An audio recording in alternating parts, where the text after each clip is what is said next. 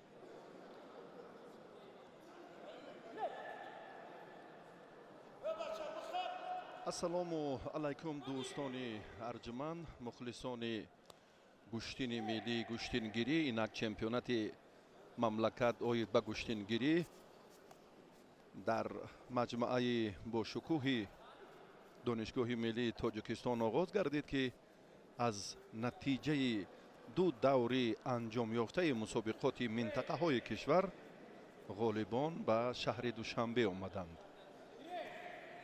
Ба рақобатҳоро мо имрӯз ҳам дар вазнҳои поёнӣ тавзеҳ медиҳем ва исмоил Сафар бо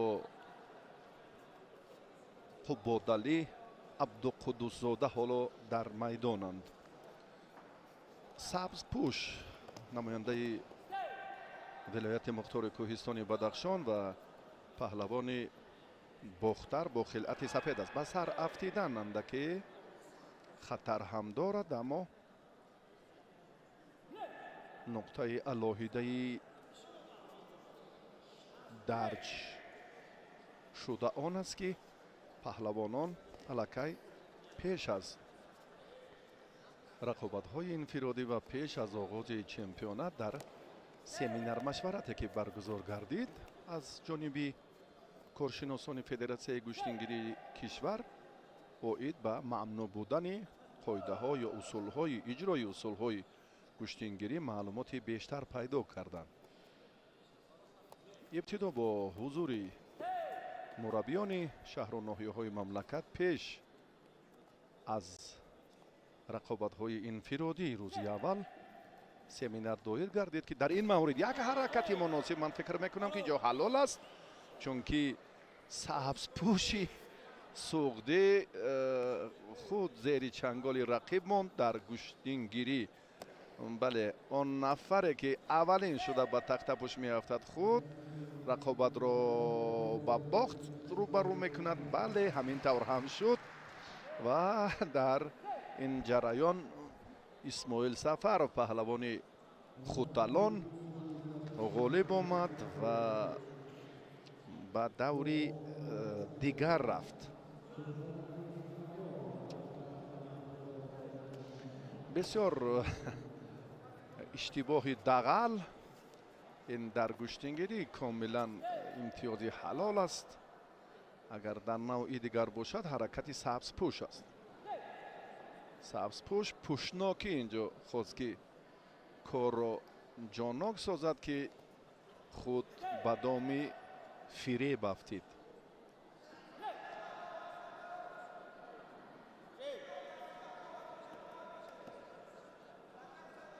таваҷҷӯҳ мекунем акнун ба рақобати Рамзиддин аз шаҳри Душанбе Азизов ва Субҳиддин Авродов аз ноҳияи Рашт.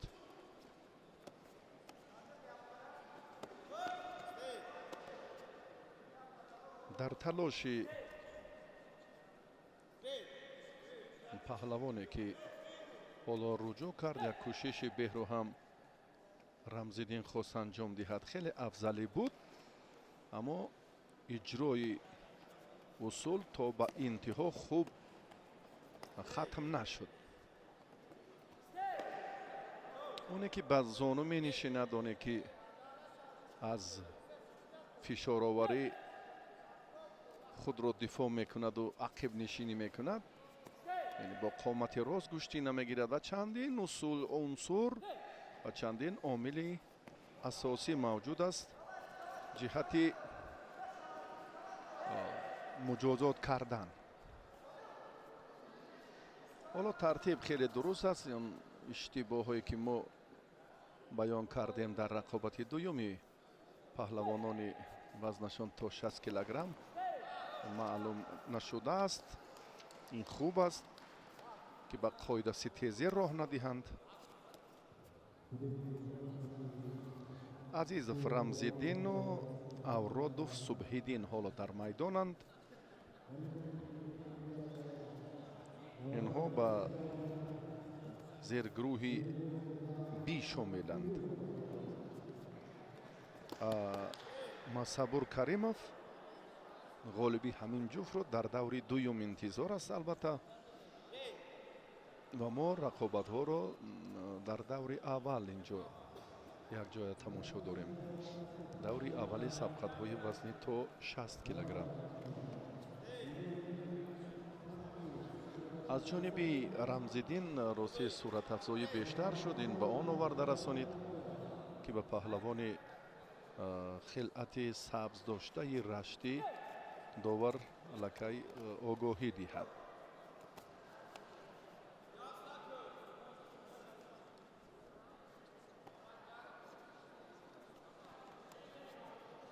ин рафти мубориза боз андаке суратафзоиро тақозо мекунад аз паҳлавони раштон замин субҳиддин сабзпӯш. ҷаҳду талош дорад, аммо дар фурсатҳои муносиб ё дар лаҳзае ки бисёр ҳам бояд фаъол бошад, махсусан ҳангоми иҷрои усул, он хуб ба назар намерасад.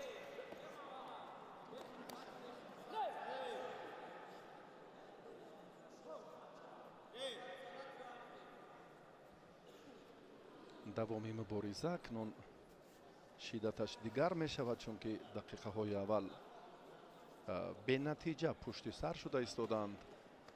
инро ҳам паҳлавонон хуб медонанд ки дар иҷрои амалҳо бояд намуна будани худро нишон диҳанд. мумкин аст баъдан бале довар ҳам назрулло аз шаҳри кӯлоб, довари ҷавон дар мактаби варзишии кӯлоб шаҳр ба ҳайси мураббӣ фаъолият мекунад ва ба шикам афтидан дар гӯштингирӣ имтиёзи бадан аст. дар мо маъмул тарин имтиёзҳои бадан, паҳлӯ, ҳалол.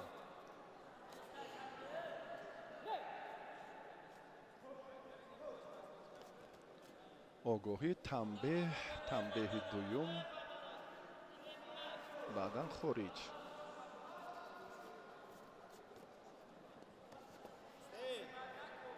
хастаҳолии рамзиддин каме маълум шуд. фишоровариаш дар дақиқаҳои аввал хуб буд ва баъди ин дақиқаи чаҳорум аллакай каме бемадориаш эҳсос мешавад. вазъиятро боз метавонад ки паҳлавони шаҳри душанбе бартараф созад ё чӣ ҳолате? На, ҳаракат ин дар ҷудо аст ки ибтидои кор суръати хуб дорад ва бидуни ист агар ҳаракат ҳам дар замин бошад роиҷ аст ва имтиёз аст. аммо дар гӯштингирӣ чунин нест. аввалин нафтиш кор хотима меёбад. яъне оринҷ, зону, вузни бадан ки бар замин агар расид, ин паҳлӯ ё бадан имтиёзе ки хеле такя ба паҳлӯ дошт. саломат бошед. назрулло ҳам дидед ки каме ба саросимагӣ роҳ дод ва гуфтаҳои моро баъдан тақвия дод. бале, аз нигоҳи банда ки ин лаҳза бадан ҳаст, бадан ҳалол. на, ин тартибе ки баръакс шуда. тартибе ки яке бадан дошт ва рақиб зуд баданро, паҳлӯро моли худ кард. 1, 2, 3 бадан ин лаҳзаҳое ки барои варзишгар натиҷаовар ҳам нест. замоне ки ҳарифаш паҳлӯ мегирад.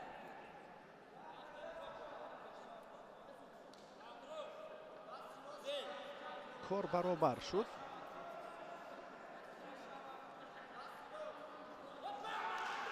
ادامه تلاش پهلوانان اکنون در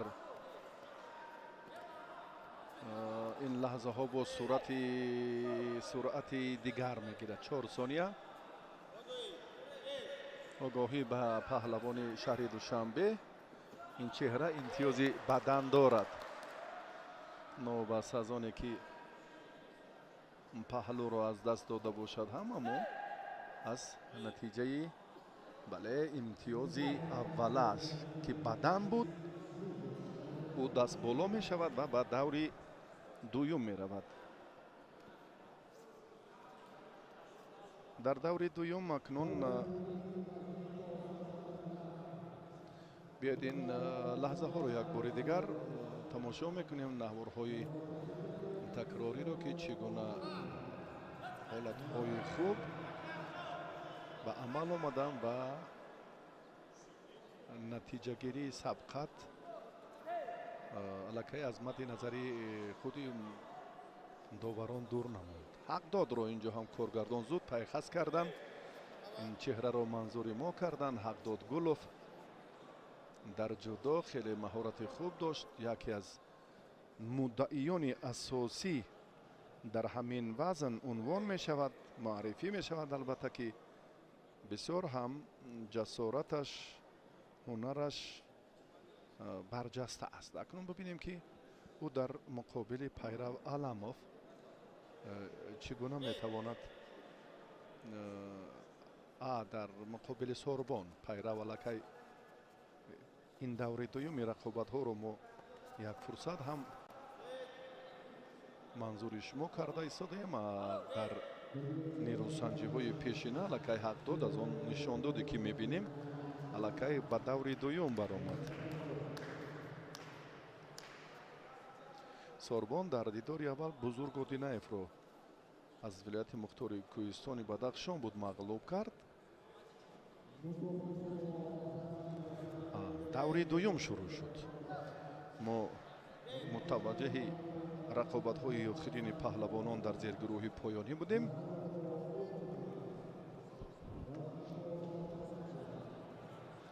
حق داد استاد ورزش درجه بین المللی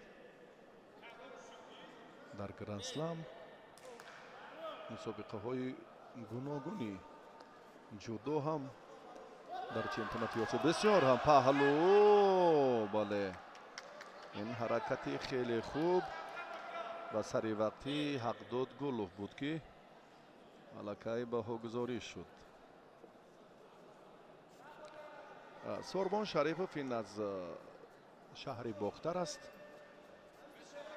هیئت منتخب خطلان یک رو در چمپیونات کشور معرفی میکند. حق داد از دسته شهر و ناحیه های تابع مرکز. این چهره را ما خوبتر میشناسیم، از شهر حصار است. مربیش صدرالدین نابیدوف سالیان طولانی زمان زیر رهبری علیشیر باقیو هم در کاخ ورزشی اویتسینه حصار تمرین های خود را ادامه داد. این موسم دور دراز ادامه نیافت. پهلو حلال. این دور را هم حق داد گلو به آسانی پشت سر کرد.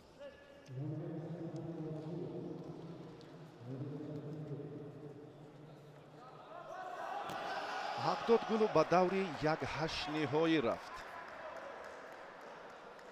پهلوان کمو استاد ورزش درجه بین المللی، سن و سالش هم به جای رسیده است. تجربهش خیلی خوب است و در مجموع توجهش به خود استفاده اصول سر کتف بیشتر است و اینجا هم این کار خیلی خوب انجام داد. فیروز بختی بیکوف، ضیاءالدین سفرов این فرصت ها رو بسیار عین مدعا پیدا کردن و لحظات جالب رو ما منظورش ما کردیم. اکنون برمیگردیم به رقابت های همین وزن در دوره دوم. البته مصطفی نوروف سفید پوشین چهره ای که از دسته دوشنبه 2 هست. نکروز میرزا دولتزاده از ولایت سوخت. آنهایی که نسبشان 2 نام رو در بر میگیرن حتما یا از کاخ ورزشی زرافشان یا از لنگلیفند، چون که در همین ناحیه بیشتر گوشتین گیری رشد میکند. اگر گوییم که اساسگذاری گوشتینی سنتی در سوخت این استا پیروف است، اشتباه نمیکنیم، چون که با تشبس همین شخص بسیار توجه به ورزش سنتی نیاگان ما که تاریخ 5000 ساله دارد خیلی زیاد است. سرچشمه های معتمد مظفریت های استا پیروف ها هم از همین جا به وجود آمدند. و اکنون پهلوان سوختی حالا در رای حلال است. وصف استادان زبردست کردیم و کار را نکروز به انجام نداد. میرزا دولتزاده نکروز اینجا به ناکامی روبرو گردید و مصطفی از این دور هم نتیجه دلخواهش را مال خود کرد و به مرحله دیگر رفت.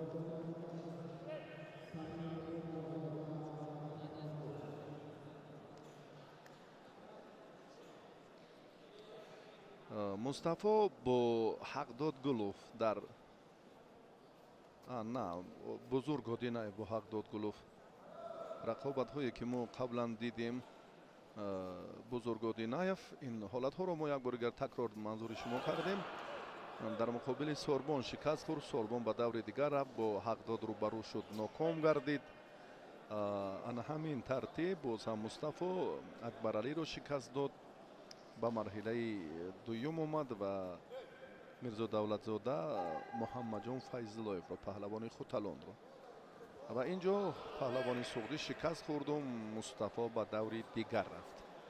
با حقداد مصطفی در مرحله یک هشت نهایی روبرو می شود. اکنون محمد اقبال رو می بینیم. محمد اقبال در دور اول عزیز نمازوف رو مغلوب کرد.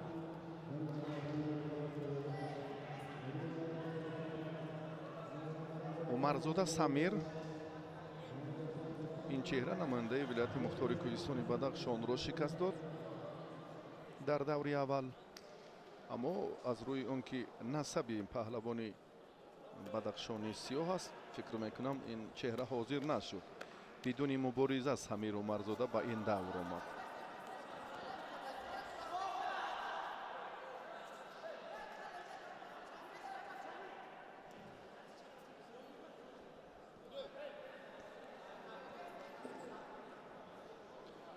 حالا از مبارزه پهلوانان 1 دقیقه پشت سر شد.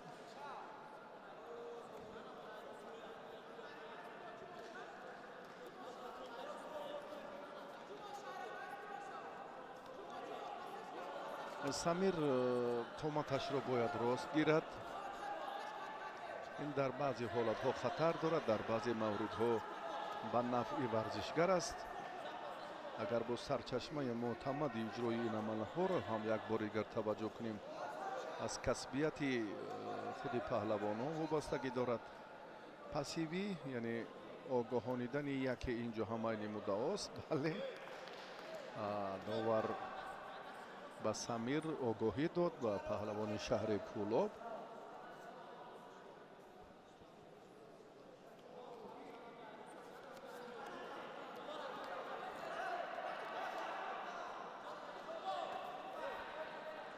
از این حالت محمد اقبال علیوف اگر خوب استفاده کرده تواند.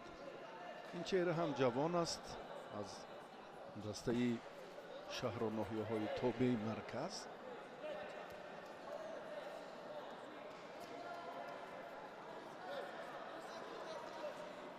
در مبارزه ورزشگران حالا در даври дуюм афзалӣ нест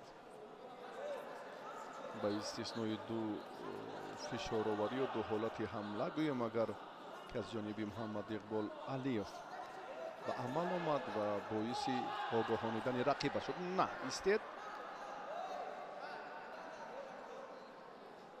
сабаби истодан ҳам маълум буд ки инҷо ҷавононанда ки ба амалҳое ки дар куштингирӣ мамнӯъ ҳастанд руҷӯъ мекунанд ё таваҷҷӯҳи алоҳида доранд. ин мавриди хеле муносиб. ана ин ҳаракати Алиев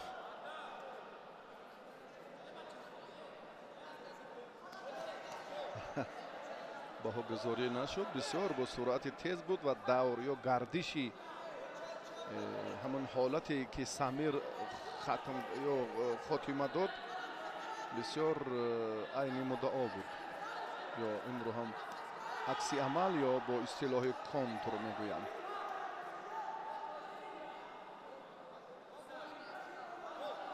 бисёр худро Самир хуб дифоъ кард. мо дар фарҷом ин ҳолатро боз ҳам метавонем ки манзури шумо кунем ва баъдан хулосаҳо мушаххас хоҳад шуд.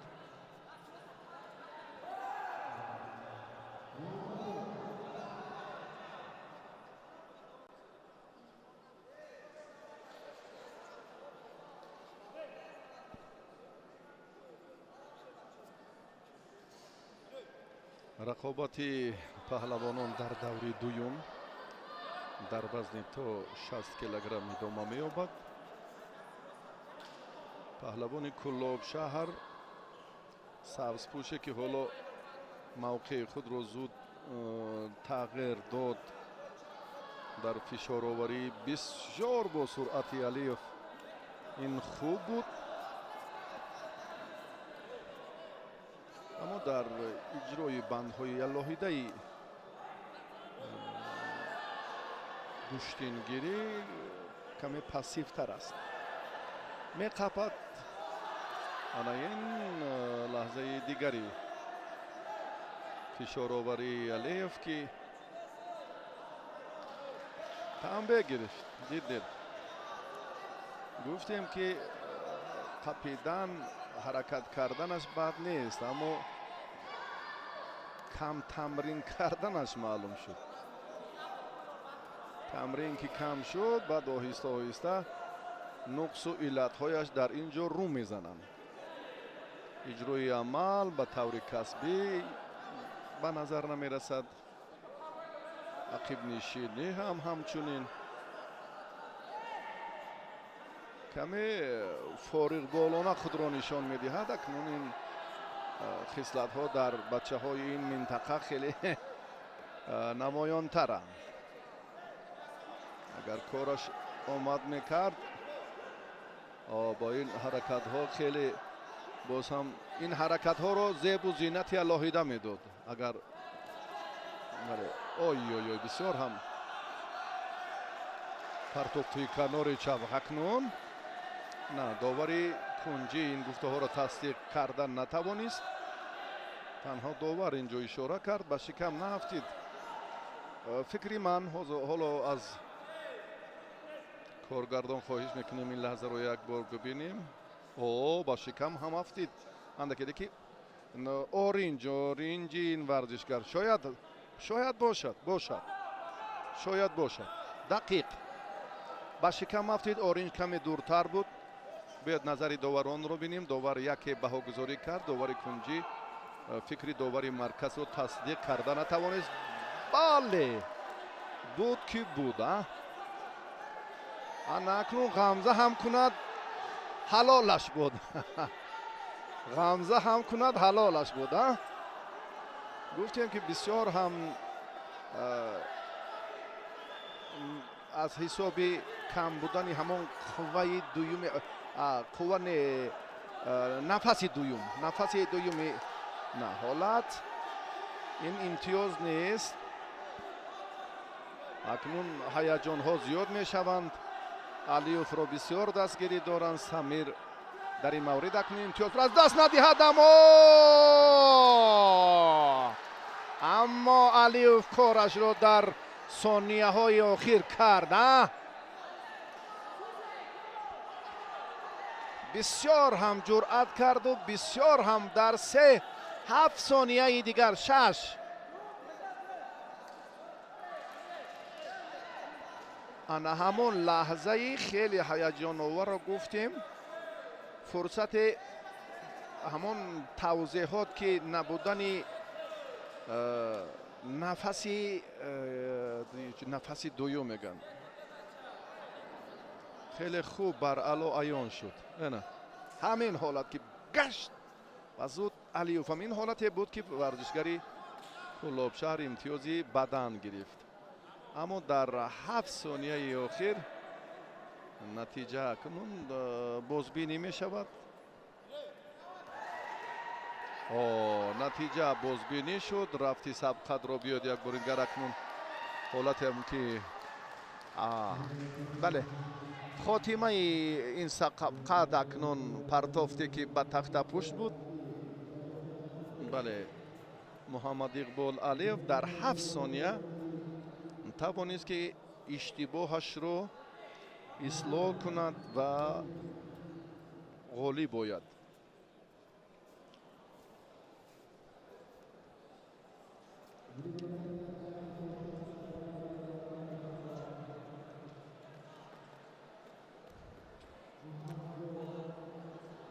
حالت های خیلی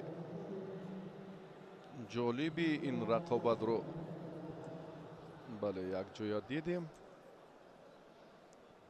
چگونه فریبو کار کرد علیوف، منطقه با اصول سری کش توجه کرد و زود باز هم وارد شد و چنگک یک ترتیبی خوب یا علاهیده استفاده همین اصول رو سری وقتی اجرا کرد. واقعا هم در امتیازی دادن امتیازی بدن داور بسیار هم پیش دستی کرد. اندیشه بنده هم چنین بود، از نوارهای تکراری تصدیق شد که عیناً چنین هم هست و اکنون کار برای سمیر به ثمر انجام یافت. اکنون عزیزی بختیار داور درجه جمهوریوی از ناحیه جبار رسولوف که در کاخ ورزشی زرافشان به حیث مربی فعالیت میکند حالا در میدان است و اکنون این جفت را حکمی خواهد کرد. نورالله احمدوف پهلوان شهر دوشنبه و اسماعیل سفرов از شهر باختر است.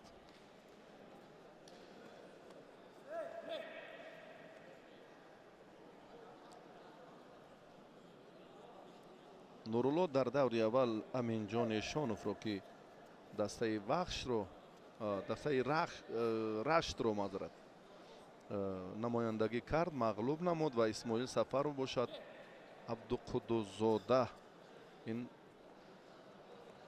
از ولایت سوخت است، این چهره رو مغلوب کرد و به دوری دویم اومد.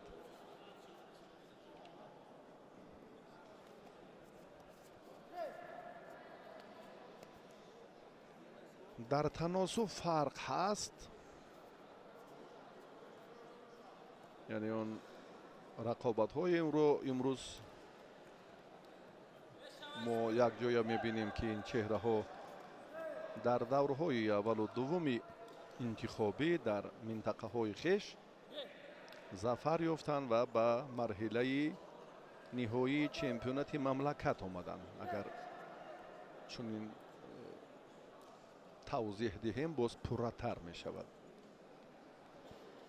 یکچین های شهر و ناحیه های جمهوری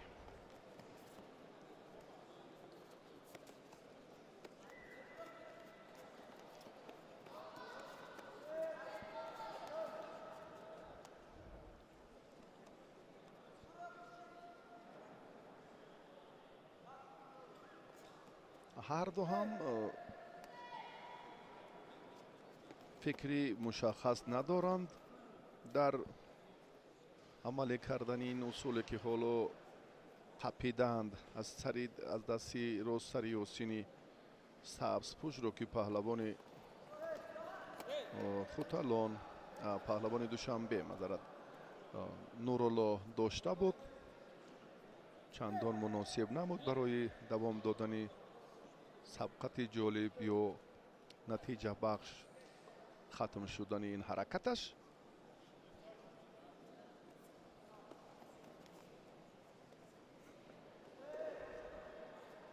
کمی چی گویم فارغ بالی میکنن یا چگونه که اینها برابر آغاز سبقت باید آگاهی به پهلوان سفید پوش برای رها شدنش یا گریختنش گویم یا دور شدنش از بالای گلیم.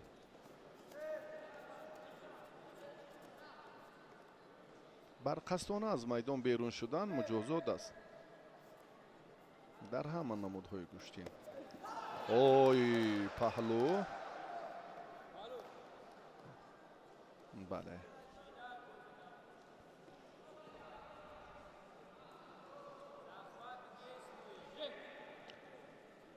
فریب خورد سبز پوش. حالا که داخله را خواست استفاده کنش پایش لغژی گوییم چی عیناً همین طور بود و عکس عمل رو هم نورالله عین مدعا استفاده کرد. دستش را قپیده بود و اندکی که دست را کشید لکه پهلوان به پهلو افتید. خورشید مجیدوف بگمراد اولتیبویف رو در دنغره همین طور شکست داد. پایش رو پیش برد، پای بگمراد اولتیبویف لغزید، دستش رو کشید. آنچنان به تخته پوش زد که راستی دیگر یگان جای شبهه و بحث هم نماند. حالا در پرتافت سفید پوش همین عمل به نظر رسید، اما نه به مثلیونه که خورشید کار را بسیار هم در سطح عالی مجیدوف انجام داده بود.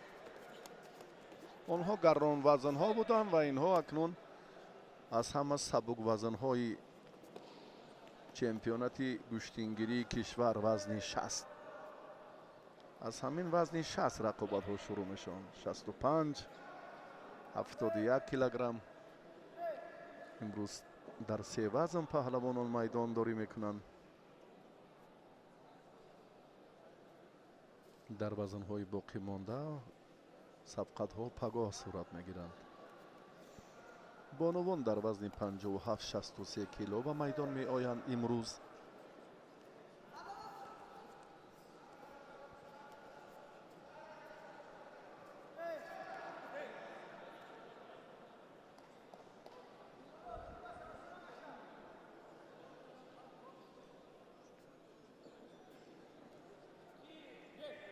اسماعیل اگر ما باز یک نقاط دیگر را هم تحلیل کنیم در خطلان مخصوصا در باختر، حالا چهره های ارزنده پهلوانانی که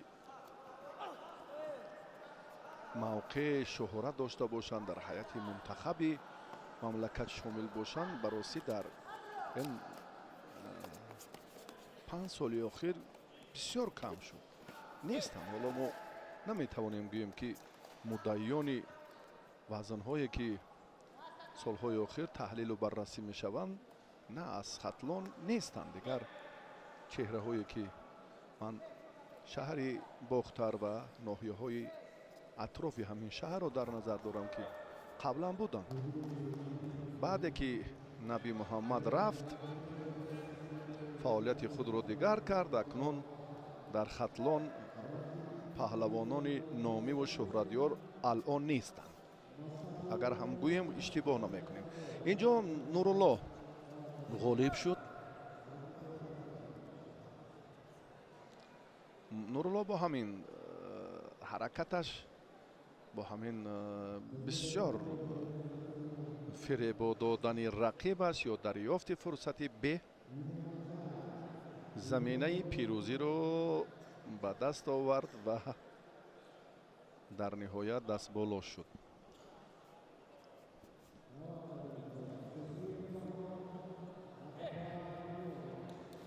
нурулло бо муҳаммад иқбол алиев дар даври баъдӣ майдондорӣ мекунад.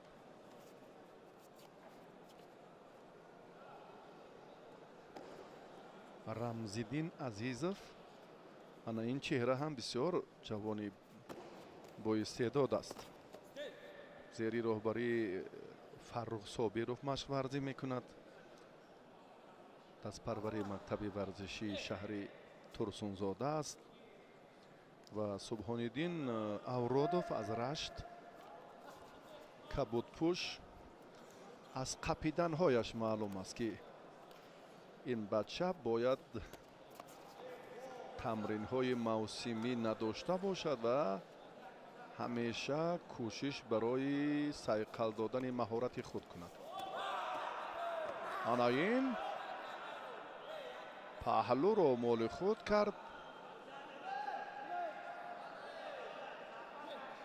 биёед як бори дигар бубинем ин ҳолат ки чӣ гуна рух дод. ба зони афтидан дастро фишороварӣ метавонад. инҷо ҳам бидуни ҳолати ист будани фурсатро довар ҳам таваҷҷӯҳи алоҳида дошта бошад дар ин самт.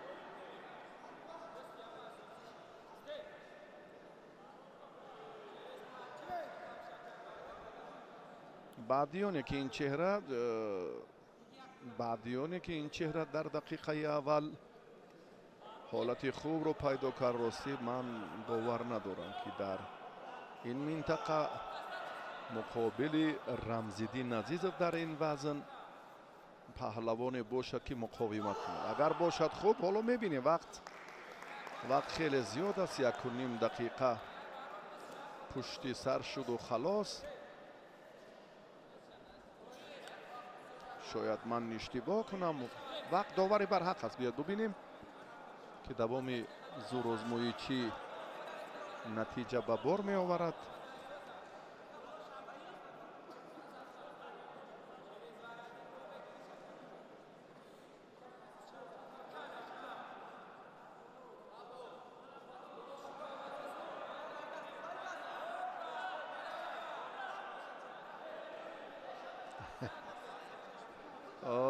дуруст шуд.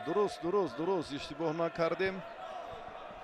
аллакай ҷустуҷӯҳо, тадқиқоти журналистӣ самар овард.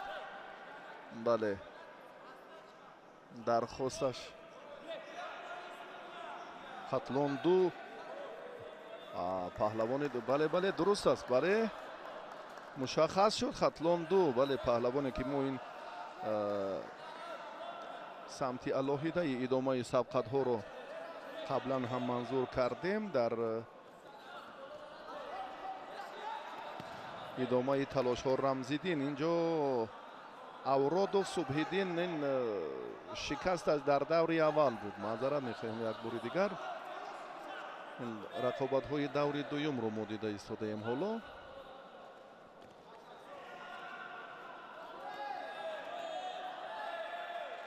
мо ки қуввозмоюҳоро қаблан аз даври аввал ки шурӯъ накардем, дар сурат маҷлис аллакай мо баробари таваҷҷӯҳ кардан ба зиргурӯҳи C ва D эътибор додем. акнун рафти мубориза боз ҳам барои Масабур ҷолибтар хоҳад шуд. ва дар мавриди Субҳиддин гуфтем ки ин чеҳра аз Рамзиддин Азизов шикаст хӯрда буд. ин комилан ҳам дуруст аст. Рамзиддин баъди ин музаффарият ба ин давр омад ва паҳлавони суғдӣ Аҳмадбекзода дар муқобили Масабури сабзпӯши дар майдон буда тоб оварда натавонист. баъдан ба ин марҳила омад. бале, Масабур як дидору ҳарду ҳам як ғалабагӣ доштанд ва ба ин марҳила омаданд. Рамзиддин агар имрӯз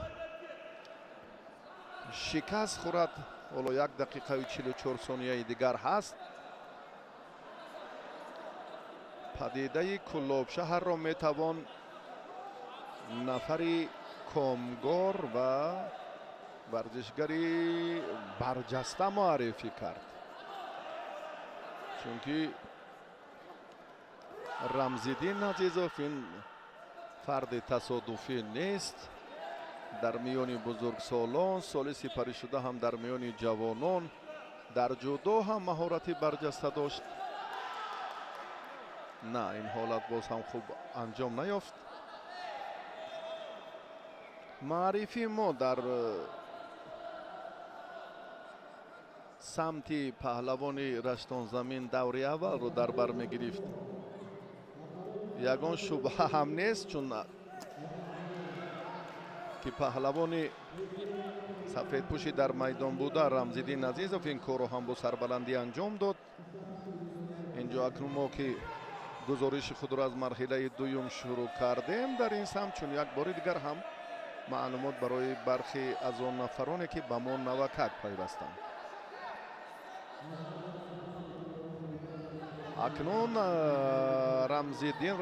рамзиддин ин давр руҷӯъ мекунад.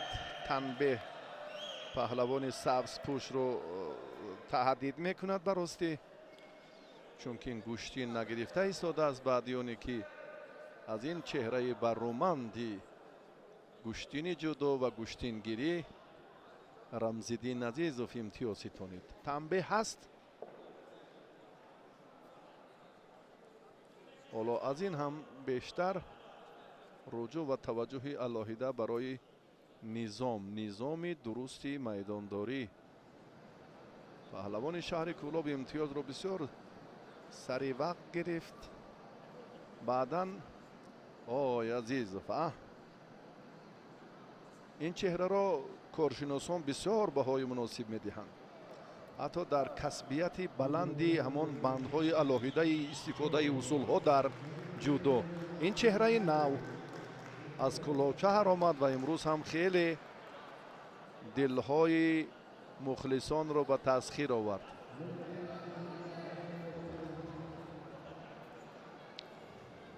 ана ҳамин буд ки кор хеле дидед огоҳӣ буд, танбеҳ буд ва акнун варзишгари кӯлобшаҳр инҷо танбеҳи дуюм гирифт, хориҷ шуд. бинобар сабаби ана ҳамон фориғ монданаш, бинобар сабаби фаъол набуданаш, ба шикам афтиданаш, кашол додани вақт ва ин хатогиҳоро дар маҷмӯъ таваҷҷӯҳ карданд.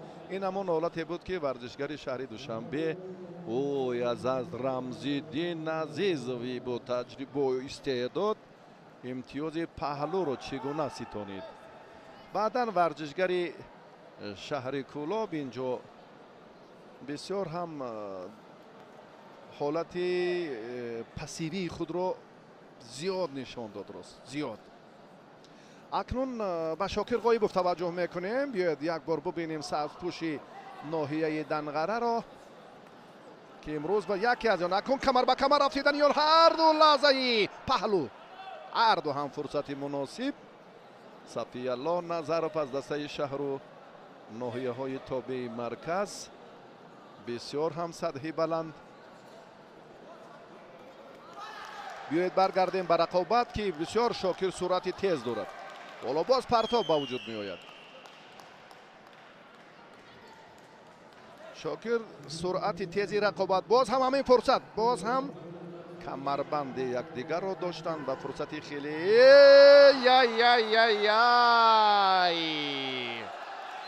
паҳлӯ баҳогузорӣ кардан фикр мекунам ҳалол буд. паҳлӯ баҳогузорӣ кардан амо ҳалол буд. мо бисёр муштоқи ҳунарҳои барҷастаи Шокир ҳастем. мухлисон ҳаминро хуб медонад. як бор агар таваҷҷӯҳ мекунем, агар коргардон аз Фирӯзбахти Бекӯ, Зиёуддин Сафаров ки аз минтақаи дигар ин нуқод ин ҳолатро манзур кунам, баъде ки фишороварӣ аз ин самт паҳлӯ довар хубтар дид.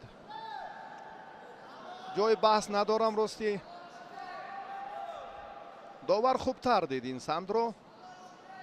яъне агар бигем ки ҳамон ҳолати купрук мегӯянд ё бо истилоҳи мостик дар мо роиҷ нест, бале ана ҳамин тартиби мушаххас پهلوانی خوتلان را دست بالا کرد. صفیالله در این دیدار ظفر یافت و اکنون بسیار رقابت‌های حساس.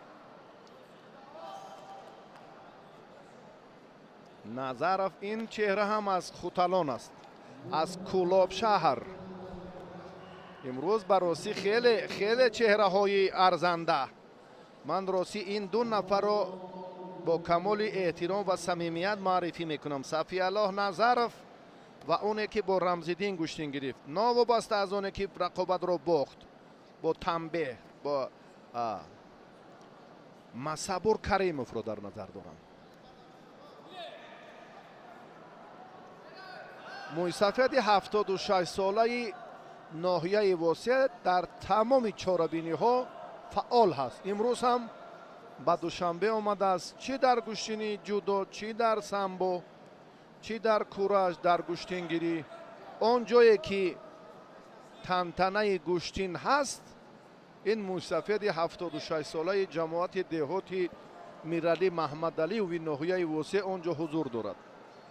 این معنای آن را دارد که محبت به گشتین هست و باقی خواهد ماند. این مال ماست، این ورزش اجدادی، ورزش سنتی ماست که تاریخ 5000 ساله دارد و مأخذهای تاریخی ثابت کردند که سرچشمه جمعی گشتین ها از گشتینگیری ما منشأ میگیرد. تاریخ و کارشناسان برجسته هم این گفته ها را صدها دفعه نیز ثابت کردند.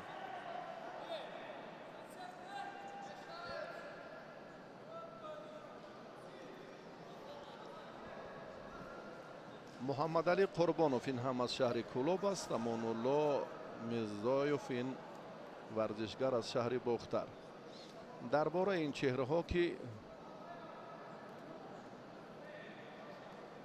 نو به میدان نیروسنجی های بزرگسالان قدم نهادند معلومات کمتر است. محمد علی را اندکی میدونیم که در تقویت هنرش، تکمیل استعدادش، هم ظریف نظری و هم خسرو شایف سالهای گوناگون البته زحمت کشیدند.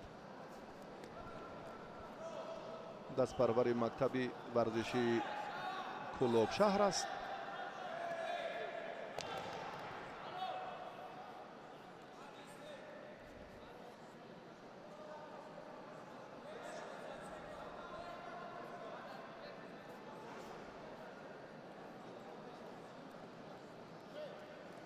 تلاش این لحظه اینه محمد علی هم حالا ثمرآور به نظر نمی رسد، لیکن پهلوان باختر اندک عقب نشینی دارد. باید مجازات شود که چون این حالت بله اکنون این لحظه عقب نشینی کردن، بر قصدانه گشتین نگرفتن علاقه مجازات است. روند کار نشان میدهد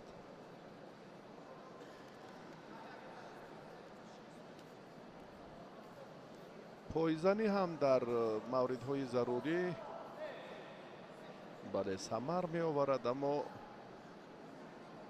این کار را که پهلوان باختر سامان داد به طور کسبی نیست.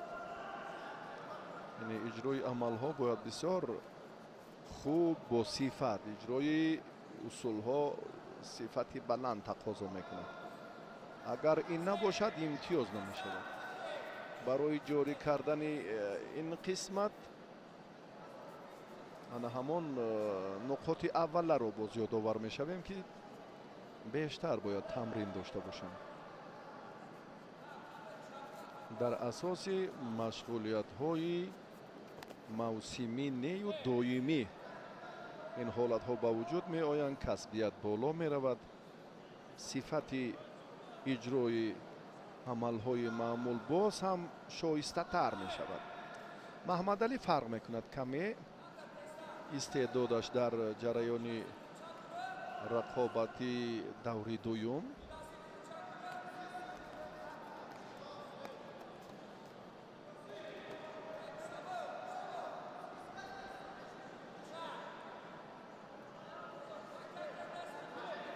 мояи ифтихор ҳам ҳаст ки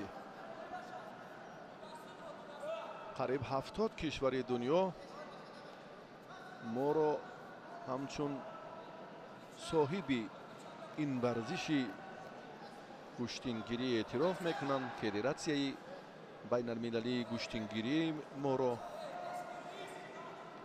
ва якдафъа низ чемпионати ҷаҳон ва чемпионати осиё ҳам дар риштаи гӯштингирӣ барпо гашт. имсол ҳафтумин мусобиқаи байналмилалии ҷоми раиси шаҳри душанбе баргузор мешавад. ҳадафи барпо кардани чемпионати мамлакат аз рӯи тақвими чорабиниҳои кумитаи кор бо ҷавонон ва варзиши назди ҳукумати ҷумҳурии тоҷикистон ва федератсияи гӯштингирӣ бошад. яке аз сабабҳои асосии дигар ин мукаммал кардани мунтахаб. партофти маҳмадалӣ инҷо ҳам ҳалол баҳогузорӣ гардид. дар ниҳояти кор гуфтем аз заифии дастаи хатлон як бачаҳо каманд имрӯз ки ба даври баъдӣ раванд. маҳмадалӣ шаҳри кӯлобро дастаи хатлон дуро имрӯз маърифӣ кард. маҳмадалӣ ғолиб омад ва ин чеҳра ба марҳилаи дигар рафт.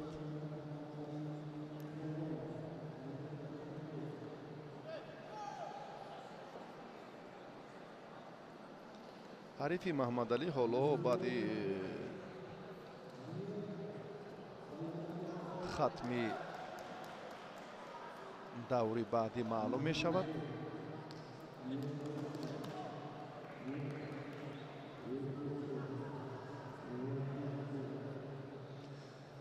хусрав шоев довари дараҷаи байналмилалӣ ҳоло ба майдон омад.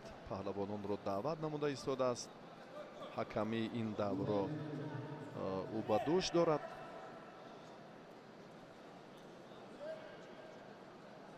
абдуллои ориф ки бисёр сатҳи баланди гӯштингириро дар ҷудо нишон дод.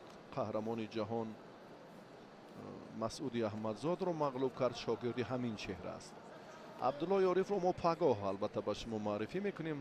шояд на имрӯз дар вазни 71 килограмм. сабқати он ҳолҳоро шурӯъ нашудааст. дар майдон салмон миров ки бо хилъати сафед аст ва сайвализода сайнабӣ. ой ин ҳам паҳлӯ аз паҳлӯ ҳам болотару афзалтар фикр мекунам. бисёр шоиста буд. партоф хеле ҳам ба таври касбӣ буд. пойзанӣ ҳам сатҳи олӣ. паҳлӯ бале ҳолати ба пушт ва инҷо ҳам тасдиқ.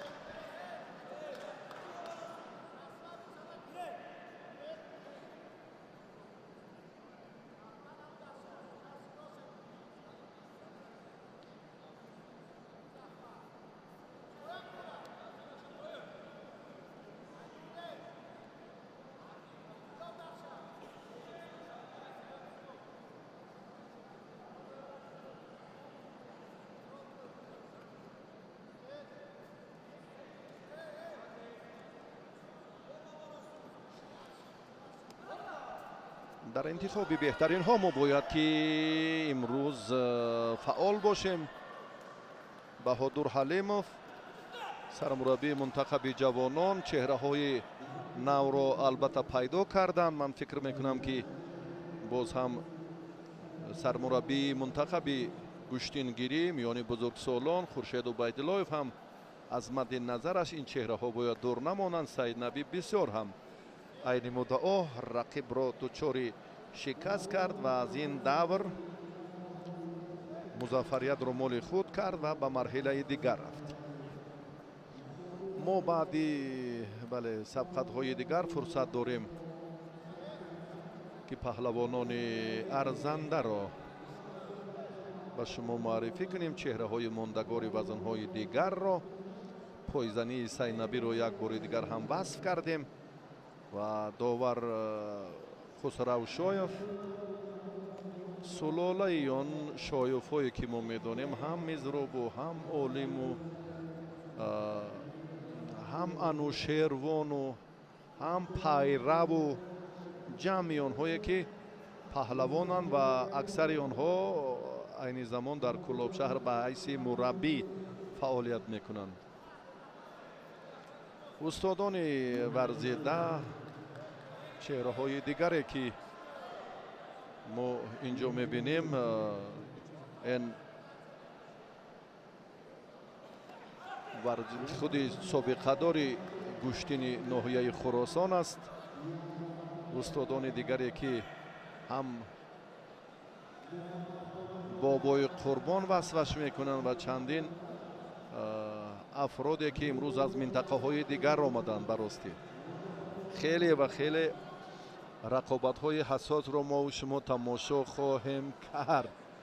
انا اکنون بیاید ببینید فیروز ملی بایزاده بختی بکوف نه ملی بایزاده سبزپوش است، این از خراسان، و اسکندر محمد خواجه زاده. انا چهره که فیروز خیلی استعداد برجسته دارد، در جودو هم به سگانه بهترین شامل شد. اسکندر محمد خواجه زاده یکی از مدعیان، یکی از آن نفرانی که استعدادش هم والا و امروز برای مظفریت، برای راه یافتن به مسابقه با شکوه بین المللی جام رئیس شهر دوشنبه و بعدا به قهرمانی جهان تلاش خواهد کرد. اول اپریل سال روان این مسابقه عنعنوی جام رئیس شهر دوشنبه باید به گشتنگیری برگزار می‌گردد که مکافات پولی آن بسیار ارزشش هم از گراند پری و گراند سلم و از قهرمانی جهان هم زیادتر و اولاتر بود که ما اینو در صحفات تاریخ سال پر هم یک جا شاهد شده بودیم. از این نقطه نظر برای معرفی تاجیکستانی عزیز در قهرمانی جهان که تیر ماه سال روان بعد از استقبال صمیمانه مردم تمدن آفر تاجیک از 35مین سالگرد استقلال دولتی برگزار می‌گردد و این رضی الله لایق است از تاجیک آباد. ان همین چهره را حکمی که میگه اصلا با خود کارگردان که اون چهره را پیدا کرد و بعدا این چهره را منظور کردند و بسیار هم شایسته و بهو نمونه. یعنی امروز دسته رشتان زمین موقعش هم در حقیقت استوار می شود یا چگونه که باز هم این کلاه داشته خیلی گنرال ماننده که گویم اگر این از خراسان است و فیروز ملی بایزاده امروز از منطقه خراسان به اینجا آمد.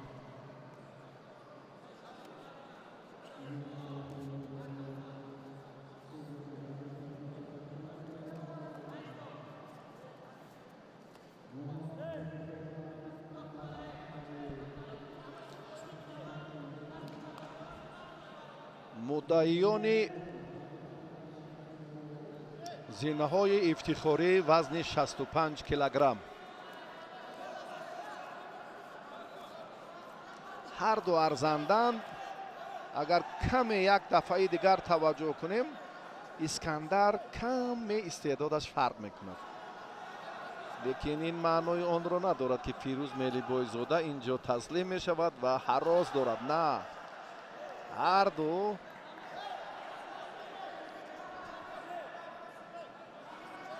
توجه و رجوع علاهیده شان البته برای مظفریت این دور هستند. اینجا یاسین بابا کلانوف هم، مشتبه ایدیبیک امیرشاه، بسیار پهلوانان ارزنده زیادند.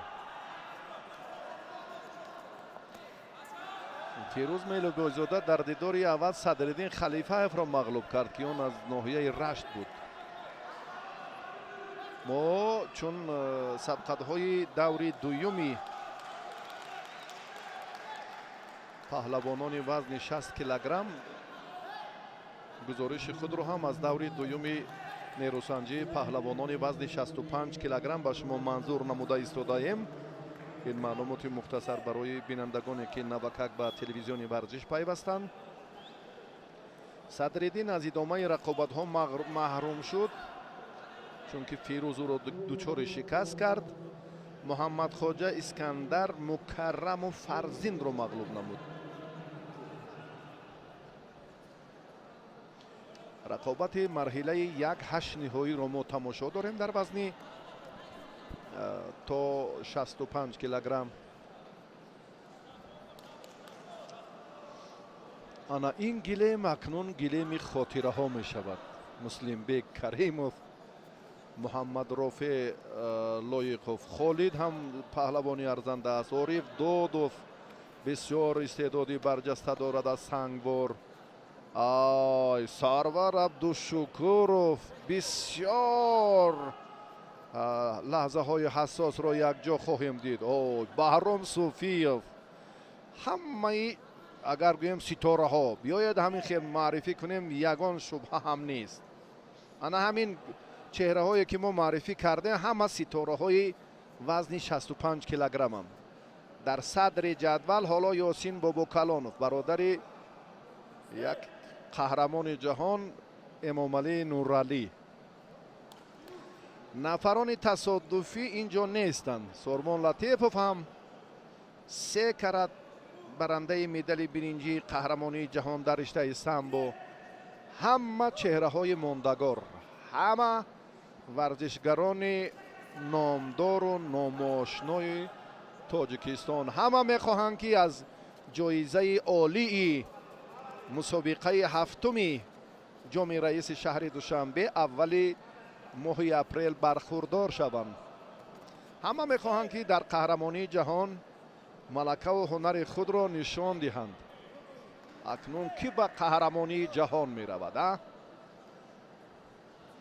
дар ин ҷо бисёр ҳам мушкил аст барости пешгӯӣ кардан, муаррифӣ кардани арзандаҳо. 9 нафар якачин, 9 нафар якатозе ки ба ҳамин зергурӯҳ шомиланд дар вазни то 65 кило ва таслим шудани нестанд ва яке аз дигаре беҳ аст. ана акнун ҳаяҷонҳову эҳсосоти зиёд дар ҳамин гилем хоҳад буд. мо албатта фарҳод раҳматуллобеков худ паго гӯшин мегирад ва дар ин баробар дар вазни 78 килограмм агар иштибоҳ накунам, на дар вазни аз ин баландтар 86.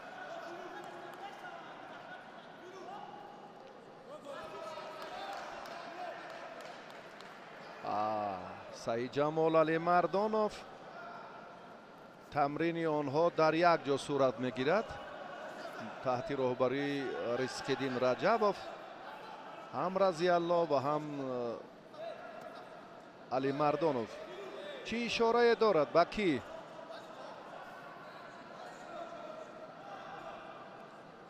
фирӯз мелибойзода таҳти роҳбарии ризқиддин раҷабов тамрин мекунад. дақиқ аст.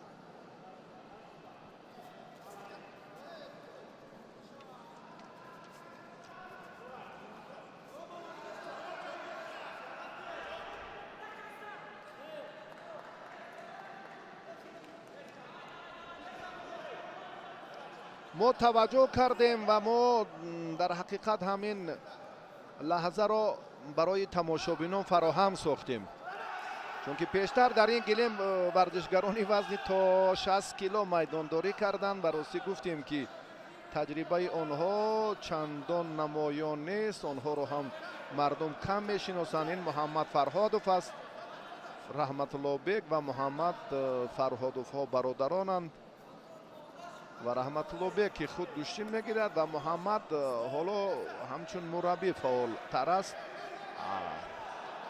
искандар муҳаммадхоҷазодаро тамрин медиҳад ва ҳоло тавсияш аз ҳамон нуқот ба ҳамин хотир аст.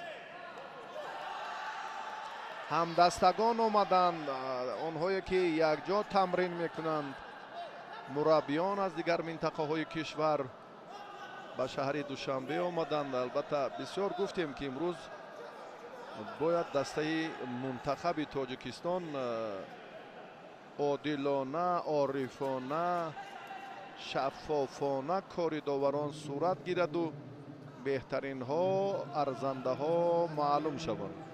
بسیار با کار داوری راستی احسان میگوییم که برابری کمی دودیلگی یا بعض یا حالتی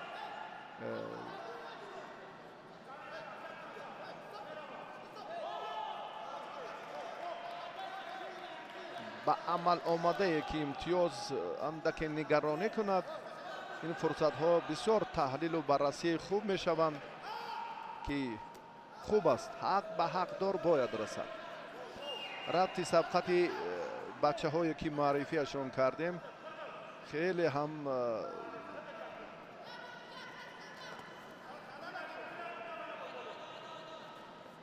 به نتیجه طول کشیده ایستاده است، لیکن از اون لحظه هایی که ما انتظار بودیم، اون پرتافت های جالب، لحظه های اساس رو 3 دقیقه وقت چون سپری شد. البته اینجا داوران هم موظفند که در رفتی تلاش با نقطه ها و هجوم های بیشتری پهلوانان اهمیت دهند که سست‌تر است، نقاط ضعیفی ورزشگر چگونه مورد نظر بود.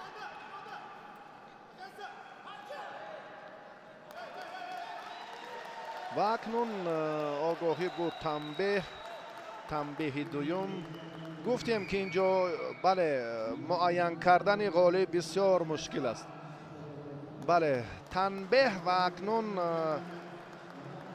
فیروز ملی بایزاده از میدان خارج شد با تنبیه دوم و اسکندر محمد خواجه زاده در این دور دست بالا شد و به مرحله نوبتی رفت.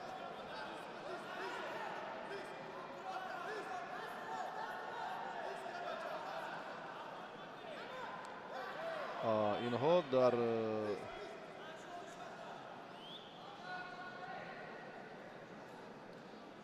فرصت های خیلی حساس باید که بیشتر به حمله ها با اجرای عمل های یکدیگر اهمیت میدادند. اگر نقطه دیگر را گیریم بسیار هم سطح بلندی مقاومت هر دو کسبیتشون که بالا بود از یکدیگر نتوانستند که به زودی امتیاز ستانند.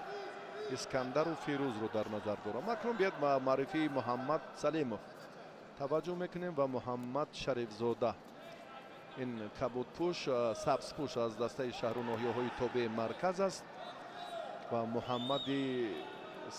محمد سلیموف از شهر کولوب. محمد هم استعداد خوب دارد، این چهره را ما راستی خوبتر میدانیم. محمد در سال پر در استرافشان سران کشورهای آسیای مرکزی در دایره چهاربینی های نوروز بین المللی به تاجیکستان آمدند و مخصوصا در منطقه سوق با حضور خیلی هم فرصت مناسبی محمد از دست رفت. تنتنه نوروز ما سال پر در ولایت سوق برگزار گردید و از روی همان تقویم یا نقشه مشخصات پهلوانان دیگر کشورها هم به ولایت سوق آمدند و مسابقه گشتینگیری هم در استرافشان تنتنه الهیده داشت که محمد با 3 رقیب خیلی پرقوت خود اون زمان ظفر یافت. ما از استعدادش الکی واقف شدیم.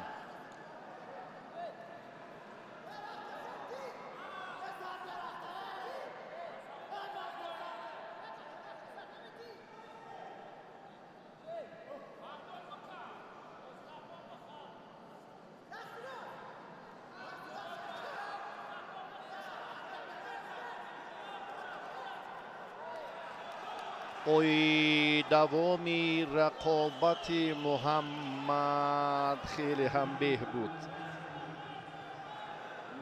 از این افضلتر و اولاتر باز استعداد دارد این چهره. این رو هم در این دور خوب نشان داده توانست.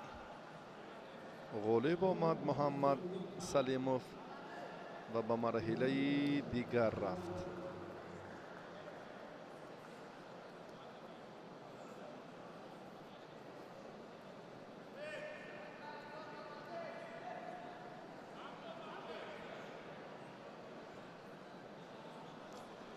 حالا بعد این نوارهای تکراری، بعد حالت‌هایی که یک جای تماشا میکنیم، ما باز برمیگردیم به توضیحات خود در دوری یک هشت نهایی.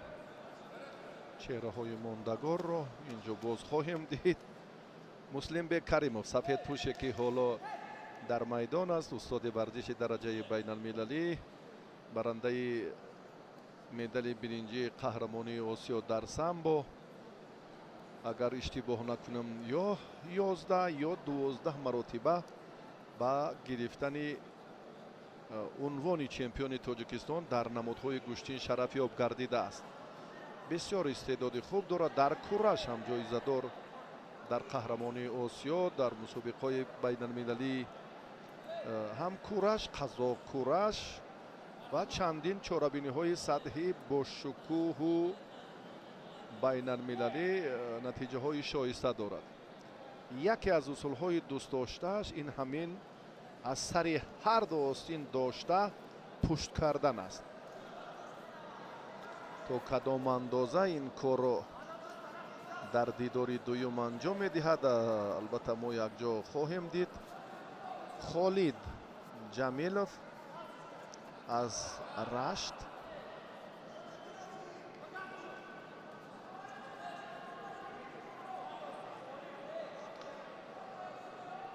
مسلم بک در دیداری اول جسور لطفیشایوی بدخشانی را مغلوب کرد. خالد محمد رافع لایقов را.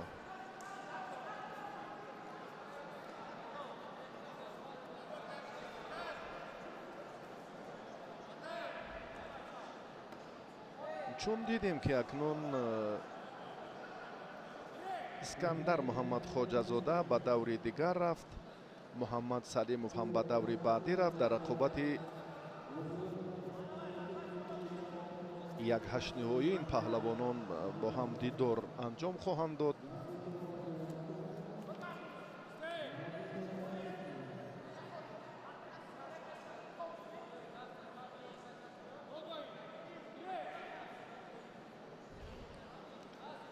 مسلم بک استاد ورزش درجه بین المللی، خالد قامتش بلند، این تا جایی که ما میدانیم در گشتین های ملی استعداد یا هنری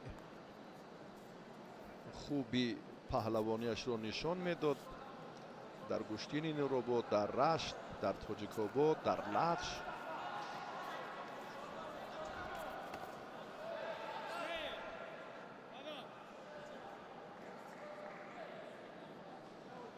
بعداً به مسلم بک کریموف بهاگذاری گردید. این سرمربی منتخب جوانان تاجیکستان، داور درجه بین المللی بهادر حلیموف بود که حالا در میدان حکمی دارد. این چهره از گشتینگیری هم داوران درجه بین المللی بیش می شوند. 4 و نفر پنجم همین سال این عنوان را دفاع خواهد کرد.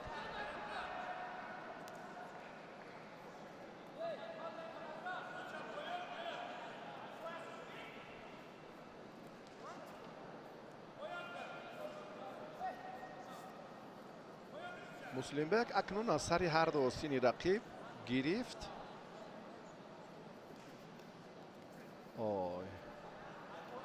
این کار هم دیر دوام نکرد.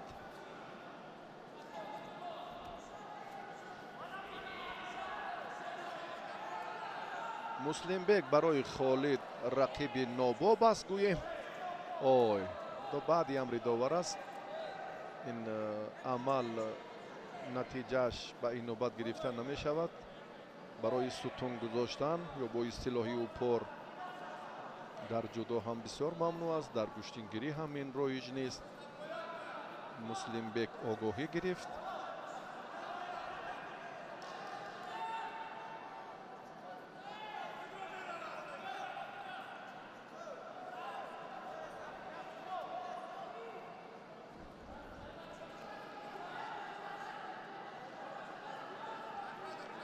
холид ҷавоне аст ки таҷрибааш нисбат ба муслимбек хеле кам, аммо қуввааш зиёд, гӯем чӣ, барои он ки чанд бор аллакай ба ҳуҷум гузашт. баъзи муслимбекро мушкил сохт, аз майдон берунаш карду дафъа сутун гузошт, огоҳӣ гирифт. боз ҳам метавонад ки танбеҳ гирад. ҳатто як бори дигар аллакай дафъаи сеюм ки кор такрор шуд.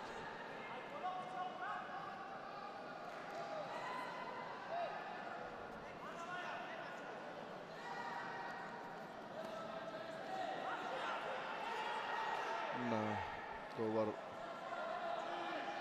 барои ба маркази майдон омадани ҳардуин ишора кард. холид ё зодаи раш ё нуробод, агар иштибоҳ накунам, ҳамон майдонҳои гӯштингириро имсол бисёр ҳам шаҳомати алоҳида дод. дар душанбе тамрин мекунад ҷавоне ки имрӯз хеле ҳам бо ҷуръатона корро дар ин самт пеш бурда истодааст.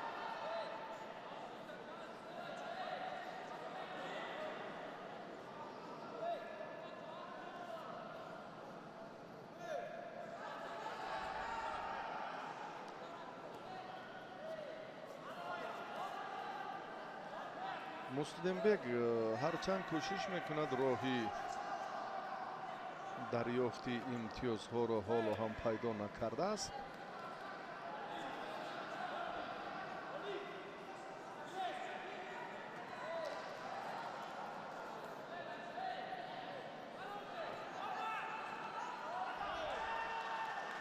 бадан на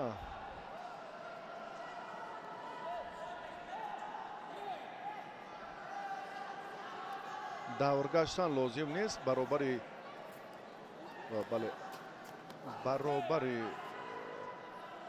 анҷом ёфтани ин ҳаракат кӯшиши дигар. сонияҳои ба шумор, вақт хеле кам. акнун аз ҳисоби муҷозоте ки мебинем ё як ҳолати боз ҳам танбеҳ вақт ҳам огоҳӣ гирифт, танбеҳ гирифт. акнун бо афзалӣ на чандон беш. бале, ин дидор барои муслимбек натиҷаи беҳ овард ва муслимбек ғалабаро моли худ кард ва ба даври дигар рафт.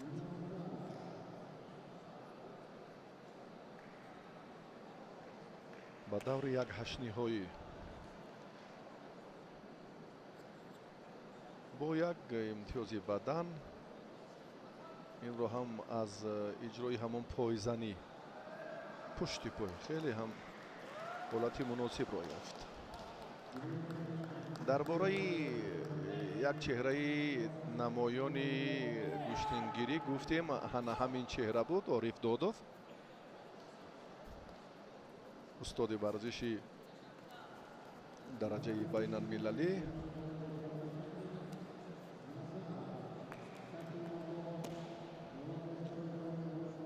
имом Назаров Иброҳим, ин варзишгари хатлон як.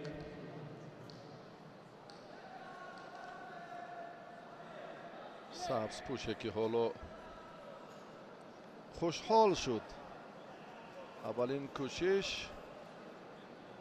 ба зону афтидани Ориф Додов.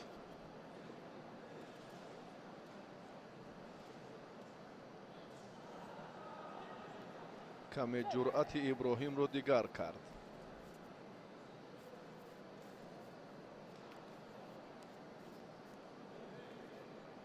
ва нуқоти дигар он аст ки хамхам рафтани Саёд баҳри қатли мурғон аст. он худро чӣ вонамуд мекунад, و بسیار خوف و خطری الهیده دارد. اون یک پای پیچی غیر مقرری را اجرا میکند عارف دودوف. چگونه اصولی که اون را در نامگذاریش هم حتی کارشناسان اگر گویم خطا هم کردند اشتباه نیست. با پای پیچی با ترتیب دیگر که با پای راست اگر اون عمل را اجرا کند حتما با پای چپش چی کار دیگر را هم در این ردیف انجام میدهد. حالا اگر این فرصت را اگر منظور کند شما کاملا گفته های بنده را دستگیری کرده می توانید. یک کاری دیگر از انمان پشت پای را یک پیچش الهیده میکند و می ایستد. حالا این کار را کرد اما ایستادگی انا همین لحظه را انا همین فرصت اما پایش را ابراهیم رها کرد.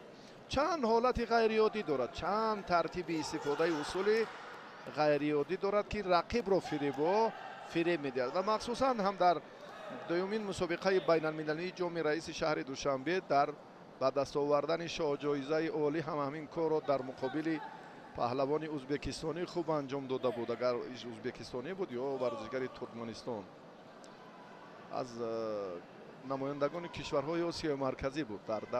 در مسابقه اول دوم که نفوذ بین المللی داشت پهلوانان 7 کشور شرکت داشتند. اکنون این تعداد در ششمین مسابقه جام رئیس شهر دوشنبه به 30 عدد رسید که سال تا سال رشد و انکشاف یافتن گوشتینگیری توجه الهیده پیشوای محبوب و معظم ملت پرزیدنت جمهوری تاجیکستان برای باز هم رواج دادن گوشتینگیری بیشتر می شود که مسئولیت پهلوانان را باز هم دهچند می کند. طرح لباس های ملی هم از جانب رئیس مجلس ملی مجلس عالی جمهوری تاجیکستان رئیس شهر دوشنبه محترم رستم امامعلی عملی گردید که در جهانی شدن گوشتین این بسیار نقش الهیده داشت. معرفی لباس های ملی برای جهانی کردن ورزش سنتی هر یک ملت راستی دولت های دیگر عصرها زحمت میکشند، عصرها، و آن با برنامه های مسابقات مختلف و همچون فدراسیون اعتراف نمی شود و سرچشمه های معتمد این را ثابت کردند که کشتینگیری تاریخ 5000 ساله دارد و می سازد که ما از این افتخار کنیم که امروز هم یکی از رکنهای الهیده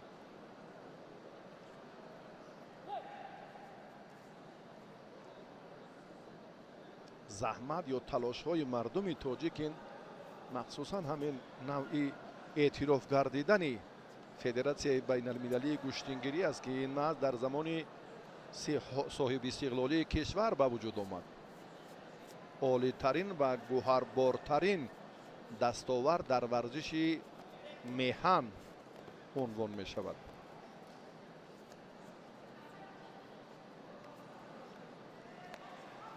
عارف انا همون الکی رقیبش دانست. ابراهیم فهمید که کار در مقابل این چهره چگونه انجام یابد. جایزه را به سنگوار برد در ثانیه های اخیر. حتی سرزنشش کردند، گفتند که گوشتین نمیگیرد و رفته همان ثانیه های اخیر باقی ماند که کار را جانا کرده در ایپادرام این مسابقات برپا شد. شامگاهان بسیار در فضای بزرگی دانه بود که زیاد از 20,000 تماشابین به افتخارش کفکوبی کردند. رقابت خیلی راستی دلگیر کننده، اگر گویم بیاید هم بیاید اقرار شویم، دلگیر کننده. این جوانه که فقط دفاع دارد حالا کار به هم انجام نداد. عارفه که дар бораи дастовардҳояш гуфтем алон ҳамон матлаби ниҳояшро ҳам амалӣ накард. лоақал имтиёзи бадан ҳам насибаш нашуд. сутунгузорӣ боз ҳам иллатест, боз ҳам гаронтар, мушкилтар ва танбеҳи дуюм шуду кор ҳалли худро ёфт. ба монанди Искандар Муҳаммадхоҷазода, Ориф ҳам инҷо бале аз танбеҳи ҳариф дастболо мешавад. фишороварии бештару муборизаҳои то ин муддат анҷом додааш акнун ӯро соҳиб барои заминаи дарёфти имтиёз имконият фароҳам насохт. доду ба даври дигар рафт.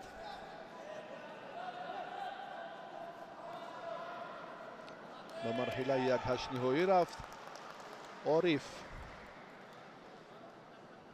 Абдуллои Ориф, ин чеҳраро гуфтем ки дар вазни дигар майдондорӣ мекунад. бетаваҷҷӯҳ мекунем акнун ба яке аз ситораҳое ки дар борааш гуфтем, ин Сарвар Абдушукуров аст. Сарвар Абдушукуров бо хилъати сафед ҳоло дар майдон аст.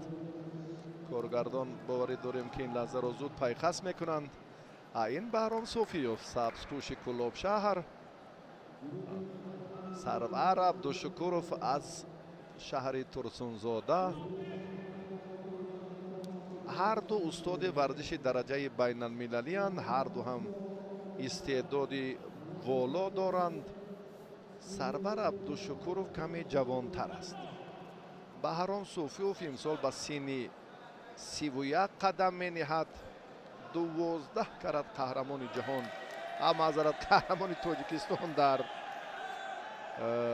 риштаҳои гӯштин аст, дар дзюдо, дар самбо, дар гӯштини миллӣ. аз ин ҳам бештар набошад. инро мо соли пор ё 2 сол қабл аз он нишондодҳои омурӣ гуфтему, замоне ки Баҳром дар мусобиқоти Гранд Слам соли 2023-24 майдондорӣ карда буд.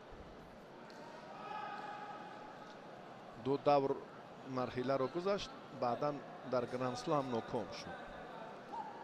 ба Сарвар имтиёзи бадан доданд, аммо бекор шуд, чунки довари кунҷӣ фикри довари марказро тасдиқ накард. дар ҳамоҳангӣ, яъне ақидаҳо, фикрҳои доварони кунҷӣ ҳам ба назар гирифта мешавад. довари марказ агар 2 довар имтиёз дод, яке аз ҳисоби бале 2 бар 1 яъне ҳисобида мешавад. 1 бар 2 на. ҳоло чунин шуд. акнун Баҳром рақобатро бо Сарвар Абдушукуров чӣ гуна идома медиҳад?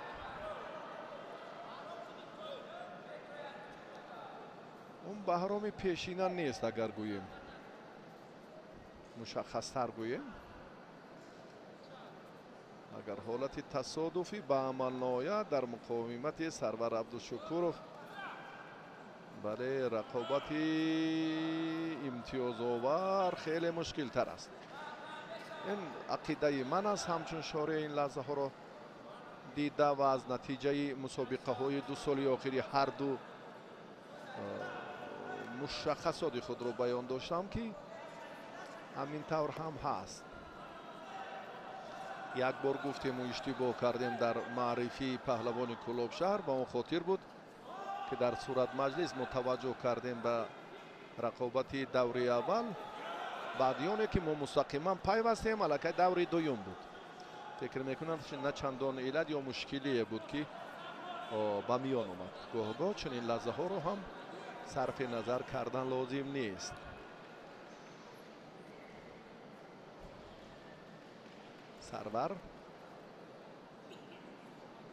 Сарвар бо дасту дили гарм гӯштин мегирад.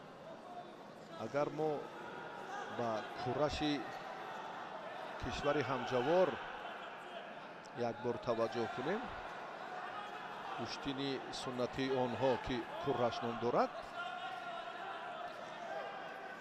سرور عبدالشکورов дар он ҷо бисёр чеҳраи намоён аст бо ҳамроҳии дадахон қурбоналиев. дар фасли сармо қариб ки ҳар ҳафта дар майдонҳои кураши ӯзбекистон куштин мегиранд, муваффақ мешаванд ва ҳаводорони зиёди худро доранд ҳар ду паҳлавон, дадахону Сарвар Абдушукуров. ва як нуқтаи алоҳидаи дигар аст, ин аст ки Сарвар таи чанд сол зери роҳбарии Дадахон тамрин кард. калонтарин варзишгар дар гӯштини миллӣ ҳоло Дадахон аст. агар иштибоҳ накунам 41. акнун инро пагоҳ ба шумо мукаммалтар мегӯем ки дар гаронвазнҳо бале насабаш ҳаст ё на. ҳарду ҳам корашон мушкил, дилгиркунанда. 4 дақиқа майдондориашон ҳам самаровар набуд, чун дар хусуси ҳарроси паҳлавонон ҳам чизе намегӯем.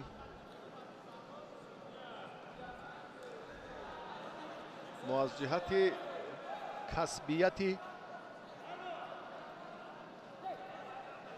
Сарвар ҳарф задем. акнун бибинем ки довар чӣ назар дорад. довар инҷо ҳакм маҷбур аст бале огоҳӣ барои ангуштро бале аз сари онгштин зер кардани ангушт дар гӯштингирӣ ҳам муҷозот аст.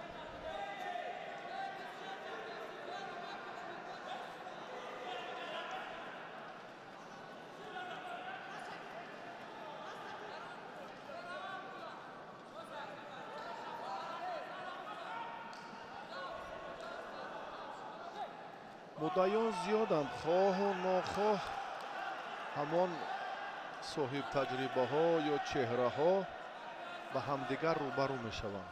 хоҳу нохоҳ дар даври аввалу дуввум ки кам, дар даври баъдӣ албатта. довар ниёз дорад ба навори такрорӣ ки роҳбари гилем ин нуқтаро як бори дигар мушаххастар бубинад, тасдиқ созад ки кор дар ин самт чӣ гуна аст. биёед як бори дигар бубинем. ҳаст фикрамро тағйир додан ин нестам. ба сар рафтиданаш агар як иллатӣ набошад, ба сар рафтидан бале дуруст дуруст.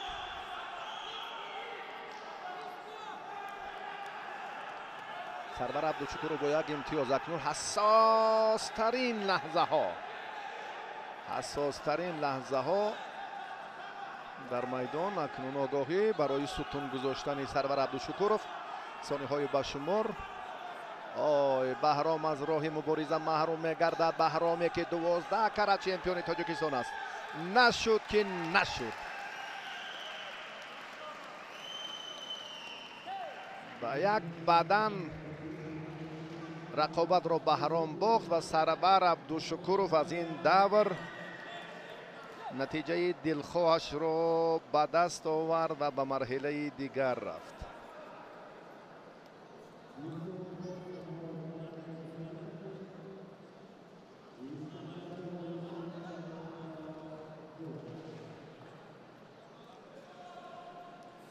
киро мебинем ҳоло наворҳои такрориро пеш аз оне ки ҷавонони дигарро муаррифӣ кунем. баҳром андаке нигарон ҳам буд. ҷои нигаронӣ нест баҳром. ман фикр мекунам ин ба шикам ҳафти тамом ягон ҷои дудилагӣ ё баҳс ҳам нест. дар ниҳоят Сарвар корашро кард. меҳрод мирзоев ин паҳлавони шаҳри душанбе бо хилати сафед аст. искандарзода юсуф аз шаҳри кӯло бо хилати кабуд.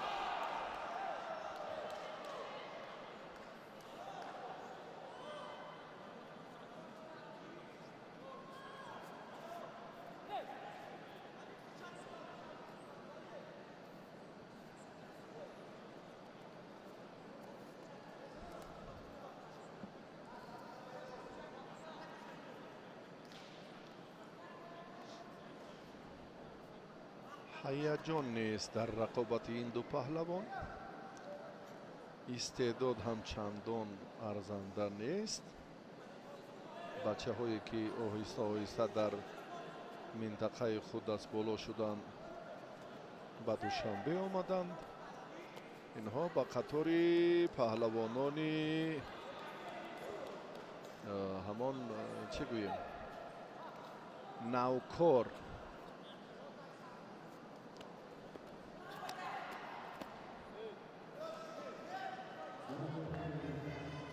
سبزپوش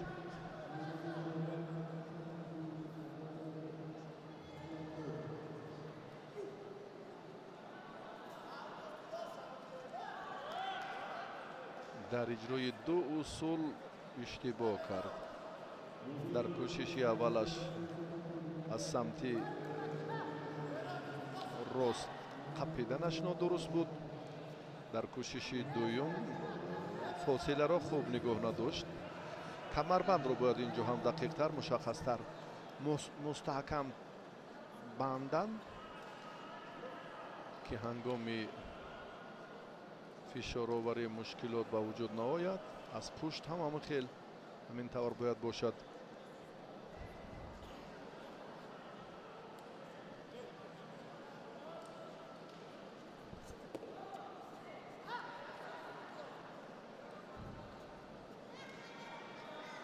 چون این نفران باید تست صاحب امتیاز شوند.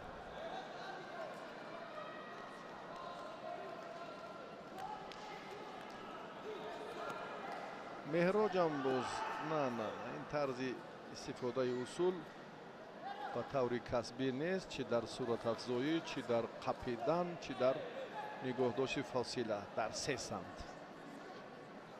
3 علت که هست این عمل ها خوب اجرا نمیشه. بعدم داور چی نظر دارد؟ نه امتیاز نداد.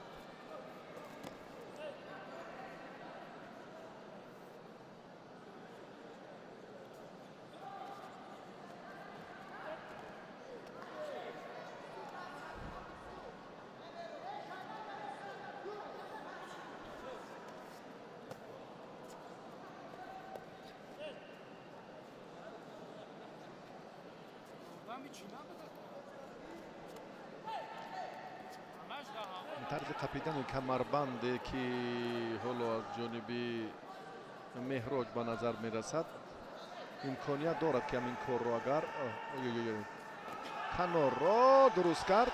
بله گفتیم که امکانیت دارد که همین کار را تیز به انجام رساند. همین طور هم کرد مهراج میرزایف.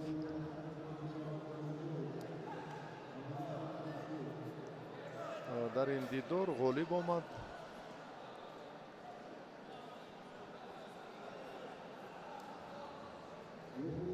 به مرحله دیگر رفت. کار سرور عبدالشکورov خیلی آسان شد چون که بهرام صوفیوف را از صد راهش دور کرد و با همین مهراج میرزایف روبرو می شود. آن اکنون استاد ورزش درجه بین المللی یکی از ستاره ها در میان جوانان در رشته جودو و در گشتنگیری هم یاسین بابو کلانوف در قهرمانی جهان هم برای نتیجه اولا مدال برنجی داشت در سامبو. میان جوانان هم در جودو میان نورسان استعداد فوق‌العاده چهره آینده دار. رجبزاده محمد رسول از شهر دوشنبه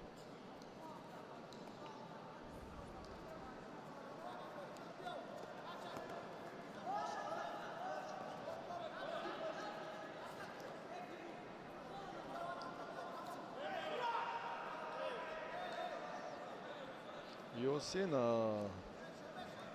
امامعلی نورعلی فرخ صابرов و زیرکی و هوشیاری رو از دست نداد و واقعا هم در فرصت ضروری фирӯз бахтибеков чеҳраҳои мондагорро пайдо кард.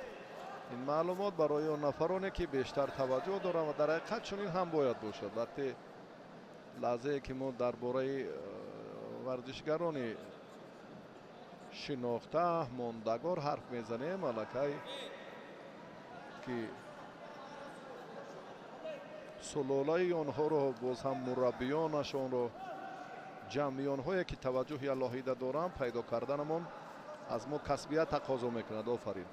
акнун таваҷҷӯҳ мекунем ба лаҳзаҳое ки хеле ҳам ёсин бобокалонов инҷо руҷӯи алоҳидаи худро дорад. ман фикр мекунам ҳоло вақт қувва сарф намекунад, куштингирии ҷиддии худро нишон намедиҳад.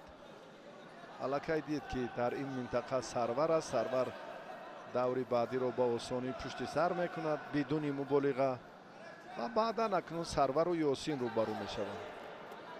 ин корро ёсин аз мову шумо дида хубтар медонад. ҳоло оҳиста оҳиста ба ҳамин нуқта эътибор медиҳад.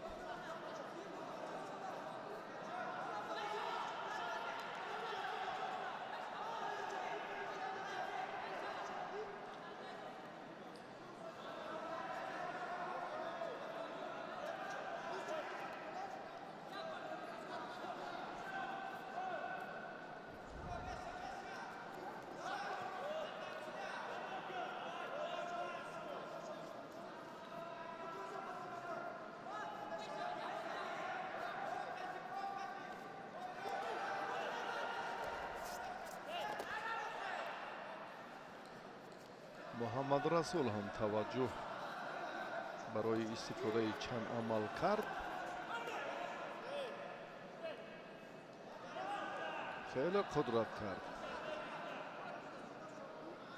ба ҳариф имтиёз надоданаш. бале, шодмон ризоев ҳам пайдо шуд дар паҳлӯи эмомалии нуралӣ. инҳо дар толори варзиши парвиз собиров якҷо тамрин мекунанд.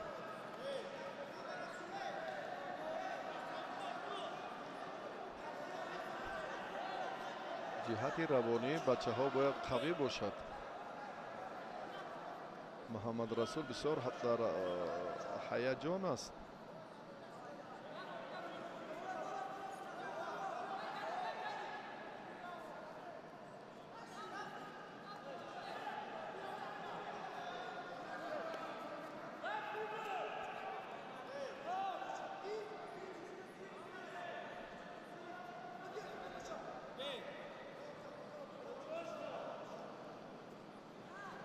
ҳоло вақт ҳаст, ҳарду метавонанд ки аз ин ҳолат ё аз ин вақти боқимонда хуб натиҷа гирӣ кунанд.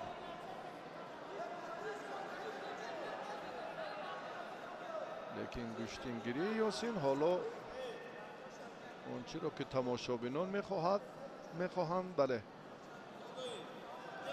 огоҳӣ барои аз сари вай ангуштони ин варзишгар ҳангоми доштани сари остин вориди остини ҳариф шуд. аз ҳамин хотир довар огоҳӣ дод ба ёсин бобокалонов.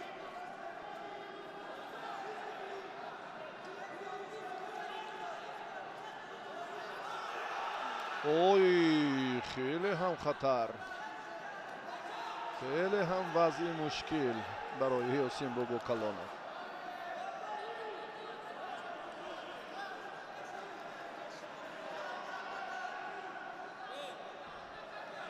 фирдавс насимов ҳам дар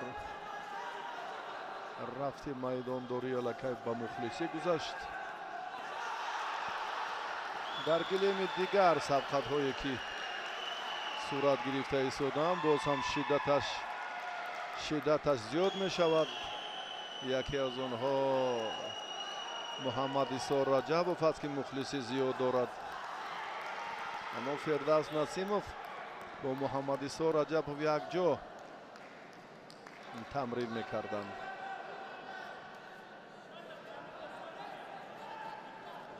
дар гилеми дигар муҳаммад исор раҷабов шикаст хӯрд.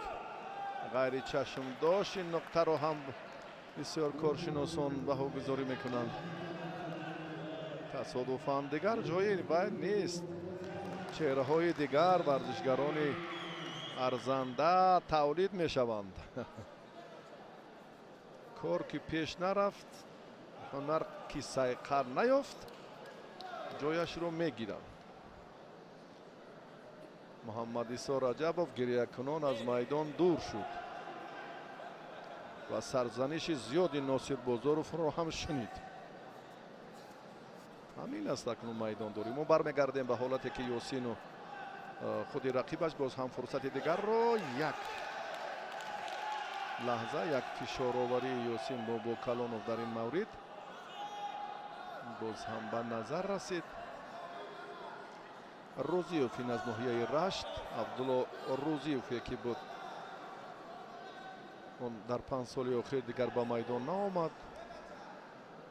فرزند همین نفره که در بارش گفتیم.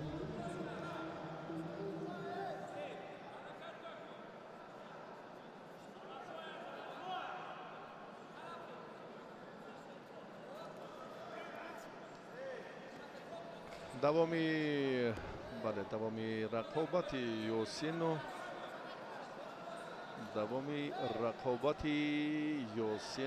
محمد رسول رو میبینیم. برابری است، افضلی نیست، هر دو آگاهی دارند. اینجا هم در ادامه تلاشی البته وقتی باقی مونده با غالب رو معلوم خواهیم کرد. وقتی که نتیجه برابر شد 3 دقیقه وقتی اضافه تعیین میگردد از روی قاعده فدراسیون بین المللی گشتنگیری.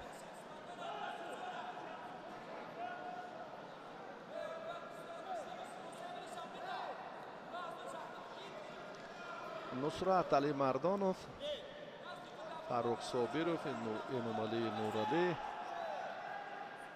اینها با هیجان رفتی سبقت رو تماشا دارند. یاسین رو مخلصی کرده ایستادند، اما نه، در مقاومتی این چهره راستی حالا افضلی رو ندیده ایستاده. محمد رسول پهلوان شهر دوشنبه، یاسین اکنون در لحظه هایی که از دور هم مربی است و همچنین امامعلی نورعلی توصیهش دادند اما کارش آمد نکرد. مشورتی علیحده داوران هم اینجا انجام می‌یابد. خلاصه مشخص فکر میکنم اندکی افضلی، بله، برای آن همین نقطه علیحده‌ای که خودی براتر سفرов از ناحیه جلال الدین بلخی ختلان حیات خود را مکمل کرده است. با مسابقات سفر برنمود. چندین جوانانی که دیدیم و از همان ناحیه جلال الدین بلخیان و از شهری بختر. یاسین کاری که با کسبیت عالی میکند جای مبالغه نیست. اینها دلپور بودند، برای همین حتی امتیاز حلال فکر میکنم از این هم شایسته تر بود. داور بدم بهاگذاری کرد در به دست آوردن امتیاز طلایی. بیاید اگر ببینیم که حالا چه رخ داد.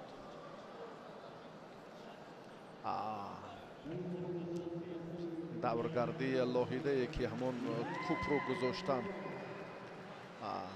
تابشی لاحیده در مقاومت این چهره به نظر رسید. یاسین بابکلانوف اکنون در این دور هم ظفر یافت و به مرحله نوبتی رفت، به مرحله 4-1 نهایی.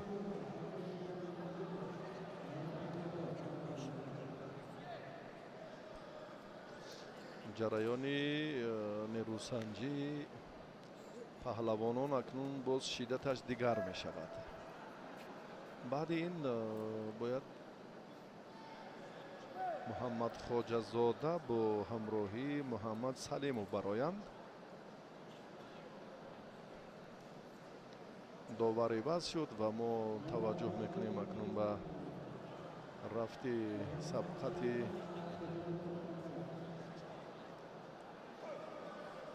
سبقتی بچه ها که حالا معرفیشان کردیم.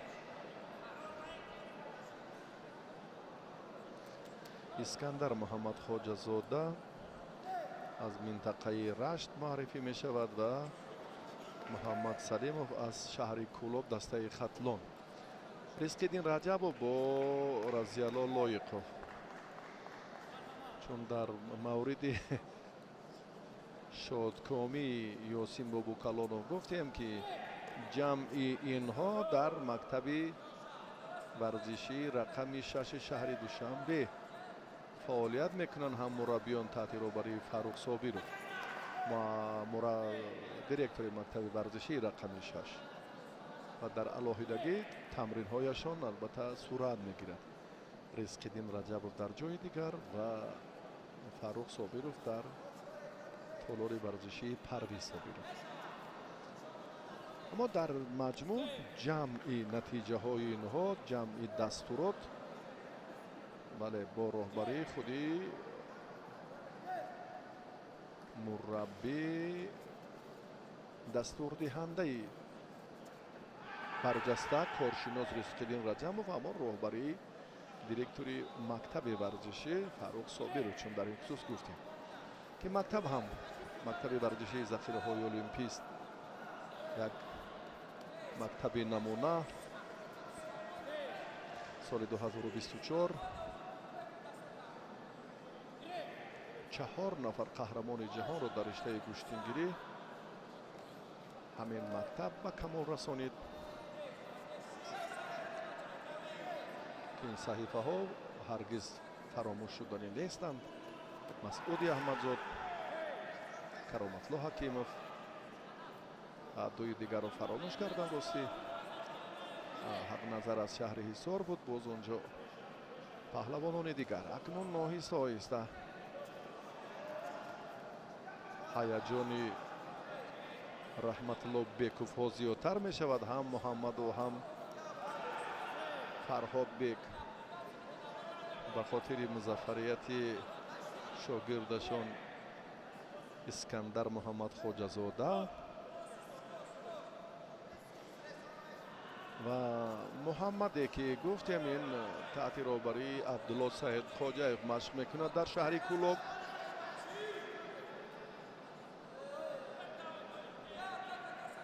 جوانی که حالا رشدی برجسته ندارد، اما در ایسترفشان 3 تن چهره زبردستی همین وزن را دچار ناکامی کرده بود سال پار.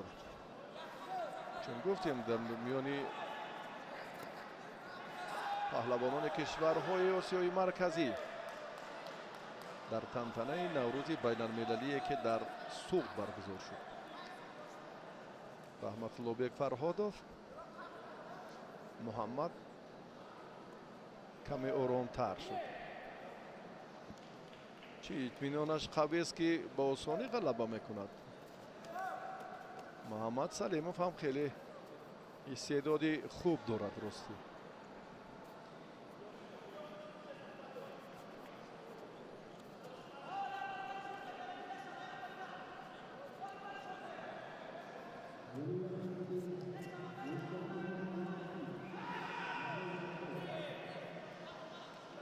کمی الکی سستی کرده ایستاده است. از جهت آمادگی قوی جسمانی اسکندر اندک پیش صف شد.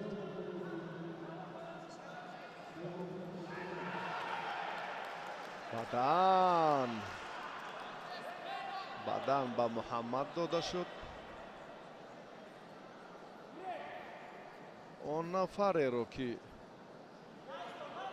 هنرش رو بهتر میبینیم و میدانیم، البته دلپرانه گفتیم که این چهره هم با آسانی تسلیم شدنی نیست و این اثبات گشت. به اولین شدن محمد امتیاز بدن گرفت از اسکندری نامدار.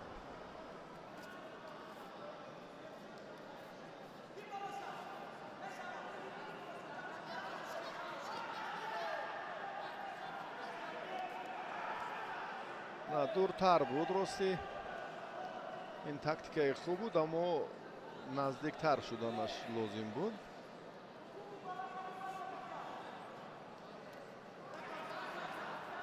акун Искандар ой хеле офарин ба ҳунари Муҳаммад мегӯем. аз ин ҳолат хеле худро бо осонӣ раҳо кард.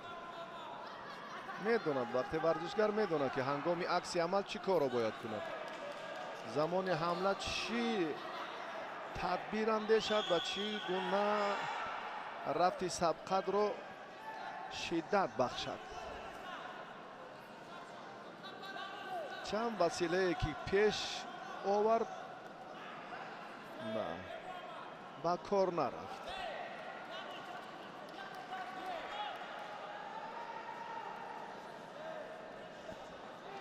ба минбари чап зуд нигоҳ мекунад Муҳаммад. биёд аз ин лаҳзаҳоро ки тавсияаш медиҳанд, ишора ҳам ба хотире ки ҳамин натиҷаро нигоҳ дорад, то ба ҳамин сонияҳои боқӣ монда ки 33 сонияи дигар Искандар дар ихтиёр дорад. агар натиҷаро тағйир дода натавонад, аз идомаи рақобатҳои баъдӣ маҳрум мегардад. чеҳрае ки дар хейри лаҳазоти тулӯъ аст, инҷо ба нокомӣ рӯбарӯ мегардад. бубинед ки ба тавсия кор карда истодааст, андаке ақибнишинӣ мекунад, огоҳияш доданд ки фориғболӣ накунад ва ҷиддӣ гӯштин гирад. рафти мубориза идома меёбад. 10 сония 11 сонияи дигар.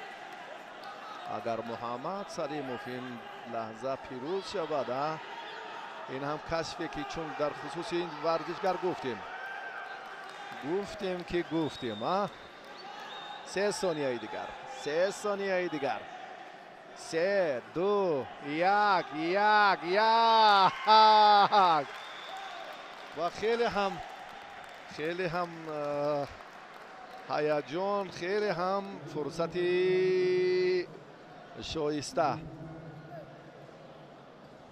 Муҳаммад бо як имтиёзи бадан инҷо зафар ёфт ва ба марҳилаи 4-1 ниҳоӣ рафт. офарин.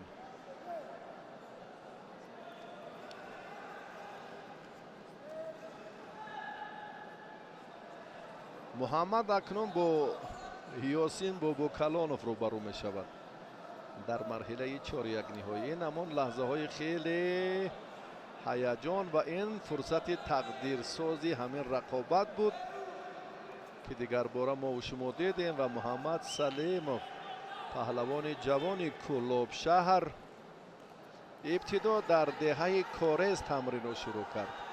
агар як бор ба саҳифаҳои алоҳидаи тамрини ин ҷавонмард таваҷҷӯҳ кунем, ана кору мана кор, ана тартиби майдондориву ана ҳоли гӯштин дар лаҳазоти хеле ҳаяҷоновару ҳассос. Ориф Додов ва Муслимбек Каримов.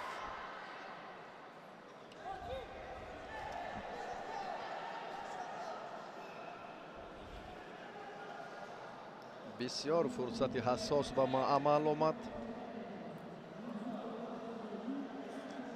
дар марҳилаи ниманиҳоии Ёсин ва Муҳаммад Салимов қарор доранд. акнун ин ду нафар ҳам барои дарёфти роҳхат ба марҳилаи ниманиҳоӣ мекунанд.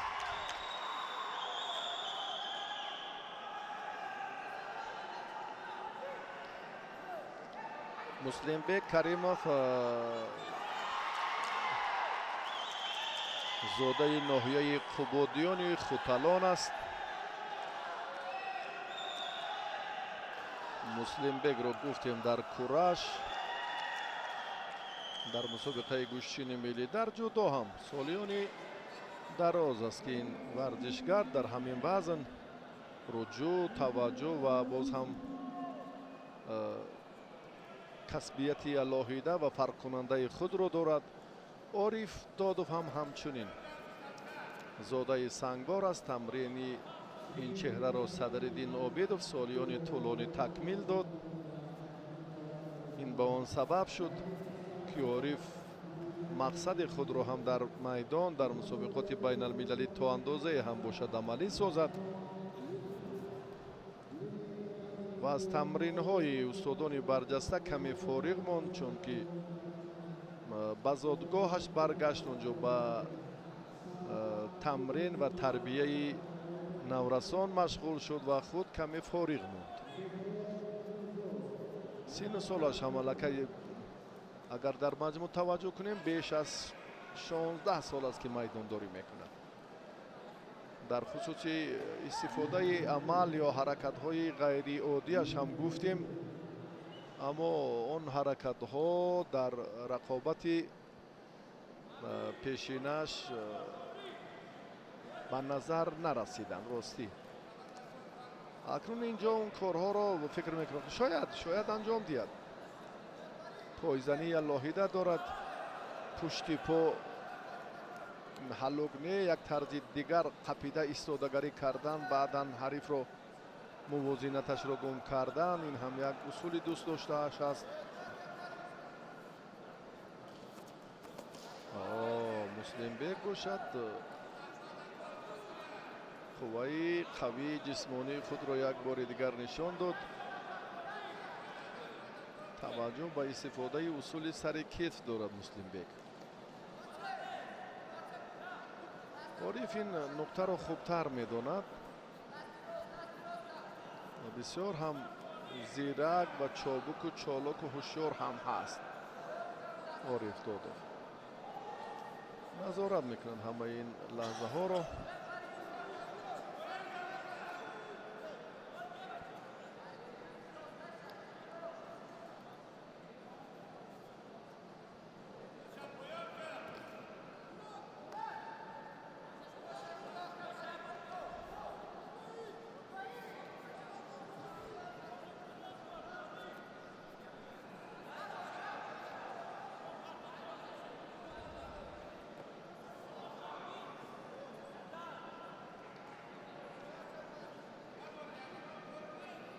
میترسند هر دو از یکدیگر در هراس هستند. پیشتر هم باز سرور عبدالشکور و با بهرام صوفیوف نیز همین خیل گشتین گرفتند.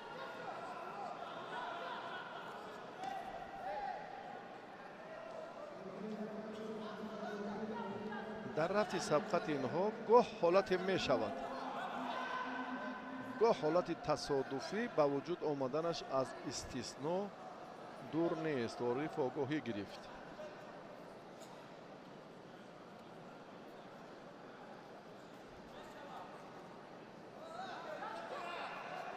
دیدید پایش رو همون طرزی که عادت دائمی است پیش برد، اما تا به آخر باز همون کاری معمولی خود را سامان داده نتوانست مسلم بیگ. عارف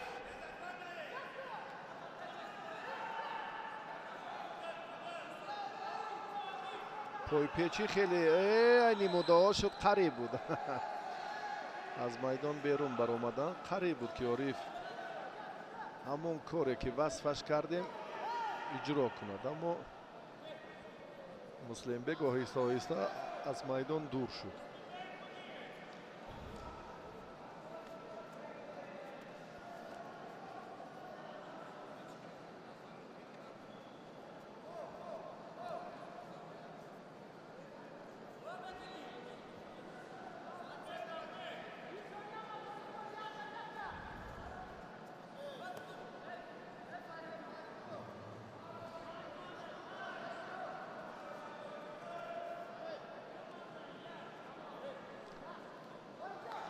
اینجا خواهان ناخواه یکی بله در سمتی فشار آوری باید فعالتر باشد.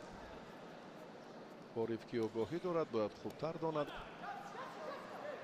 عملهای مسلم بیگ هم به کار نمی روند. اصول هایی که بیشتر در رفت میدانداری گشتین های سنتی خوب استفاده می کند اینجا راستی کم پایش رو دیدید، انا همون پای رو طرز فشار آوری میکند که بسیار هم بر نفع کار میشود.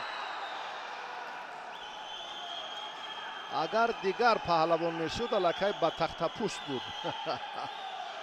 آی باشه این بدن هست فکر میکنم. بیاد یک بار دیگر فیروز بختیبکوف زیاودین سفرов این لحظه رو هم اورنج راستش اندک فشار آوری کرد. اکنون خلاصه الوهیده داوران نقش سازگار دارد، کاملا به شکم نافتید، لیکن بسیار سطح خوب بود، سطح به برای امتیاز بدن بسیار هم ببینید این مسلم بک انا همون ترتیبی که گفتیم که برداشته بعدن پای رو چگونه به فشار آوری میکنه. یک بار دیگر بیاد نگاه توجه کنیم. توجه پای چپش رو چگونه گذاشت و چی ترتیبی که پرتافت انجام داد. این زیرکی مسلم بک رو یک بار دیگر نشان داد و اگرنه پشت سرش در زمین میافتید. انا همین اصول خاص یا لاهیدهش رو گفتیم، خیریت که اینجا استفاده کرد و یک بار دیگر ما متوجه شدیم و این گفته های قبلی رو تقویت بخشیدیم. بسیار مشکل است چون که اورنج به زمین افتید، اورنجی مسلم بک. انا همین لحظه بسیار دست رو با اینجا میتوانند که اینجا هم اعتراض باشد. نه امتیاز دادن نشد. اکنون مجبورن هر دو که جدی تر گوشتین گیرن. در وقت اساسی غالب معین نشد. 3 دقیقه وقت ایلاوگی رو ما توضیح داده ایستادیم که پهلوانان بسیار با نیروی زیاد فشار آوری دارند و کوشش بیشتر هم کرده ایستادند. بسیار نزدیک بود به پیروزی عارف. بسیار هم اکنون هیجان ها باز افزون می شود.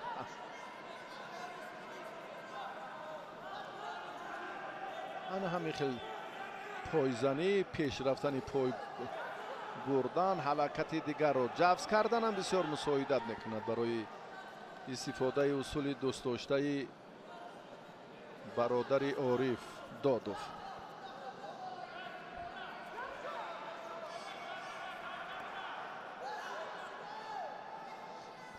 اگر در مجموع گوییم هر دو ارزندند اکنون جایزه عالی رئیس شهر دوشنبه در 7مین مسابقه بین المللی چمپیونات جهان این پهلوانان رو انتظار است. از همه نقطه نظر با تمام قوه کوشش به خرج داده ایستادند که از این دور نتیجه دلخواه به دست آورند.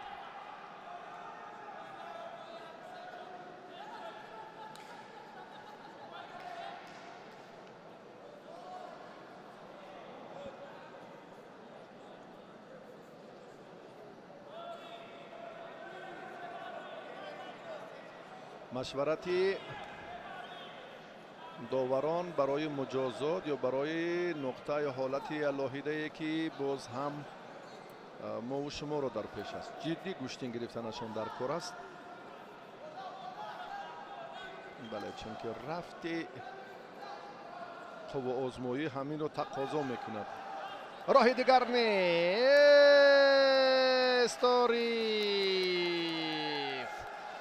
عارف امتیاز را از دست داد. نهایت مسلم بک کریموف این کار را در این دقیقه های اخیر خوب انجام داده.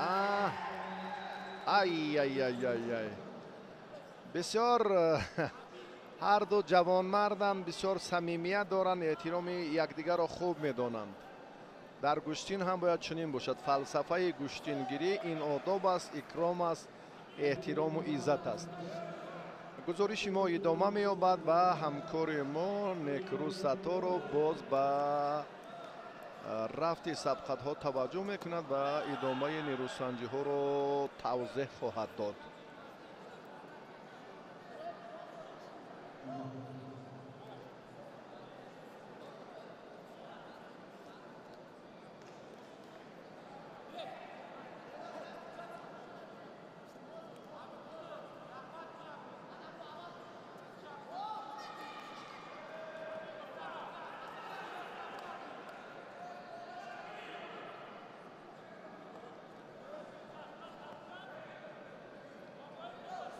ҳамдиёрони азиз, идома доранд рақобатҳо дар доираи чемпионати ҷумҳурии Тоҷикистон оид ба гӯштингирӣ.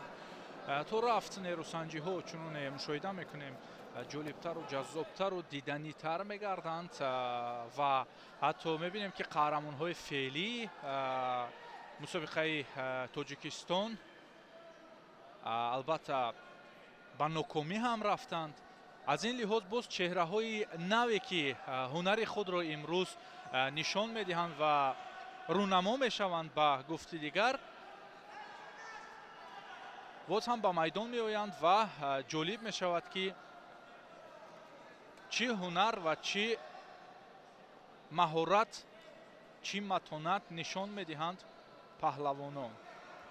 алон дар вазне ки ҷараён дорад, рақобатҳоро ҳамоно мушоҳида мекунем ва ду паҳлавони дигар, яке аз дастаи пойтахт, дигаре аз дастаи шаҳру ноҳияҳои тобеи ҷумҳурӣ, ҳоло барои даври баъдӣ муҳорибаро шурӯъ карданд.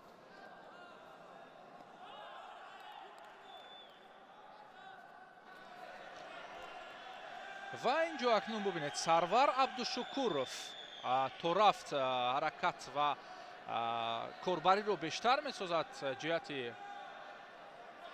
замин овардани рақиб, вале рақиб ҳам инҷо бино ба дифои каме нодуруст муҷозот шуд. хуб, Меҳроҷ чӣ корро инҷо метавонист бикунад? хеле бо азму ирода ва қувваи комил ин корро нишон дод ва ё корбарӣ кард, лек нашуд. ҳоло бубинед ки Сарвар Абдушукуров дигарбора худ ба ҳамла меравад. аз ҳамон мавқеияте доштааш ки пештар ҳам ҳамин ҳолатро нишон медод, мегирад ҳам аз остин ва ҳам аз камарбанд, ки ин бисёр барои ҳалуки дохила ва ё берунаро созмон додан ба маврид аст ва қулай ҳам ҳаст ҳамин усул ва ё ҳамин услуби корӣ. аз боло гирифт тағйири вазъият дар ҳолати мавқеъгирӣ. Сарвар акнун боз нақшаи дигарро тарҳрезӣ мекунад ва ҷиҳати партофт инҷо як пойзанӣ бисёр шадид, фиребо ҳам буд ин ҳолат, аз дигар амал кард, по пеш бурд. хуб аст, гуногунӣ рақибро ба ана ҳамон ҳолати рӯҳияш таъсир мерасонад, чун аз як ҳолат дифоъ мекунӣ, мебинӣ ки тӯҳфаи пинҳонӣ аз дигар самт аст. ҳамин гуфтаҳоро тақвият дод ҳамин корбарӣ ва партофте ки алон, нихтараш пойзание ки алон Сарвар нишон дод. дар ҳол ҳам ҳамкорони мо ин ҳолатро ба мо шумо нишон доданд ки бисёр ҷолиб аст саривақтӣ дидани ҳар як лаҳза. хуб, аз боло боз ҳам мавқеияти Сарвар Абдушукуров ҳамоно дар ҳамин шакли мавқеият истодагарӣ мекунад, чун эҳсос мекунад. бибинед, ҳам барои рақибро дар фосила нигоҳ доштан ва ҳам ҷилави корро ба даст гирифтан муносиб аст.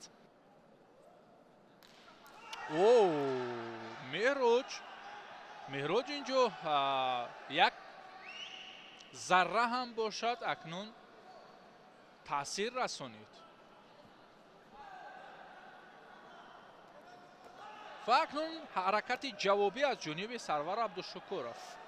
аз пушти пои худро ба пои рақиб гиреҳ зад, фишорро дучанд намуд, аз по афтонид, вале на ба он тарзе ки имтиёз дида мешавад. ҳоло абдушукуров бо як ҳамун имтиёзи баданӣ доштааш дар ин сабқат пешсаф аст ва фишорро боз ҳам дучанд мегардонад. сарфи назар аз оне ки чанд сонияи охири рақобат мондааст, дар ҳолати хуби омодагӣ қарор дорад ва ҳолати хуби қувватнокии худро нишон медиҳад дар ин набард.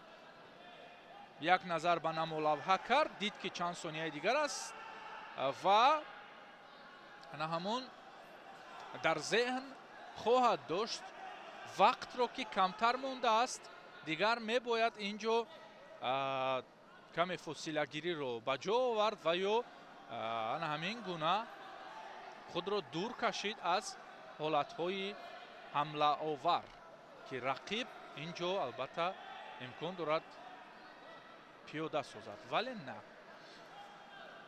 Чанд сонияи дигар ҳам бо бе аниқтараш ягон ҳолати партофтовар ва ё усуловар интиҳо ёфт. Бо ҳамин Сарвар Абдушукуров роҳ мегирад ба даври дигар.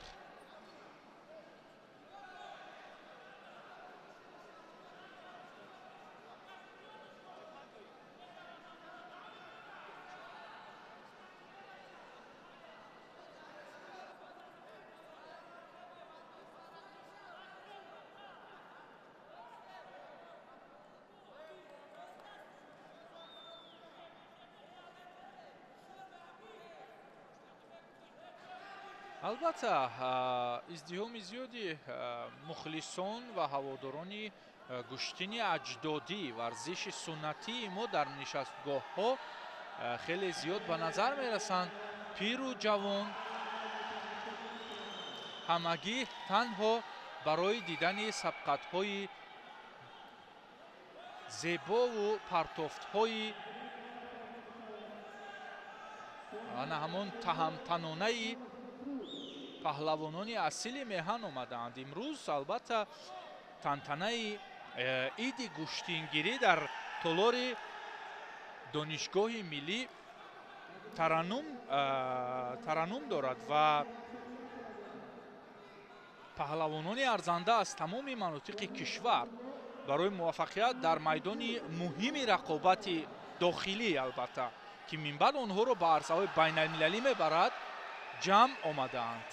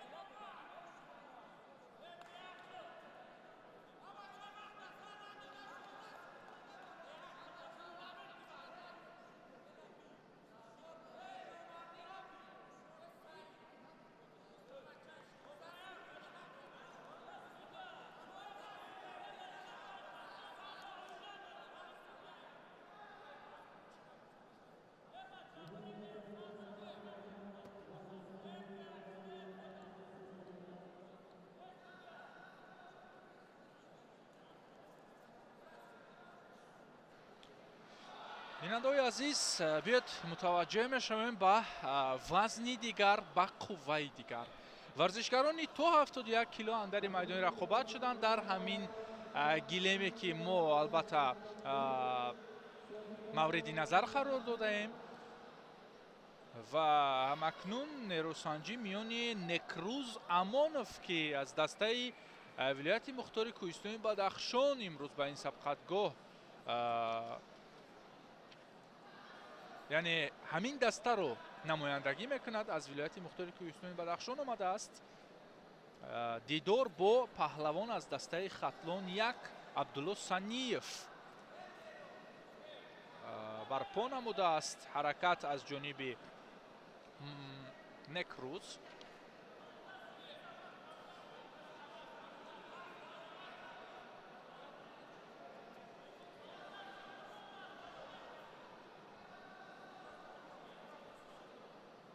абдулло гарчанде ки дар ҷо истодагарӣ мекард, вале мавқеияти худро ба даст овард, ошкор кард.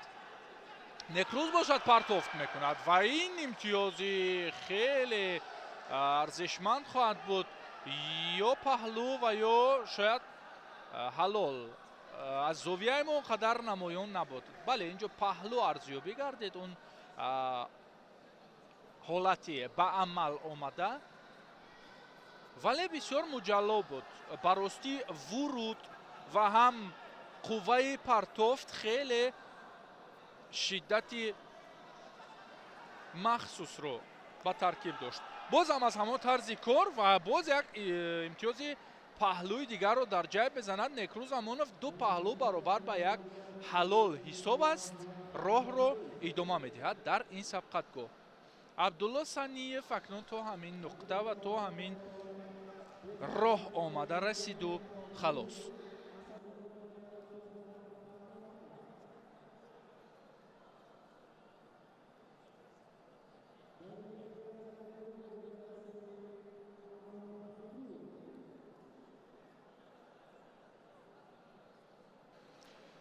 ин буд партофти аввал ва инаш бошад партофти нуқтагузор дар ин сабқат.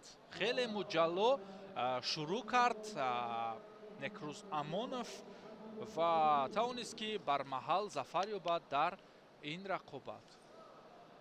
ҳоло биёед мутаваҷҷеҳ мешавем ба рақобати навбатии ҳамин вазн ва чанде аз вазнҳои то 71 килоро ҳамин замон якҷо тамошо мекунем. ҳарду аз як толор, аз як даста, аз як манотиқ бо эҳтироми хоса дар майдони рақобат гаштанд ки эҳтиром ба ҳамдигар албатта дар тамоми варзиш рукни асосӣ маҳсуб мешавад ва ҳамин аст ки рақобатҳоро боз ҳам зеботар мегардонад. ҳаракати аввал ё ин ки партофти аввалро аз ҷониби Сабриддин Маҷидов мебинем ки алон дигарбора аз навори такрориам биёед дидан кунем.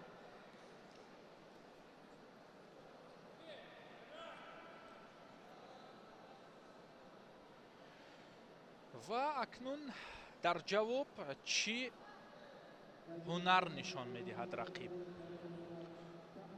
Муҳаммад Мусо Одиназода мустақиман корбарӣ мекунад. аз дохил по пеш бурд, аммо бубинед ки Сабриддин чолоктар менамояд ва серҳаракаттар вонамуд мешавад.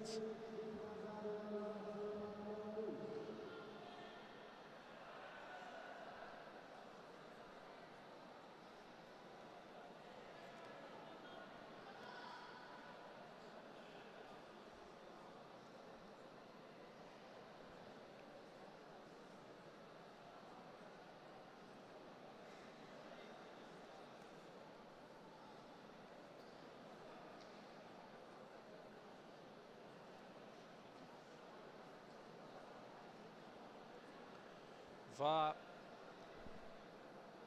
бубинед ки ҳоло чанд лаҳза аст ки варзишгарон танҳо кӯшиш ба харҷ медиҳанд, вале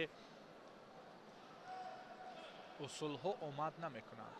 ин як корбарии дигар, боз як имтиёзи дигарро ба паҳлавони сафедпӯшида таъмин намуд. ду бадан ӯро пешсаф кардааст дар ин рақобат.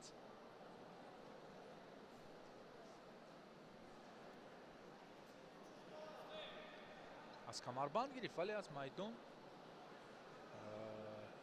на аз майдон берун нашуд.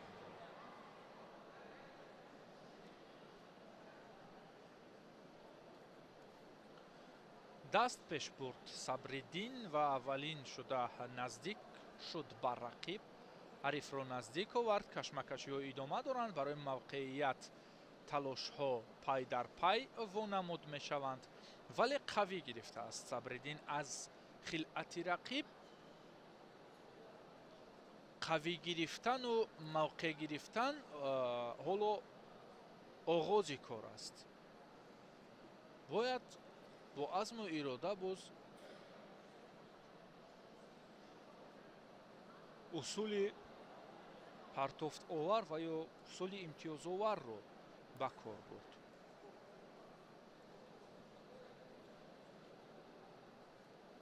мустақим гӯштин мегиранд бештар муҳаммад мусо аз канори чап даст пеш мебарад ва ё аз ҳолати истодаи чап кор мекард, вале бубинед ки ӯ низ рӯ ба рӯ мустақим мавқеъро ишғол мекунад. аз боло гирифт. акнун чӣ мешавад? акнун аксуламали муҳаммад мусо каме дертар роҳандозӣ гардид. ҳоло барои камфаъолӣ албатта як муҷозот ва ё огоҳӣ ҳам барои муҳаммад мусо нишон дода мешавад. сирф дифоъ кардан ҳам хуб нест. бисёр ба камарбанд расиш мехӯрад Сабриддин. аз ҳамин тарзи мавқеият бештар кор мегирад, вале дарҳол муҳаммад мусо худро талош меварзад ки озод созад, озод бинамояд ва нагузорад ки рақиб мавқеи ихтиёрнамударо барои партофт кардан муносиб бисозад. ҳаракати навбатӣ аз ҷониби муҳаммад мусо ки аз ҳаллоки беруна по пеш бурд.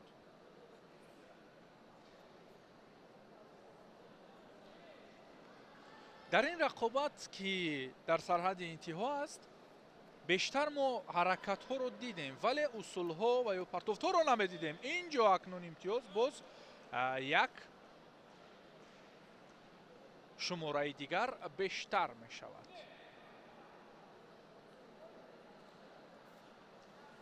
на, ин ҷо имтиёз барои Сабриддин буд. аниқтараш барои маҳмад мусо ки хилъати сафед дорад ва ҳарду огоҳӣ доранд.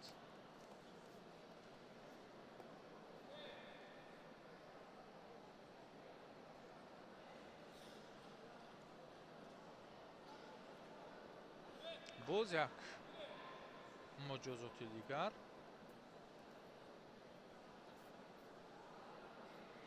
вақт. бо ҳамин акнун муҳаммад мусо одиназода дар ин набард зафар ёфта корашро дар даври баъдӣ идома медиҳад.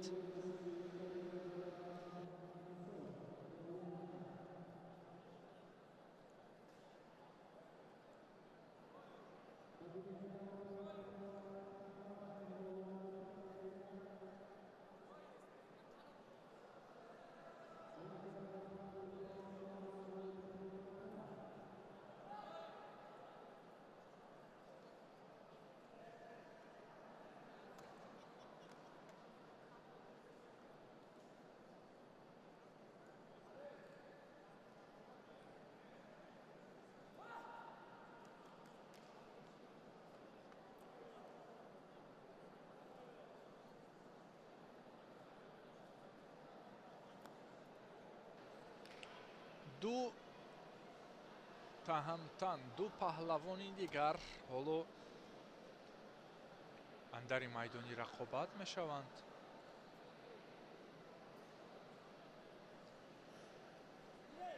яке аз дастаи душанбе як, дигаре аз шаҳру ноҳияҳои тобеи марказ.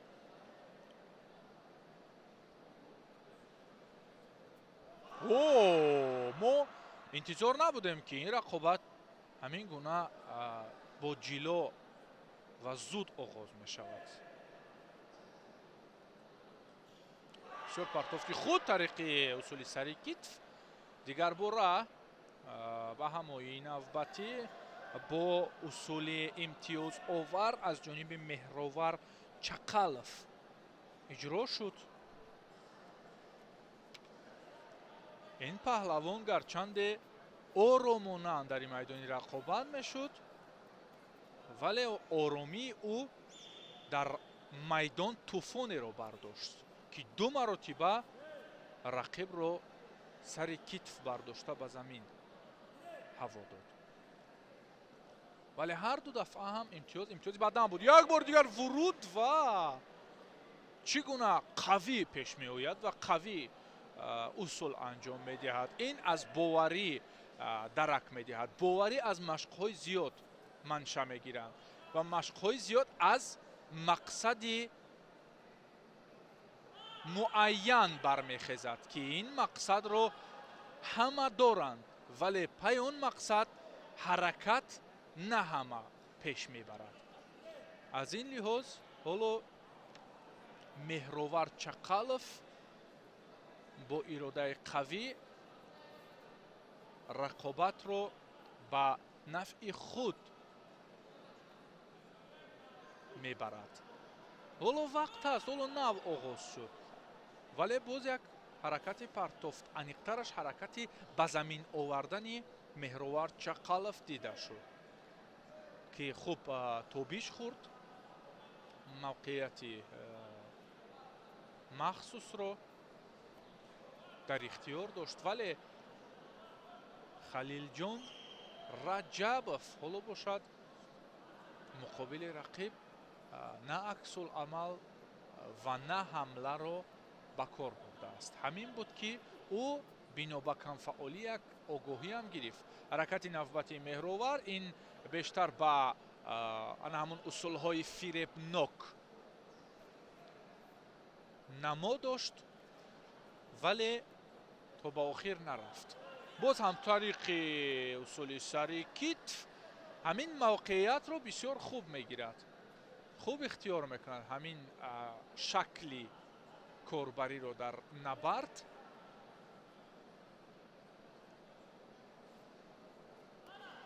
боз ҳам вуруди ӯ ва боз ҳам усули сари китф. на инҷо имтиёз набуд.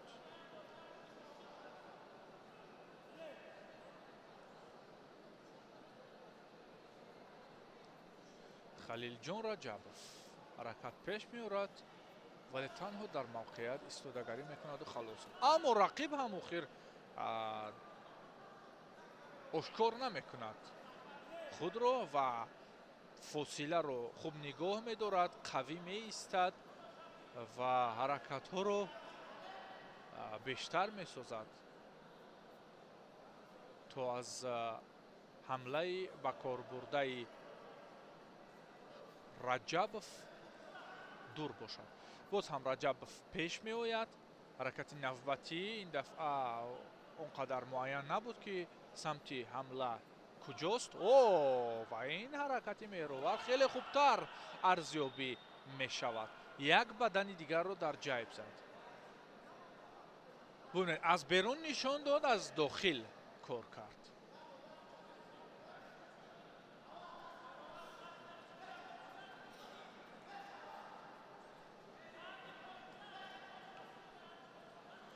халилҷон раҷабов ҳаракат дорад, хеле зиёд кӯшиш мекунад ки ҷуброн кунад ин имтиёзҳои паиҳамии рақибро, вале мустаҳкамӣ ва қавӣ истоданҳои меҳровар чақалов хилофи амалҳои Халилҷонро ҷабт мешаванд. Инҷо огоҳӣ барои паҳлавони сафедпӯш, хилъати сафед дошта, аксуламалро бибинед чӣ гуна ба Маврид иҷро кард. Чақалов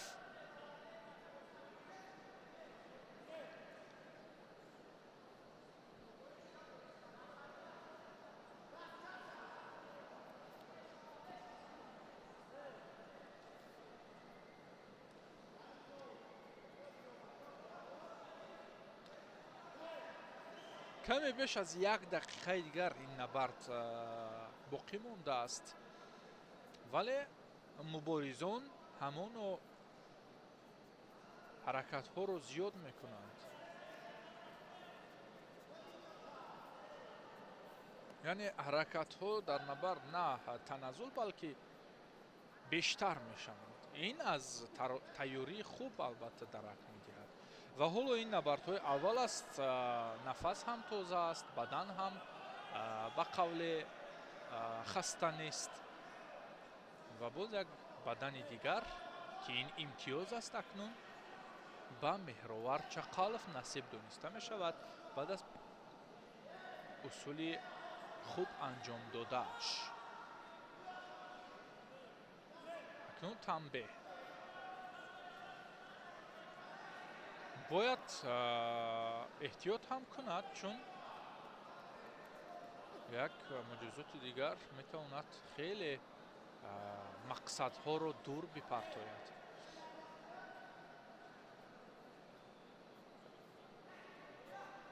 ва умедҳоро канда кунад. ин як бадани дигар барои Чақалов. на бадан на паҳлӯ арзёбӣ гардид. паҳлӯ арзёбӣ гардид. албатта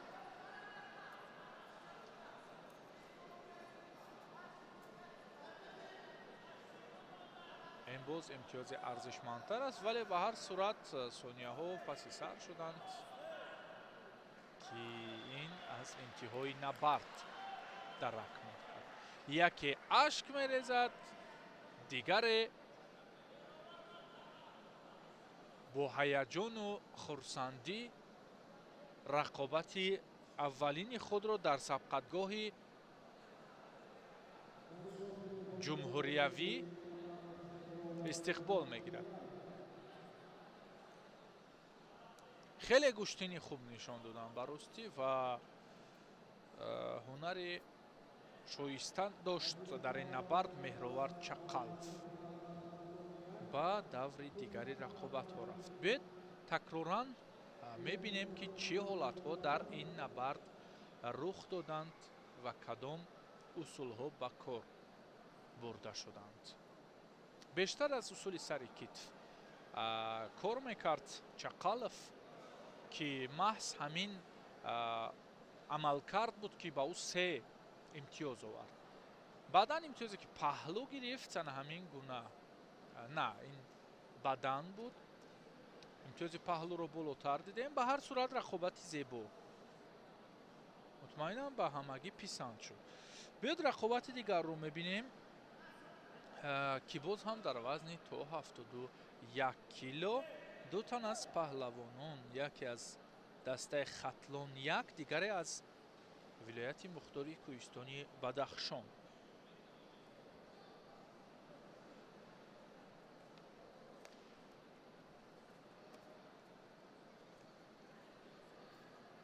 Парвиз Хушқадамов ҳоло бо қувват албатта мавқеъ гирифт ва ҳаракати аввалро ҳам тариқи усули сари китф ба харҷ дод, вале ҳоло дар лаҳзаи аввал Давлат Давлатов тавонист ки ин ҳолатро хуб гузариш кунад.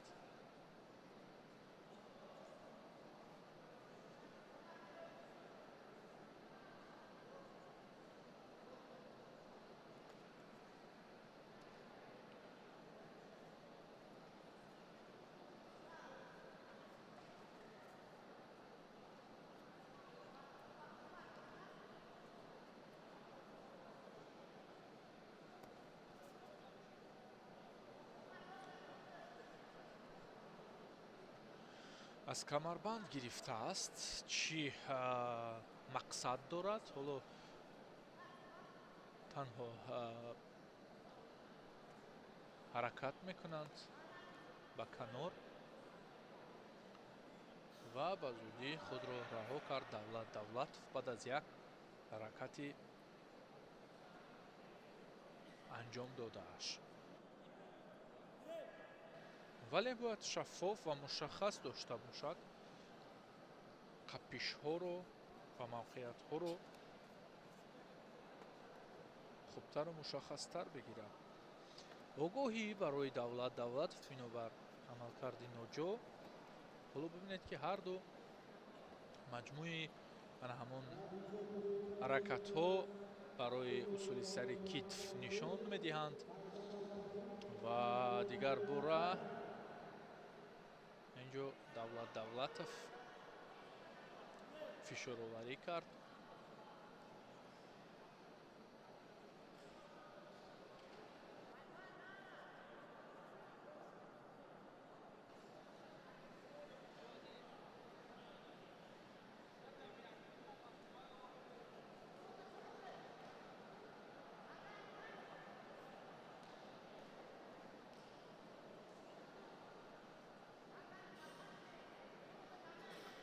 қариб ки як нав аст ҳаракатҳо ва гӯштин ҳам баробар ошкор мешавад дар ин набард.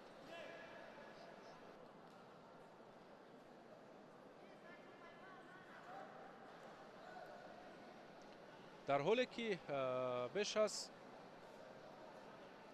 1.5 ва наздики 2 дақиқа аст паҳлавонон зӯрозмоӣ мекунанд.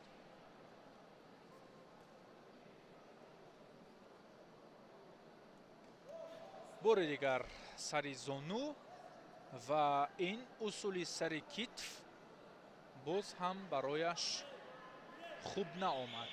яъне муваффақ нашуд аз ҳамин амалкарди ба корбурда. пойзани фиребо мавқеиятро дигар мекунад. ҳаракат ҷонноктар. ин дафъа хубтар буд. ин дафъа хубтар буд. акнун дар ҷавоб Давлат Давлатов зуд пеши рақиб наздик шуд. аз аксуламал кор гирифтан корест натиҷаовар.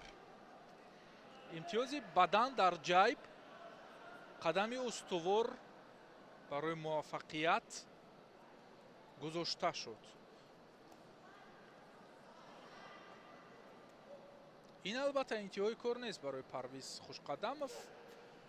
худ бибинед ки интиқоми он имтиёзро мехоҳад ҷуброн кунад ё ин ки бигирад интиқоми он имтиёзи ба даст овардаи Давлатовро. ҳоло мутмаинам Давлат Давлатов бештар рӯ меорад ба аксуламалҳо, чун як маротиба акнун ба қавли маззаи ин корро чашид. чун бештар ҳаракатҳо барои ҳамла мекард, намешуд.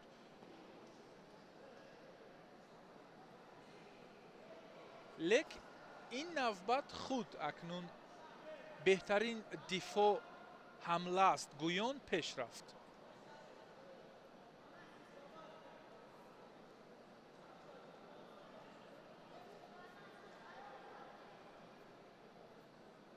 мавқеияти ошкор.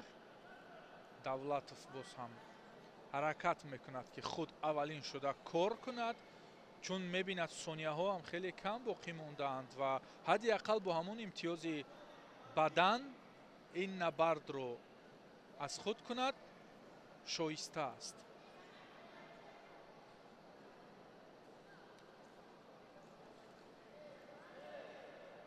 ва боз ҳам мехост аз зидди ҳамла нишон бидиҳад қудрати худро, аммо ин дафъа барояш сабук наомад. 4-3-2-1 ва ба ҳамин нуқта рақобат ҷамъбаст мешавад. дӯстони азиз, дар ин набард Давлат Давлатов тавонист ки пирӯз шавад ва роҳро ба даври дигар кушода кунад.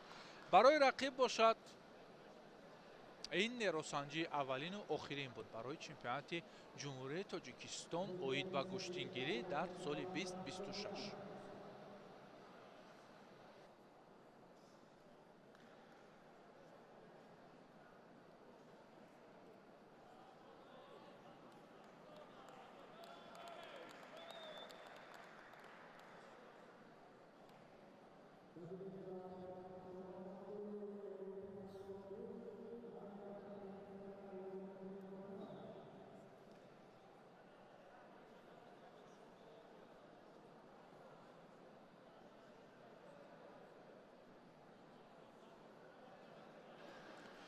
جفتی навбатӣ омода мешаванд барои рӯи гилем омадан. ҳоло инҷо ситоди доварон ҳам таъвиз мешаванд ва ду паҳлавони дигар абдуллои ориф муқобили Карим Ҳайдаров барои омадан ба майдон акнун даъват мешаванд.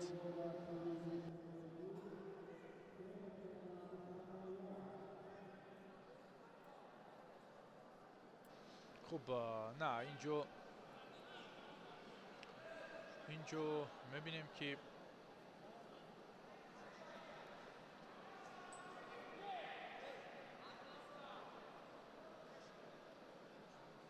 رقابت به زودی آغاز شد و عبدالله عریف با خلعت سفید از دسته خطلان دو اولین حرکت های پرتافت آور را از هلاک داخله کاربری کرد و این حلال است. این امتیاز کلی کاملی حلال نشان داد. یک مرتبه بهادر حلیموف بعداً باز اشاره به ویدیو داور کرد و این دفعه دیگر داورانی کنجی هم گفتند البته از زاویه ما آشکارتر بود این موفقیت عبدالله عریف است. ولی به هر صورت حالا هم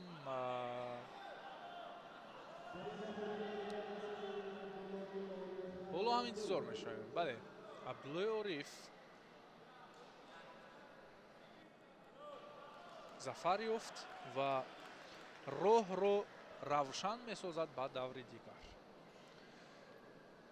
کریم حیدرов که حتی دریاب نکردیم معرفی نماییم، متاسفانه در لحظات اولی رقابت مواجه به باخت گردید و رقابتش همین قدر دوام یافت در این سبقتگاه.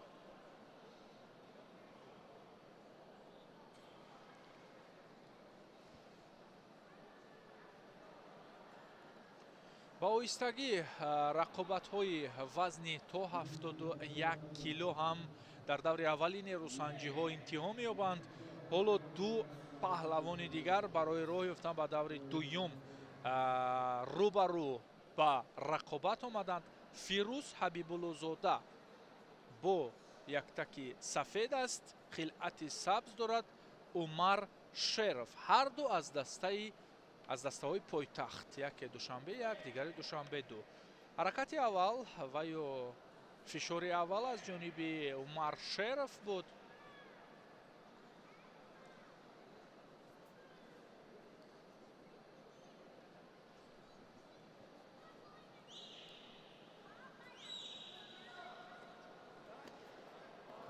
باز هم فشار رو با دوچند میکند و این دفعه اکنون امتیاز رو در جیب زد. شرف با یک پهلو موفقیت خود رو کشوده کرد در این نبرد.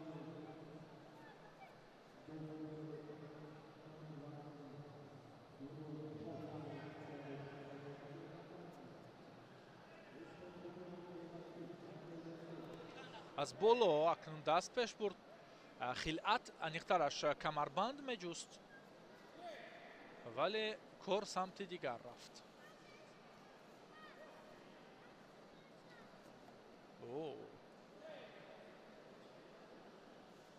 خوب جریان گرفت با سرعتی خوب پیش حرکت کرد فیروز حبیب‌الله ولی عمر شریف بر محل خود را کنار گرفت. خوب نقطه عمر شریف در این سبقت ظفر یافت و بسیار مناسب کاربری کرد عملکرد قبلی رو که البته تکرارا میبینیم حالا که چگونه به مورد بود. دو شانه زمین آورد رقیب رو. این کارنمایی اول بود که برایش امتیاز پهلو آورد. از دو زاویه بیاد دیدیم و این نقطه گذار، این حالت نقطه گذار با این نبرد. تمام پرتافت ها البته از چند زاویه نشان داده می شوند که برای بیننده البته مقبول است و تشکر به کارگردان که دسترسی میکنند به این نوارهای زیبا. فیروز بختیبکov و همزمان زیاودین سفرов. خوب دوستان عزیز بیاد باز هم نبردها رو مشاهده میکنیم. رقابت ها جریان میگیرند. اکنون در وزن تا 71 کیلو نبرد ها انتها یافتند در دوره اولی رقابت ها. البته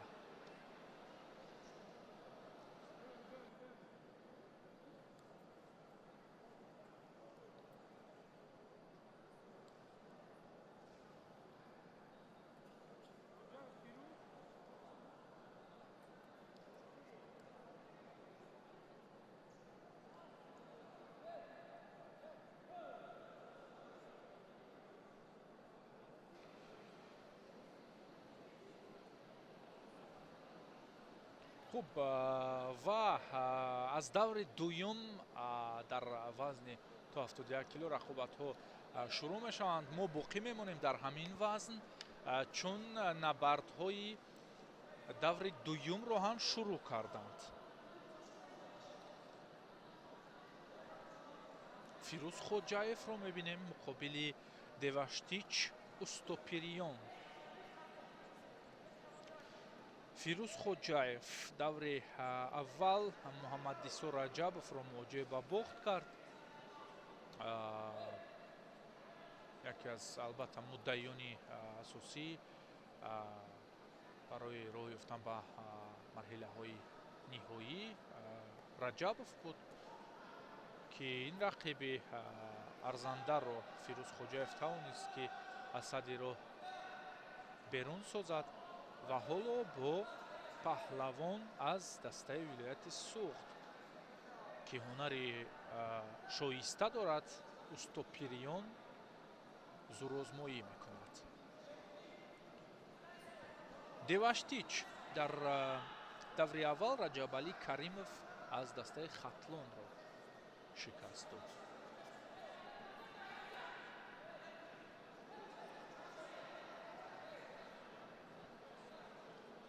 از داخل اصول پیش برد دوشتیچ اوستوپیریون. فشارآوریش هم اعلا بود ولی رقیب در حال خود را توانست که از اون وضعیت بیرون بسازد. از میدان بیرون شد و در جواب مجازات گرفت. حالا فشارآوری بیشتر از جانب دوشتیچ است. ببینید حتی در لحظه ای که خوجایف حرکت را دوچند کرد و پیش آمد مقصدناک کاربری کرد ولی دوشتیچ بر وقتتر برای پرتافت کردن کار را باز نمود. دیگر باره جلوی کار را мустаҳкам мегирад устопирион. хуб, фирӯз хоҷаев бисёр кӯшиш мекард аз боло бигирад, вале ин дафъа каме ҳам бошад имконияташ хубтар фароҳам оварда шуд, вале муносиб набуд ба ҳар хотир. деваштич устопирион бор дигар аз салоки дохила корбарӣ кард, вале он қадар муносиб нест. ҳоло ҳамин корбариҳои охир на он қадар бобоварӣ буданд.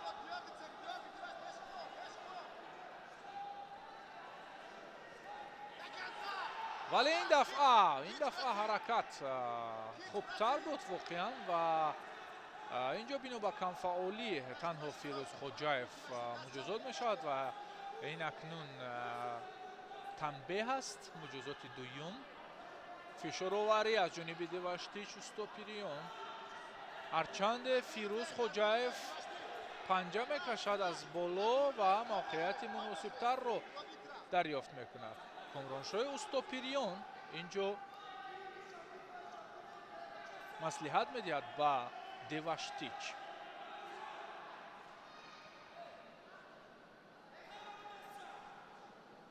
бо эҳсоси баланд албатта ҳамраҳӣ мекунад. хуб, боз ҳам ҳаракат аз дохил аз ҷониби деваштич буд, ҳарчанде фирӯз хоҷаев ҳам корро шиддат бахшид.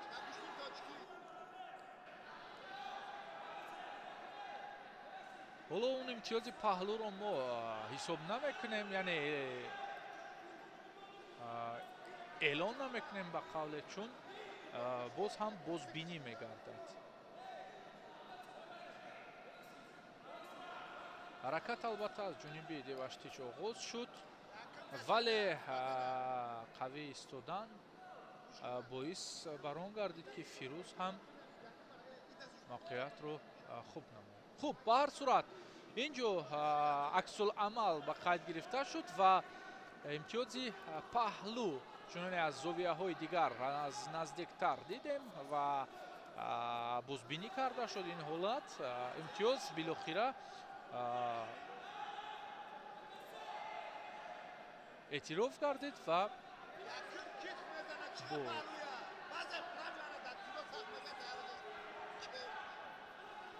паҳлӯ фирӯз хоҷаев ҳоло пешсаф аст дар ин рақобат. ва инҷо акнун аз майдон берун шуд.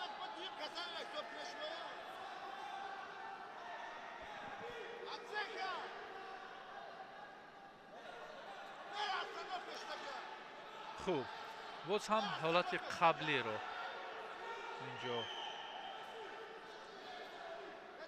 бозбинӣ мекунанд.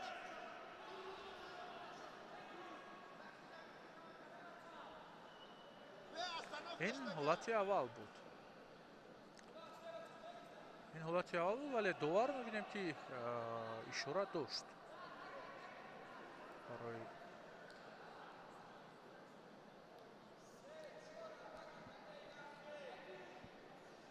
бозбинӣ. ҳоло доварон ҳам сари мизи доварӣ ҷамъ омаданд ва садоҳо ҳам аз ҳар ҷониб ҳаргунаанд. талаб мешавад имтиёз ва акнун инҷо имтиёзи баданро арзёбӣ мекунанд ба деваштич устопирион.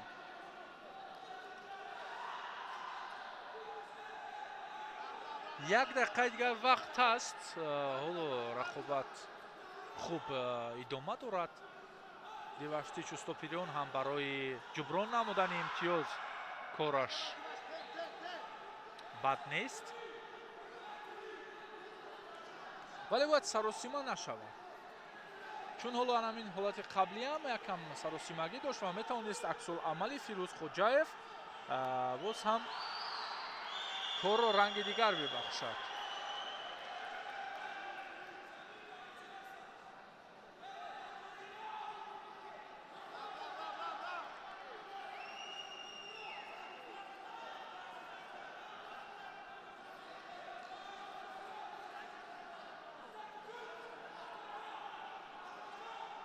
پوپش میبرد دیواشتی چوستوپیریون از داخل از بیرون. اکنون هلاکی نوبتی رو ما اینجا میبینیم. 20 ثانیه دیگر وقت.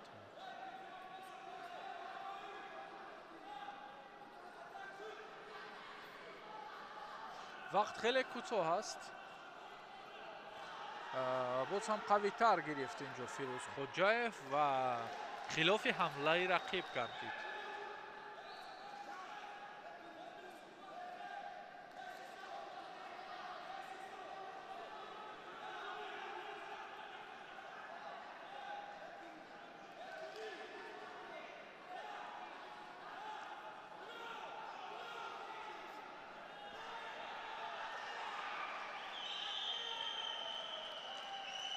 وقت انتهای است و اینجا فیروز خوجایف موفق گردید. باز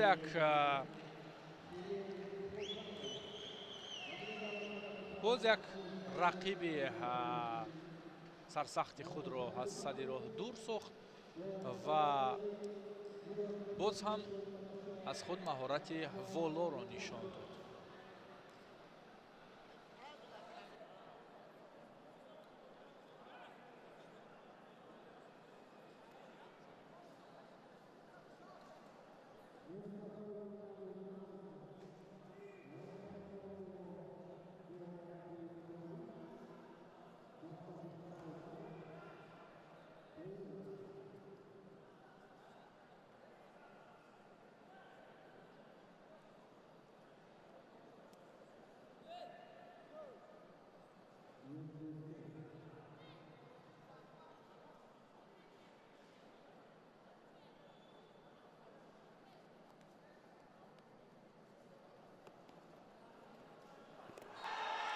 خوب رقابت نوبتی در دور دوم روسنجی ها. اینجا عبدالواجب میرزویف بعد از پرتافتی به عمل آوردهش امتیاز بدن رو در جیب زد، خود رو پیش صف گردونید در این رقابت.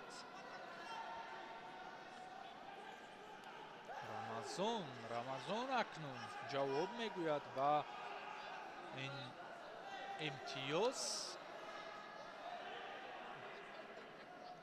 کوشش جواب گفتن رو داشت. البته حرکتش برای پرتفت قدر خوب نامد. اینجا باشد عبدالواجب میرزویف دیگر باره برای پرتفت نوبتی کمر همت بست.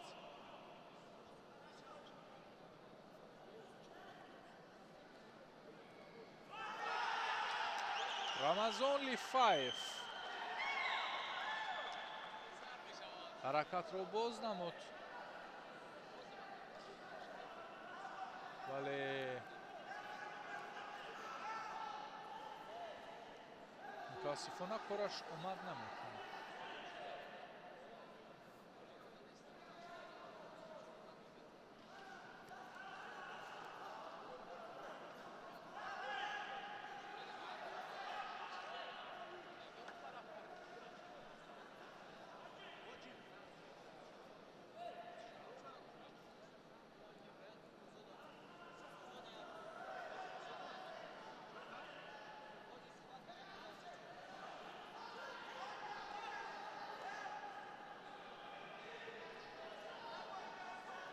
قد به قد اکنون گشتین میگیرند و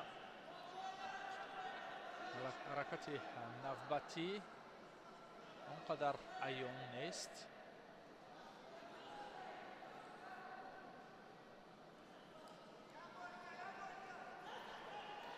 رمضان باز هم پیش میآید از داخل پا پیش برد.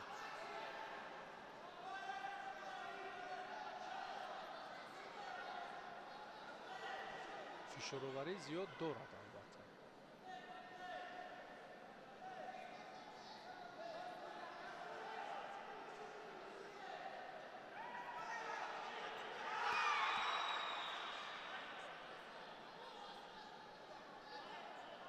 با مورید کار میکند میرزویف.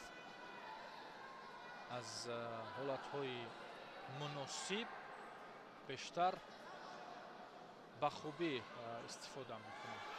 و اینجا باز هم یک امکانیت دیگر برای پرتافت کردن، انیخترش برای به زمین آوردن رقیب بود که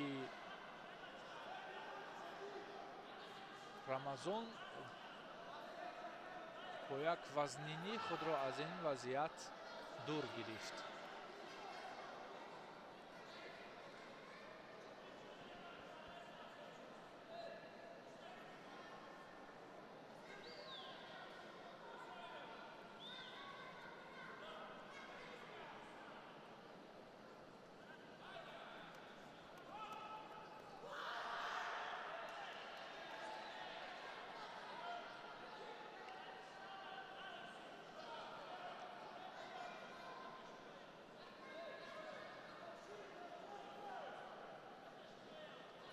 عبدالوجیب اکنون احساس میکند که رقیب بیشتر مستقیما پیش میآید. این امکانیت خوب است برای نشان دادن عکس العمل.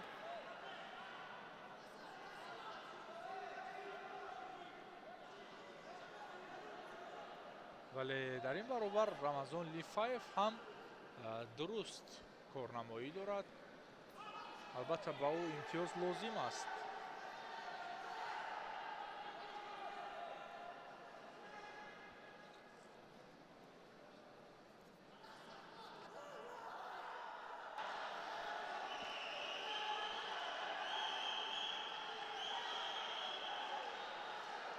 رمضان بالاخره بعد از کوشش های پایی هم با گرفتن امتیاز دست یافت. یک بدن را به قول جبران ساخت برای گرفتن انتقام از امتیاز دوم کوشش میکند.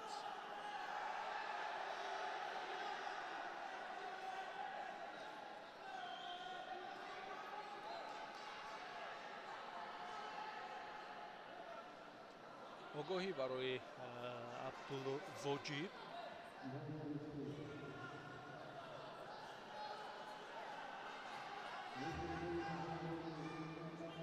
یک دقیقه دیگر وقت دارد رمضان لیفایف تا اینکه جبران بسازد امتیازها رو. نختارش امتیاز رو یک تاش رو جبران کرد.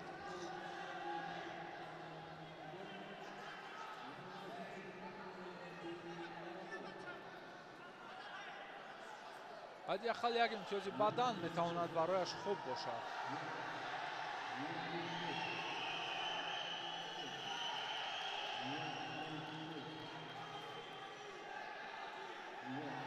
برای حالت قبلی داوران سر مشورت می آیند.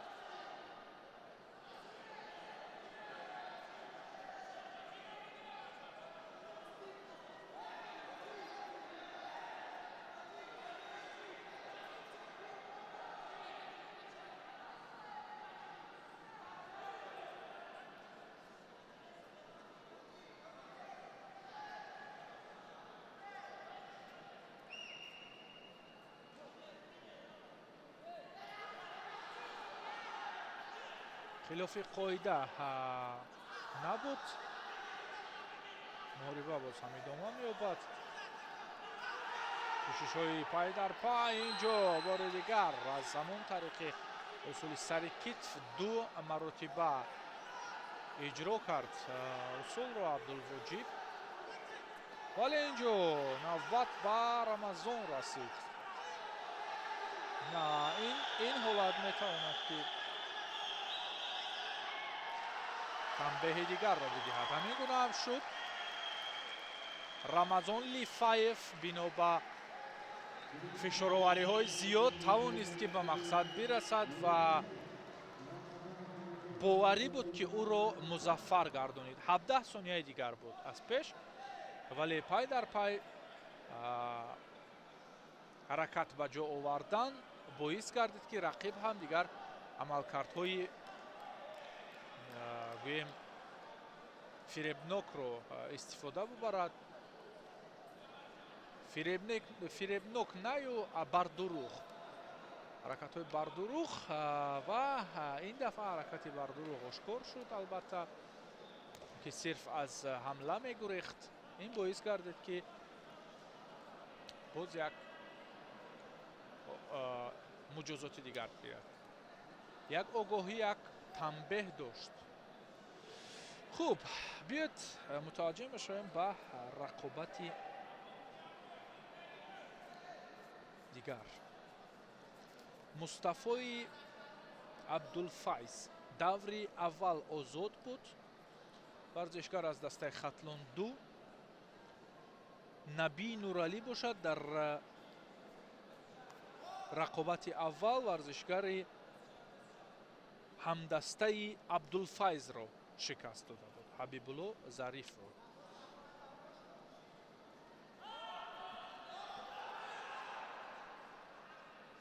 خوب شروع کرد عبدالفیض.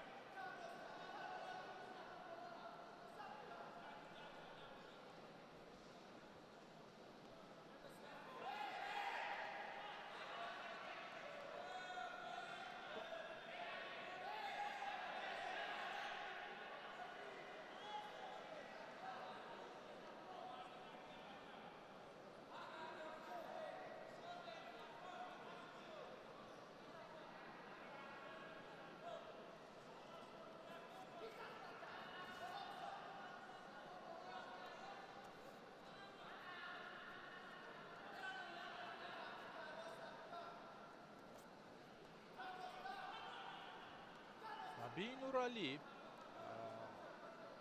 بیشتر حرکت ها برای انجام دادن اصول دارد. موقعیت رو زود در اختیار میگیرد و در حال کوشش پرتافت کردن رو به خرج میدهد.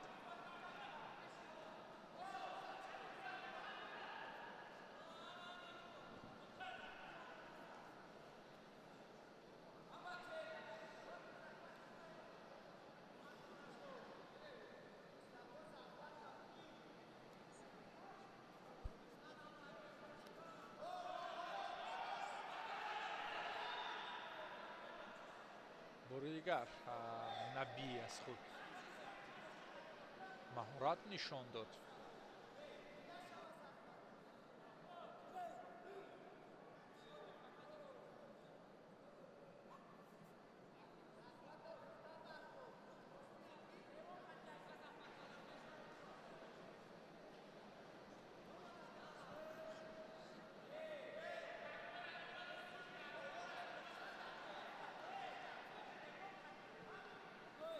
آگاهی برای کمفعالی عبدالفیض. نختارش مصطفی عبدالفیض.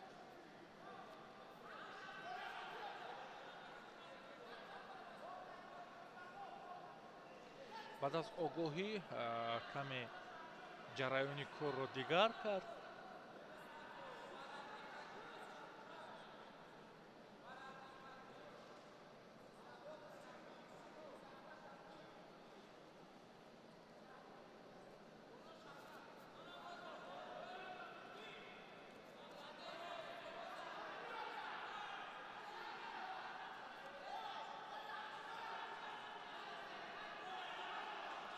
موقع ها از هر جانب دیده میشن، زود عوض میشن. موقع گیری هر دو.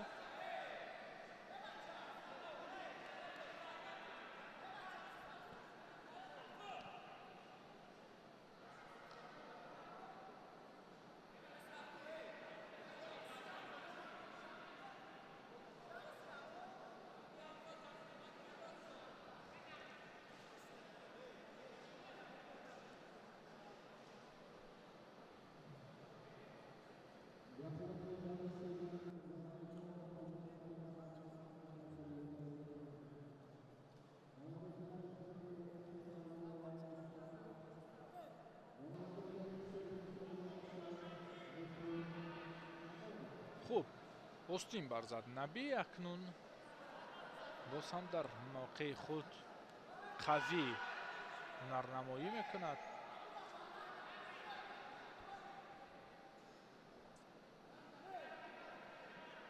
عبدالفیض البته بیشتر کوشش به خرج میدهد که اولین شده رسیش کند بر رقیب و موقع استوارتر رو گرفته باشد. اینجا خوب بود ولی داور قبلا اشاره کرده بود، منع کرده بود.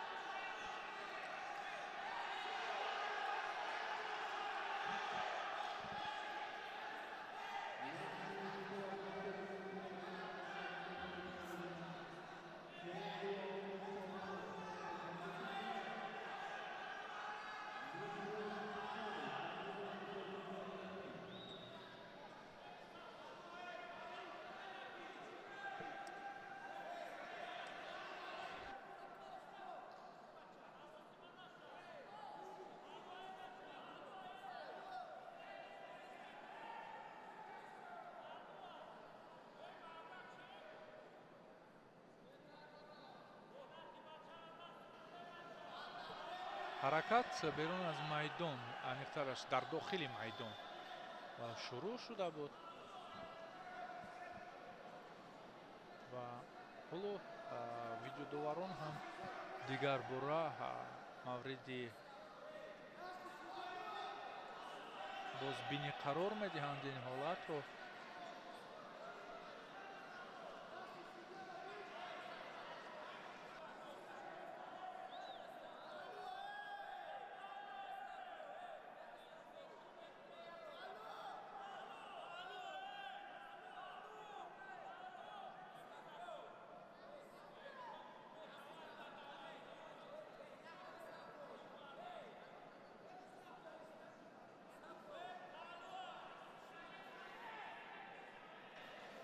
از هر طرف هم در طول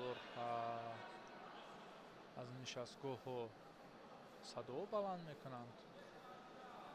هر نفر عقیده خود را البته صدا بلند میکند.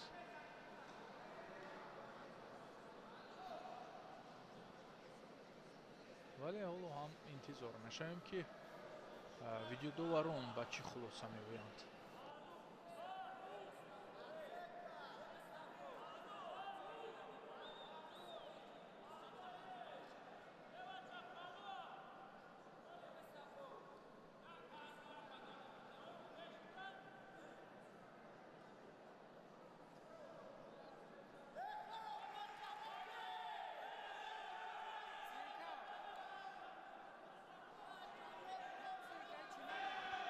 خوب، پرتافت بیرون از میدان بود، اونجایی که داور هم قبلا استد گفته بود بکار کرده شد. حالا باشد باز لحظه ای که نوکت رخ داد.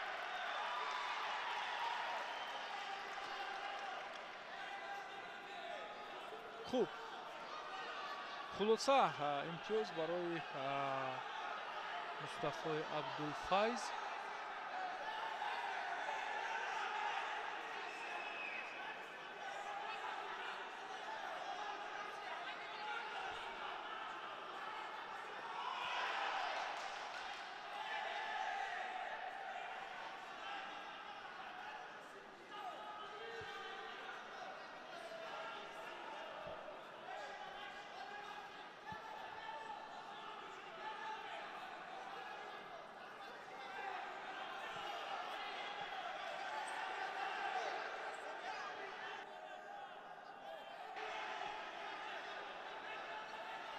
با مصطفی عبدالفیض بینو باز میدان بدون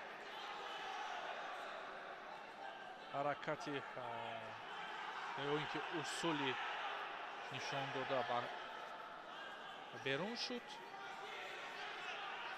مجازات دیگر رو نصیب دانست داور. تنبیه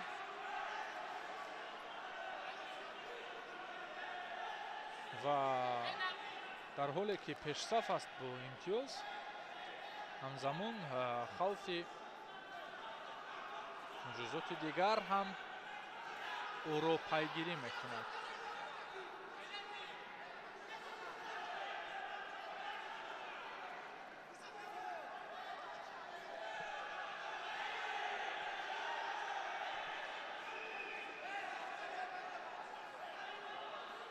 خیلی ثانیه‌های کم و اینجا البته مشورت داوران برای حالت قبلی که تهدید مجازات دیگر است گفتیم برای مصطفی عبدالفیض و این حالت را چگونه ارزیابی میکنند.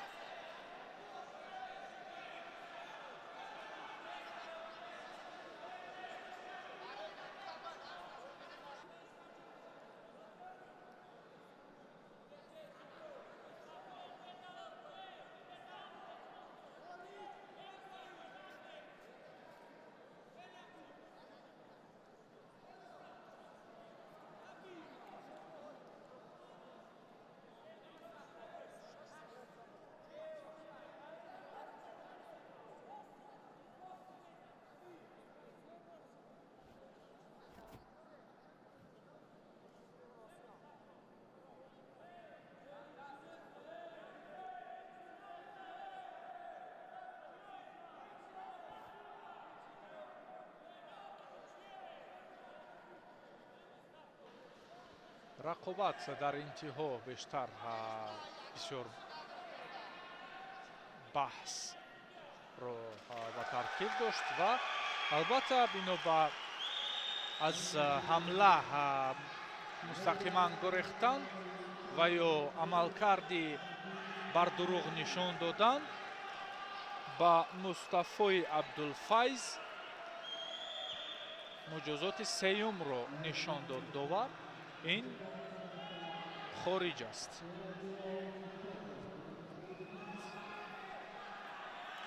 ما شاهد دو رقابت همین گونه رو شدیم که بار دیگر تذکر می‌دهد به ورزشکاران که صرف نظر از آن پیش صف هستی باید تا به آخر مبارزه رو مشخص برد. چگونه میگویند برد باید بازی رو تا آخرین دست، یعنی تا همون لحظه اخیر، تا همون بانگی از انتهای نبرد صدا داده باید رقابت رو پیش ببری، وگرنه همین گونه حالت ها است. گذشته از این دیده و دانسته که دو مجازات داری. خوب، به هر صورت باز هم رقابت های ادامه می‌یابند در وزن تا 71 کیلو. این علاقه دور دویومی نیروسنجی ها است.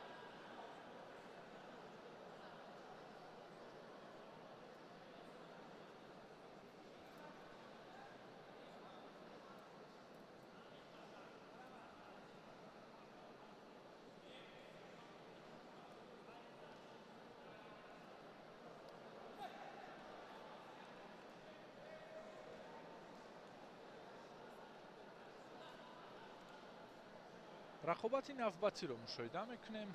دو پهلوانی دیگر در این میدان رقابت شدند، یکی از دسته پایتخت، دیگری از دسته ختلان. نه، اینجا از دسته ولایت مختاری کوهستانی بدخشان نکروز امانوفی که در دور گذشته عبدالله سنیف از دسته ختلان یک رو شکست داده بود و رو گرفت به دور دویم. حالا باشد مقابل پهلوان از دسته پایتخت زورآزمایی میکند. رقیب او ایساقوف، شراولی و ایساقوف. غالب جفت البته با نبی نورالی در دور دیگر زورآزمایی میکند.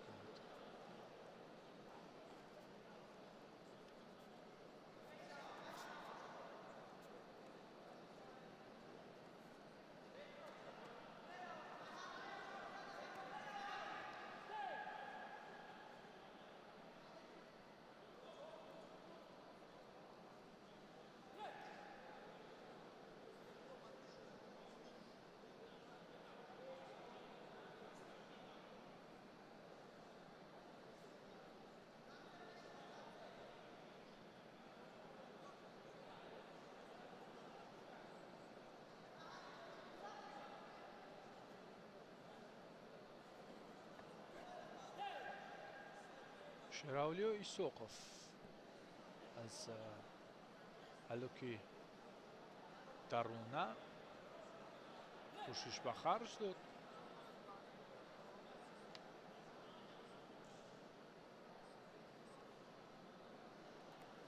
سرعت خوب نشان داد ولی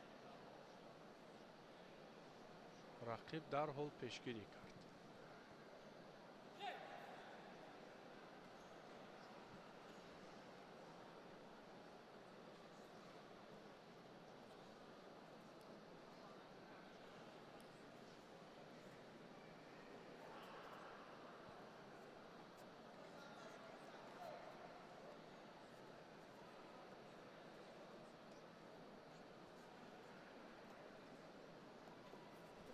دیگر بار ایسوقف از همون حالت کوری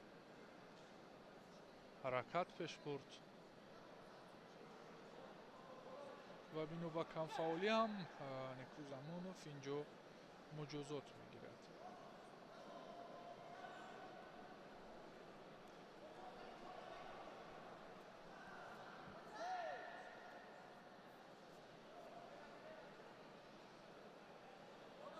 برای حالت نادرست اجرا نمودن موقعیت یا اینکه نادرست موقع گرفتن یا اینکه عمل کردی ناجا مجازات برای شراولی و ایسوقف.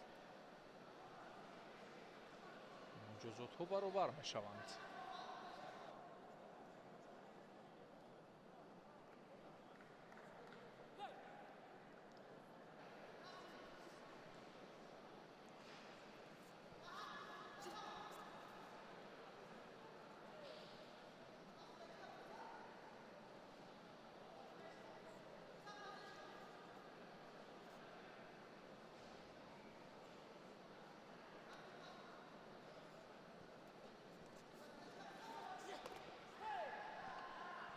شراولیو بیشتر از همین طرزی کوری که اسلوب کوری نشان میدهد.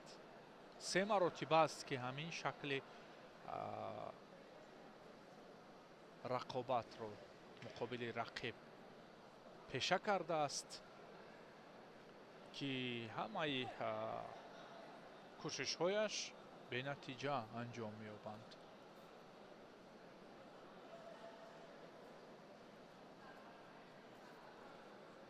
با ایستگی نزدیک آورد نیکروز امونوف رقیب رو. از کنار دیگر کمربند رو قوی داشته است. چه حالت رو سازمان میدهد؟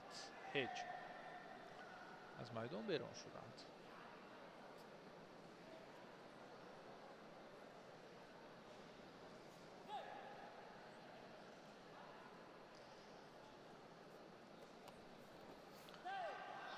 اصولی سری کتف زود به زانو نشستن ایسوقف شراولیو رو کمک کرد که یک کم سرعت پرتافتش زیادتر شود، اما رقیب خود رو برمحل دور گرفت از این اصول و این نیخترش این مجازات دیگر هم دلیل اون است که کمتر فعالی نشان میدهد نیکروز امونوف. ببینید هر حرکتی که شراولیو میکند این البته تاثیر بخش هست و این توکل هم هست که شاید درست میگیرد همون اصول و پرتوفت با نتیجه انتها مییابد. اگر که با نتیجه هم انتها نیابد تاثیر همون خواهد بود که بر رقیب میتواند که مجازات رو نزدیک بیارد.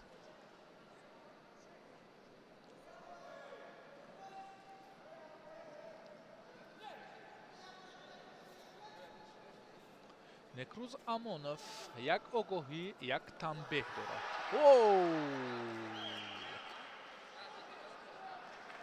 پهلو در جیب. خیلی حرکتی خوب نشان داد. خوب کاربری کرد.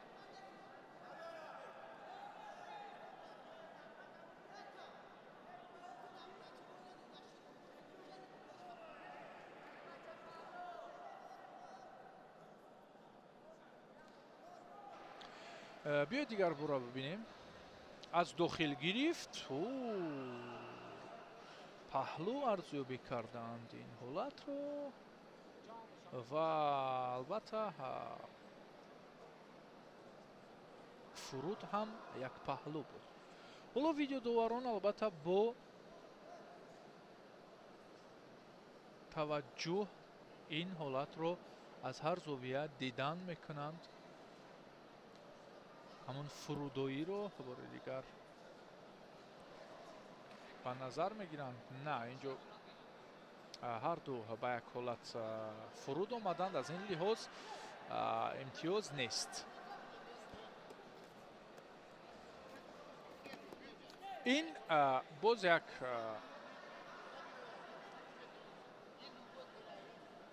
هوشمندی و یا باز یک لحظه الهیده دیگر است که شیراولی اسحاقов باید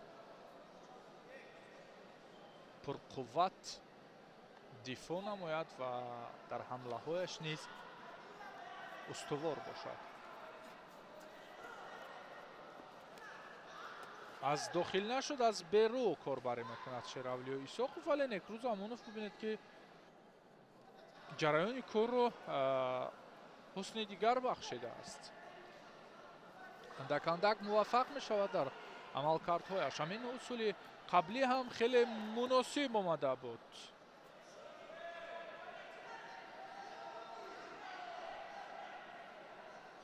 ولی بنا به فرود یک زیل با تتمی باعث گردید که اون حالت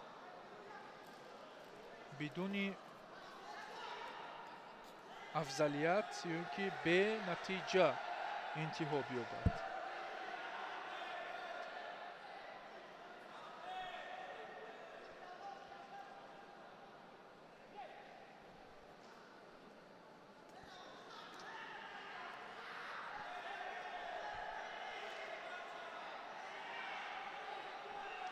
نکروز امونوف اکنون با سببی که دو مجازات دارد تا با آخر مبارزه بود. وقت انتها یافت. به هر صورت با عزم و اراده قوی روی میدان آمد امونوف و مردانوار مبارزه برد تا آخرین لحظه. همین قدر و بردی اسحاقов اینجا با قید گرفته شد. با یک آگاهی توانست که موجه با باخت شود و اسحاقов راه را به دور دیگر گشوده کرد.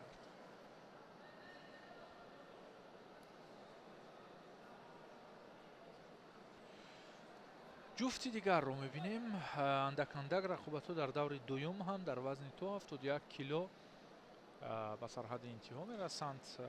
حالا بعد از این سه رقابت دیگر رو مشاهده میشویم. خب الان محمد موسی ادینزاده ورزشکار از دسته رشت در میدان رقابت گشته است.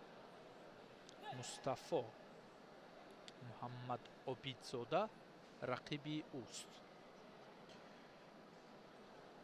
مصطفی در دور اول آزاد بود و حالا اکنون رقابت ها برایش در چمپیونات تاجیکستان از دور دوم شروع می شوند. محمد موسی باشد در دور اول صبرالدین مجیدوی همدسته‌اش یعنی پهلوانی رشتی را شکست داد.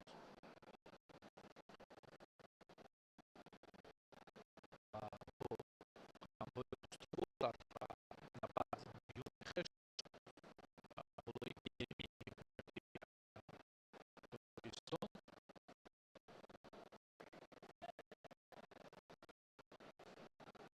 قدم می‌نهد و یک عدم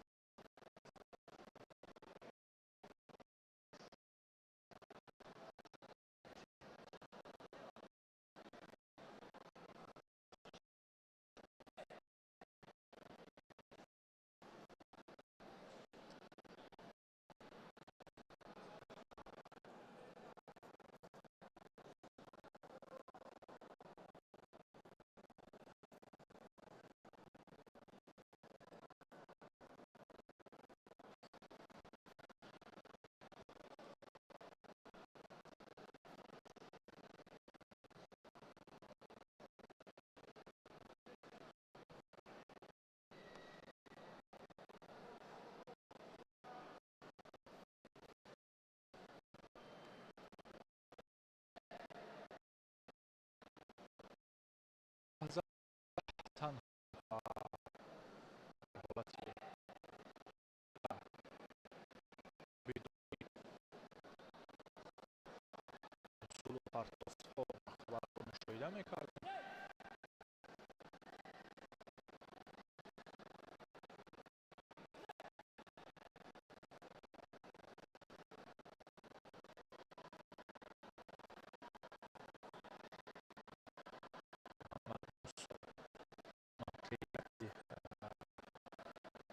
برداشت خود را بیرون می‌تواند از پیگیری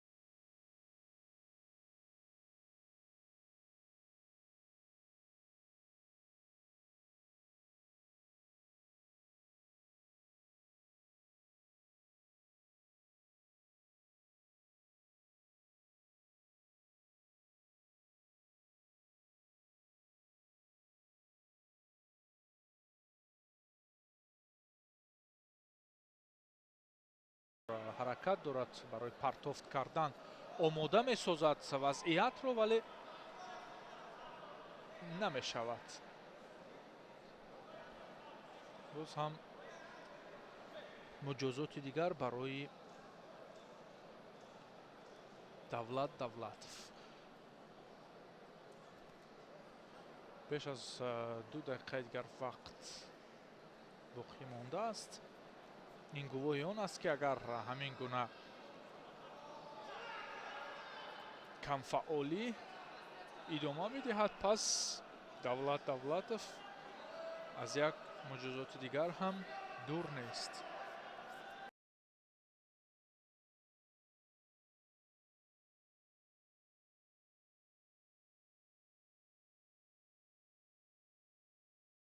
меҳровар Чақалов дар вазъияти созмон додааш кореро идома дода натавонист.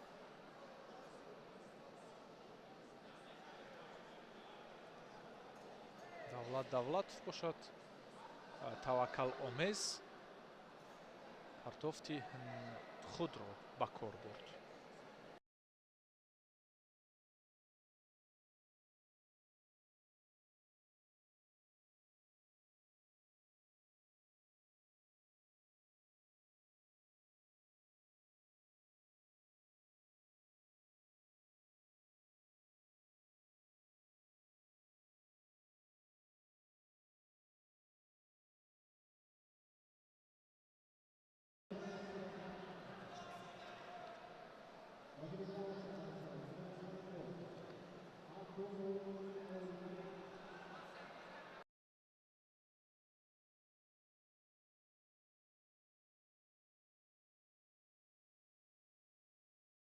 меҳровар Чақалов боз ҳам ҳаракат пеш меорад барои партофт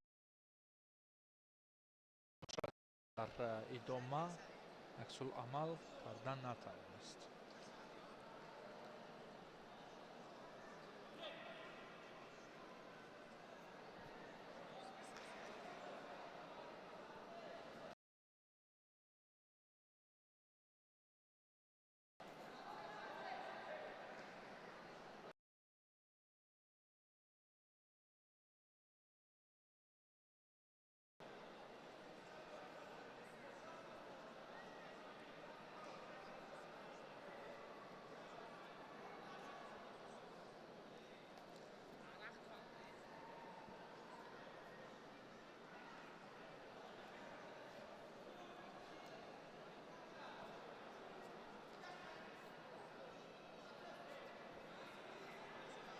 хуб, рақобате ки алон мушоҳида мекунем ба рости камтар ҷараён дошт, камтар усулҳоро дидем, вале ба ҳар сурат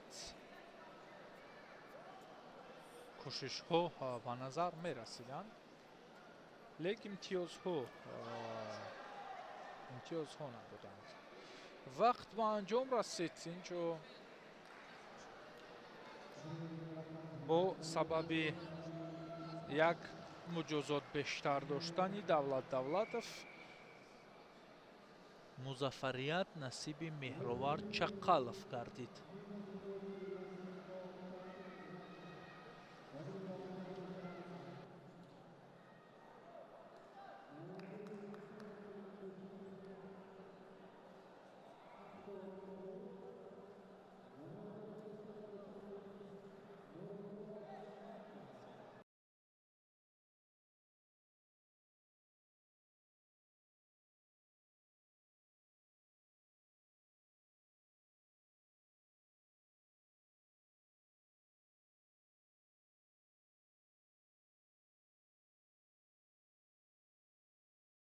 нерӯсанҷиҳо дар вазни то 60 кило шурӯъ шуданд.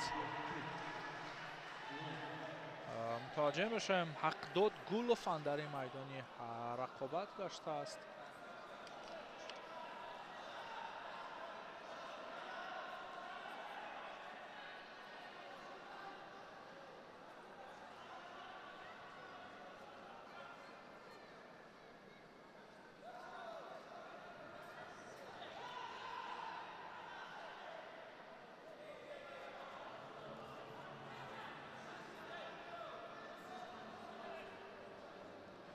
ин албатта рақобатҳои марҳилаи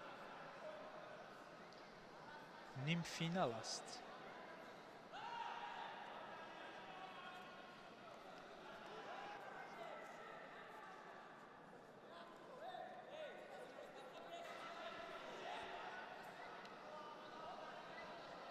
ҳақдод як имтиёз пеш рафт дар ҳол ва қадамашро устувор гузошт ба сӯи муваффақият дар оғози рақобат. ҳоло акнун ҷараён мегирад кори Нурулло Аҳмадов ҳам аз ҳар тараф барои мавқеъ гирифтан талош меварзад.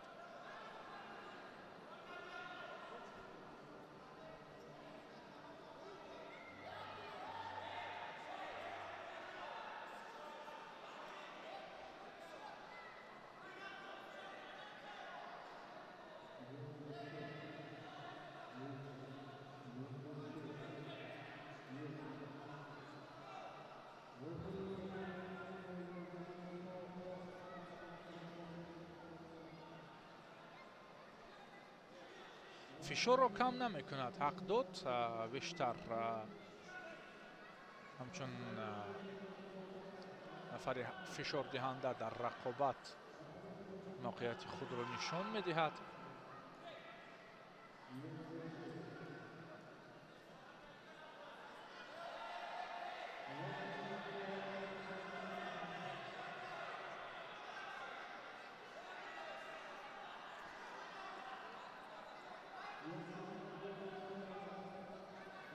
аз пушти по акнун мавқеъгирии ҳақдод Гулов ҳам пай дар пай ба кор бурда мешавад.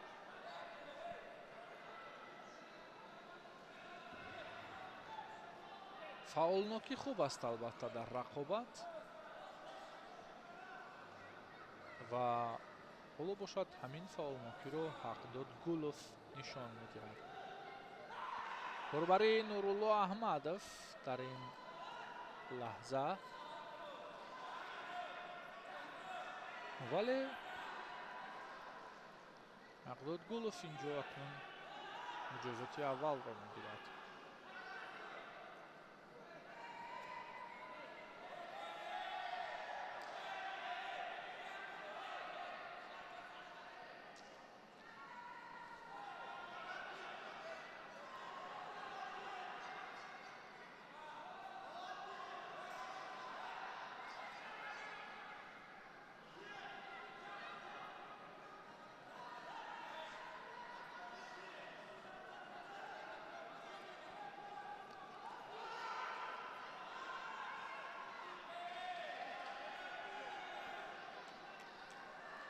хуб, қариб як дақиқа аст ки дар ин набард усулеро намебинем ва ин дафъа кӯшиш аз ҷониби Нурулло Аҳмадов буд аз ҳалоки беруна. ҳақдод ҳоло сирф фосила нигоҳдорӣ мекунад.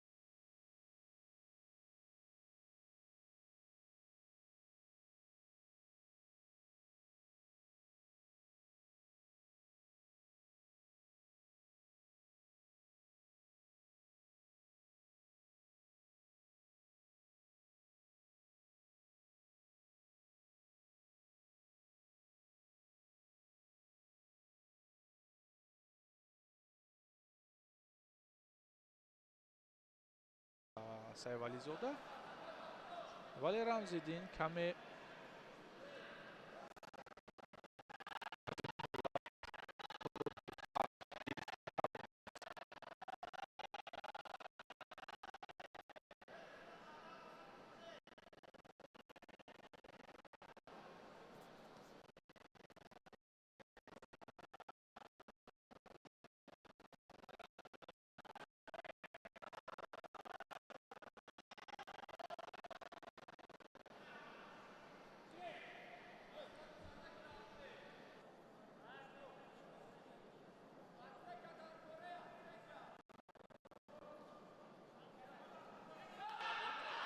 ва инҷо акнун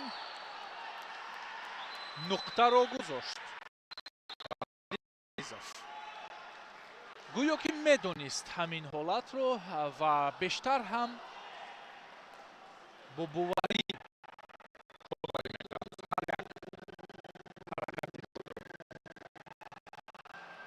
бо ҳақдод гулов акнун вомехӯрад дар финали бисёр хуб хоҳад шуд.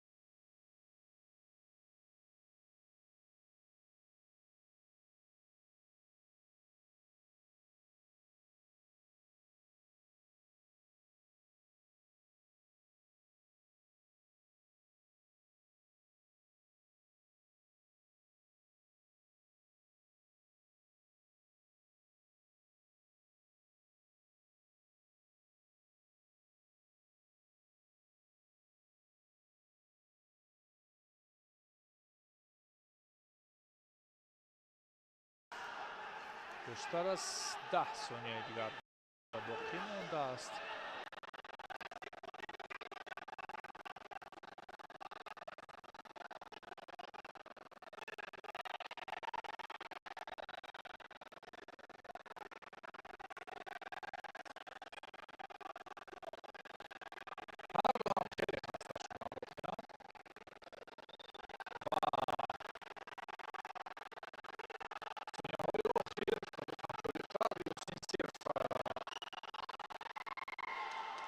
فاصله میگیرد و در یک رقابت خیلی سخت و سنگین بوبوکالونوف همگی با یک امتیازی به دست آورده راه میگیرد به فینال.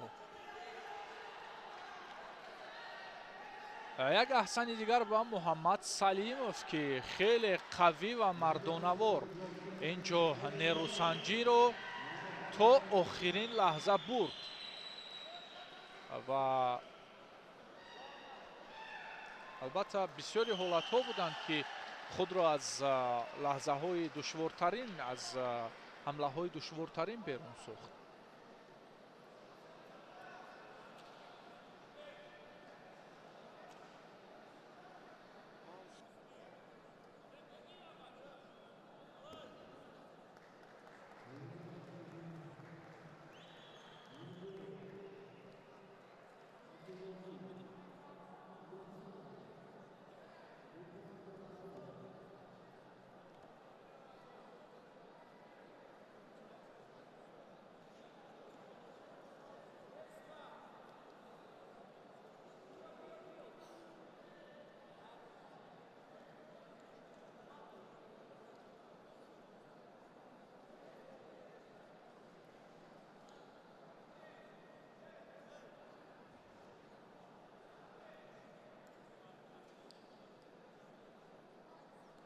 سرور عبدالشکورов آمادگی می‌بیند. مسلمبек каримов آرام است. نبردی نوبتی نیم فینال در وزن تا 65 کیلو.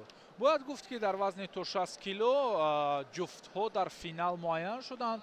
حقداد گولوف مقابل رمزیدین عزیزوف نیروسنجی میکنند. اینجا باشد رقیب یاسین بوبوکالونوف معلوم می شود. ستاد داوران در میدان شدند و البته این رقابت انتظار می رود که خیلی پرشدت و گوناگون پهلو باشد، چون دو ورزشکار ارزنده دیگر این وزن اندر میدانی رقابت می شوند.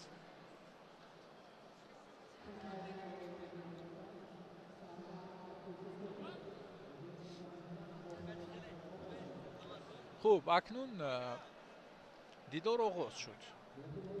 نبرد شروع می شود. مسلمبek و سرور هر دو به هم آمدند. نزدیک شد سرور. مسلمبek اینجا از همین حالت دشوار میخواد که رقیب رو میخواست تنیخترش که هوا بدهد، ولی اینجا عکس العمل این تحفه پنهانی رو انتظار نبود. مسلمبek کریموف خیلی قوی بود در داشتن، در قپیش، در اصول. سرور عبدالشکورov مقابل یاسین بوبوکالونوف در فینال وزن تا 65 کیلو میانی هم رقابت و آزمایی می آرایند که فینال های جذاب و دیدنی ما رو در پیش است. بیاید تکرارم ببینیم این حالتی زیبا. چون قبلا هم می گفتم یک رقابت بسیار دیدنی و گوناگون پهلو ما را انتظار است، همین بود، ولی عجیب که دیر دوام نکرد.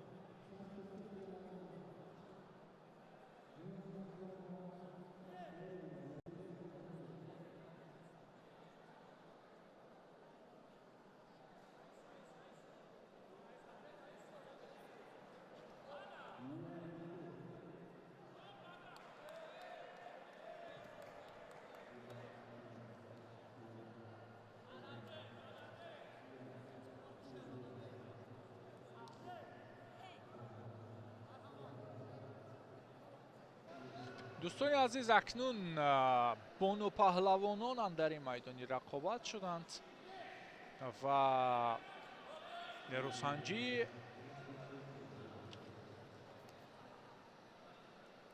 این دو مبارز الان آغاز شد.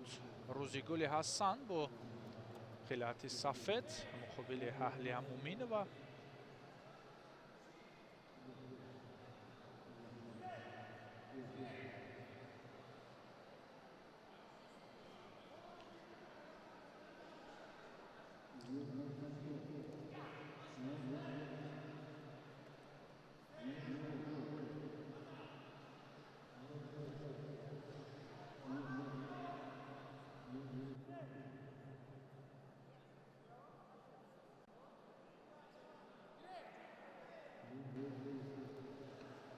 خب این و یک رقابت دیگری بانوان در نیم فینال البته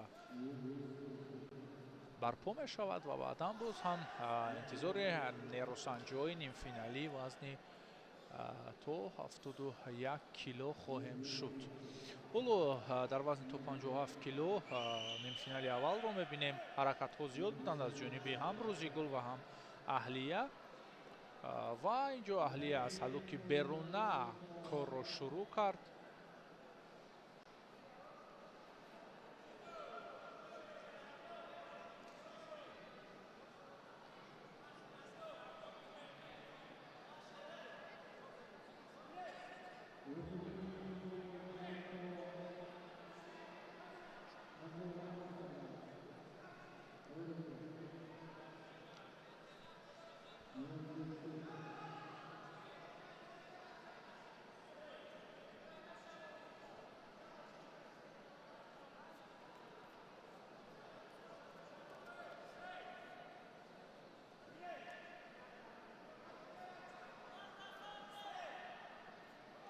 پرتافتی اهلیه اینجا پهلو امتیاز این که حساب کشوده می شود در این رقابت بعد از بیش از 2 دقیقه رقابت کردن هر دو.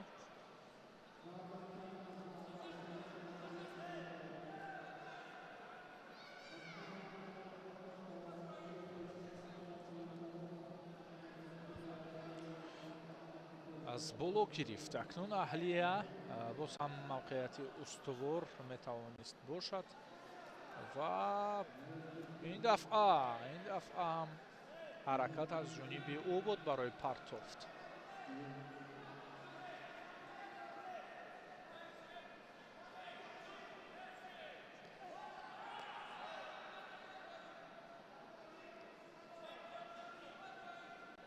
روزیگل حسن پیش می آید اهلیه مومین و باشد پرتافت رو خود اجرا میکند.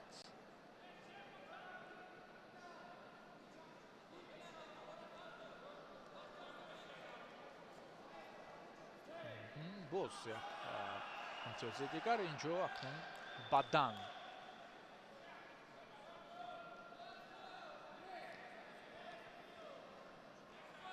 آهسته آهسته موفقیت خود رو قوی می سازد پهلوان خلعت سبز داشته.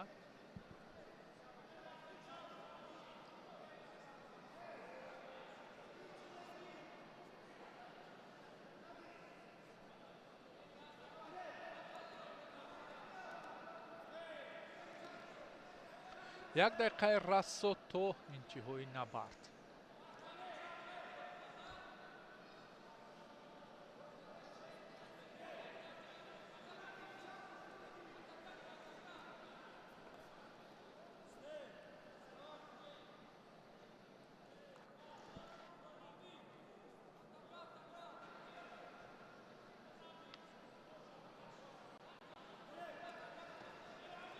باز هم یک امتیاز دیگر و نقطه دو پهلو شد اکنون و دو امتیاز پهلو برابر با حلال است. اهلیه مومین و توانست اولین شده در وزن تو 57 کیلو با финал беравад.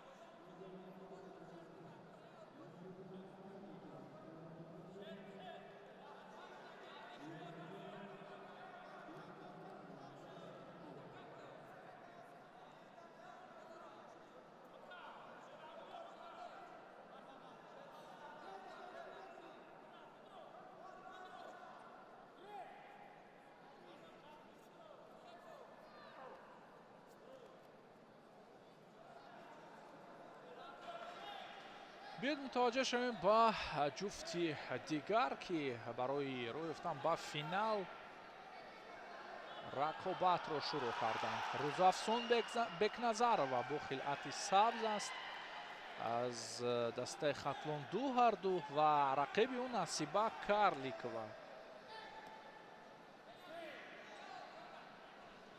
حرکتی با جو آورده نصیبه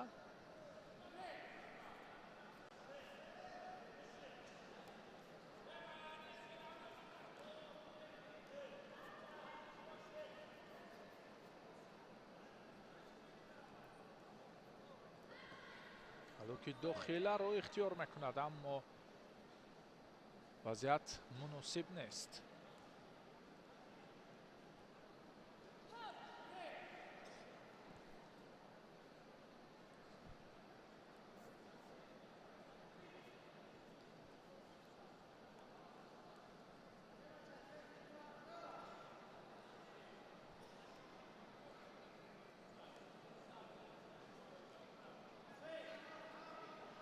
این اصول هم البته اونقدر مقصدناک نبود. برای نصیبه نیخترش روزافزون بکنظرова باری دیگر از اصول حلوکی نیخترش داخله با کار برده شد ولی چون دفعه دیگر موفق نگردید از این طرز کوری نصیبه اکنون یک قدم پیش گذاشت برای موفقیت در این نبرد.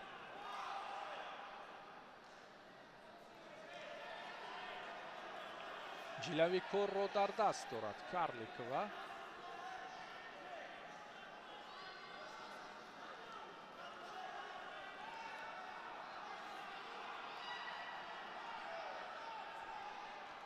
باز هم خودی او برای پرتافت کردن کوشش رو به خرج داد.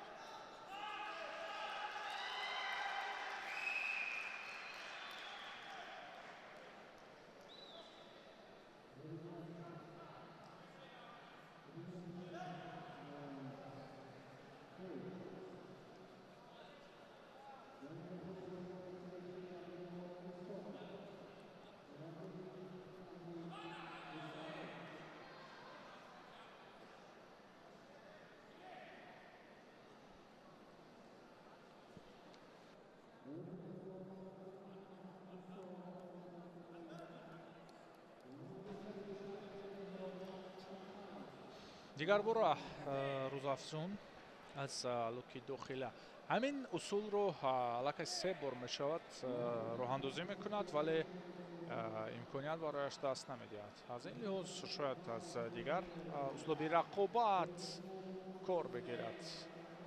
باز یک بار دیگر همین نوعی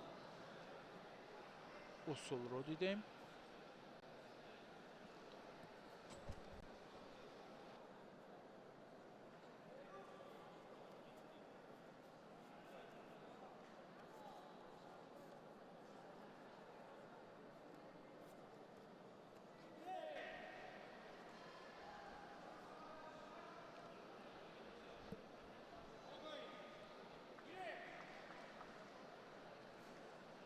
بیش از 30 ثانیه وقت اکنون باقی مونده است. نصیبه کارلیک و همگی با یک امتیازی داشتهش در این نبرد پیش صفی دارد.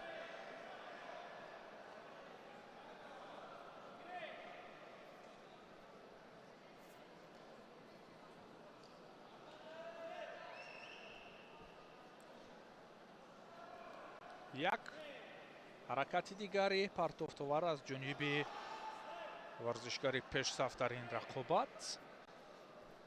نصیبه کوشش داشت روزافزون اکنون آخرین امکانیت ها رو با کار میبرد.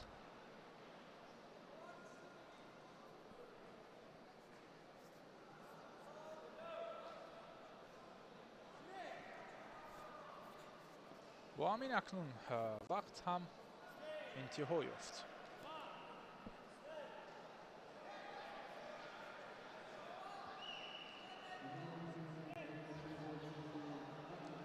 در این رقابت نصیبه کارلیکова ظفر یافت و با فینالی وزن تو 57 کیلو راهش رو کشوده کرد. مقابل اهلیه مومینова نبرد انجام میدهند. بیاید تکراری حالتهای به میان آمده این رقابت رو یک جا تماشا کنیم.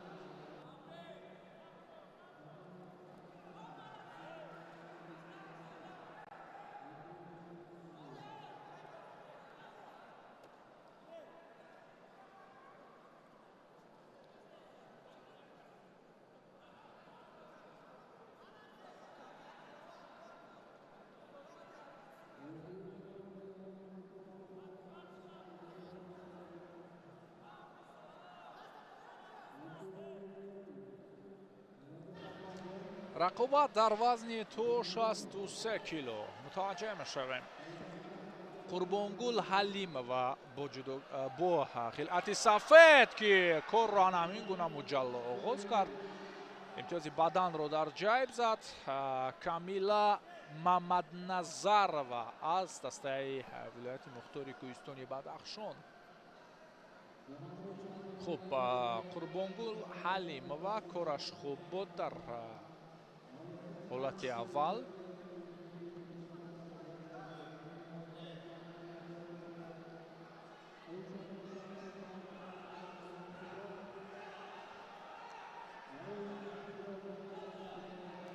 باز یک کوشش دیگری حلیمova اینجا باعث امتیاز نوبتی میگردید،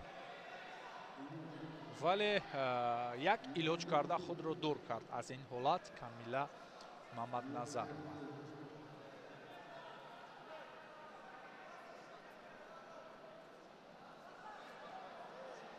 خوب اینجا اکنون دیگر جای گفته های دیگر نیست بجز از اعلان نمودن ورزشکاری موفق در این نبرد. قربانگل حلیمova با فینال وزن تو 63 کیلو راهش رو هموار کرد.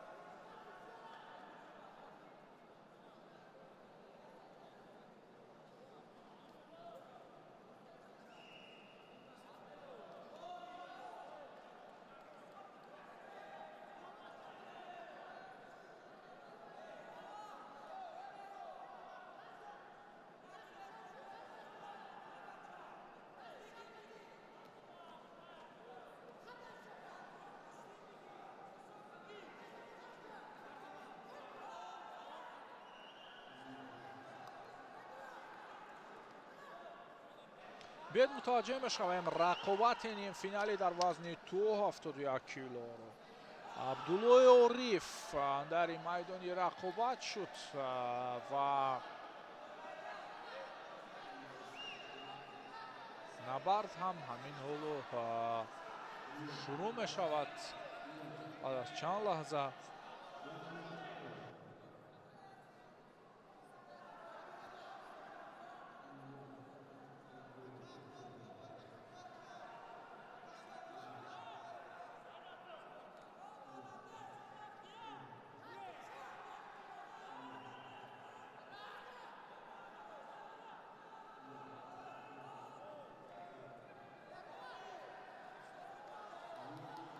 хуб, Саидаҳтам Алимардонов шурӯъ кард ҳаракатро.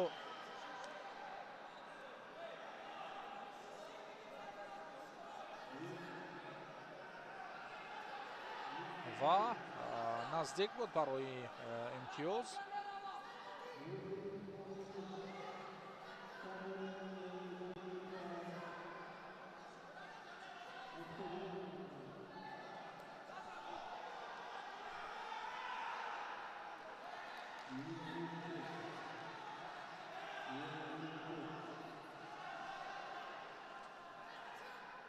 Абдуллои Ориф пеш меояд.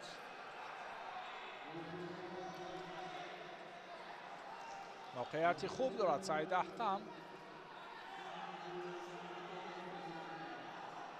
و کورباری عبدالله. اینجا چی حالت رخ میدهد؟ همگی از جا برخستند ولی بدون نتیجه.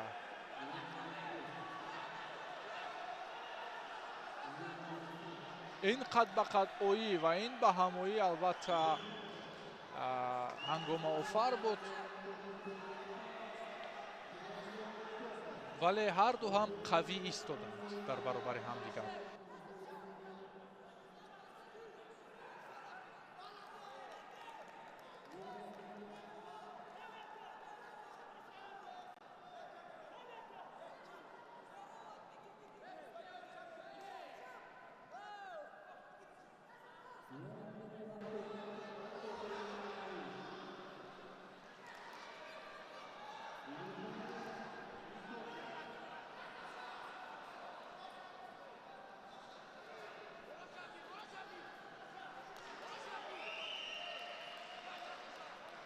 تو این راه و تو این نقطه آمدن هر دو خیلی زحمت کشیدن، رقیبای ارزنده داشتن در مرحله های دیگر و حالا یک قدم دیگر تو به فینال باقی مانده است برای هر دو. نیروسنجی البته سهل نخواهد بود برای این جفت در مقابل همدیگر.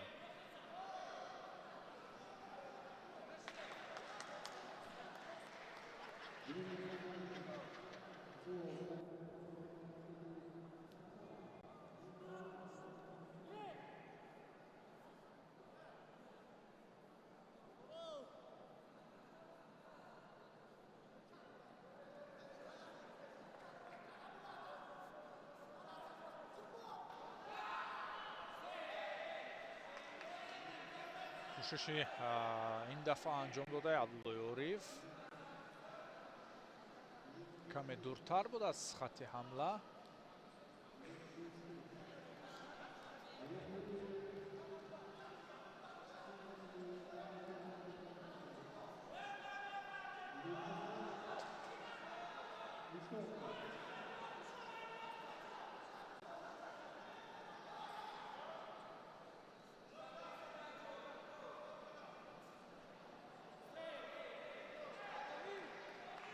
البته انتظار میرفت که رقابت مورد نظر همین گونه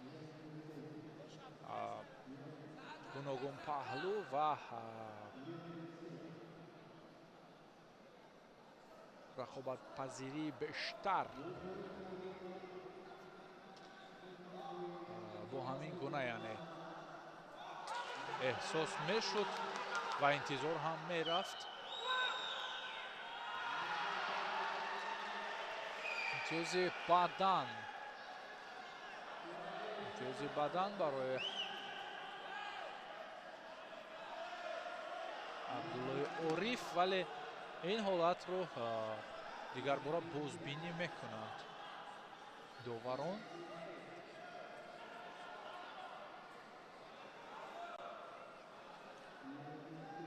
خب اینجا زیدی حمله با کار برده شده است از جانب عبدالله و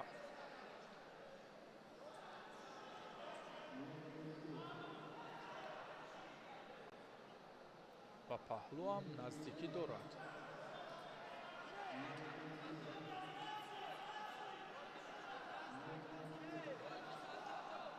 خب امتیاز بدن اکنون میدومای رقابت بیش از 1.5 دقیقه وقت است. پرتوف و اینجا حلال. بعد از امتیاز بدن وقت در نرفت و در حال نیروسنجی یعنی عبدالله عارف در این نیروسنجی توانست که رقیب رو با 2 شانه به زمین بیافتاند. اولین شده موفق شد در وزن تا 71 کیلو برای راه یافتن به فینال.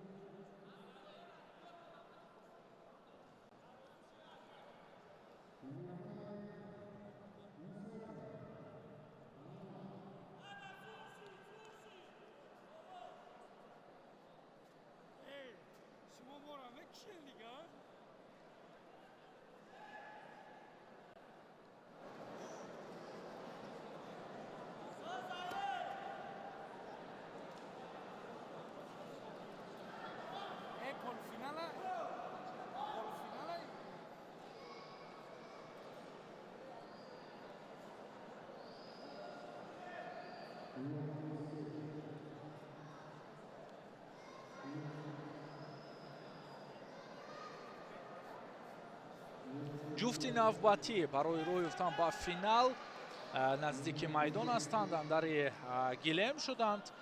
شراولی و ایساقوف مقابل رمضان لیفایف. این جفت برای راه یافتن به فینال مبارزه میبرند.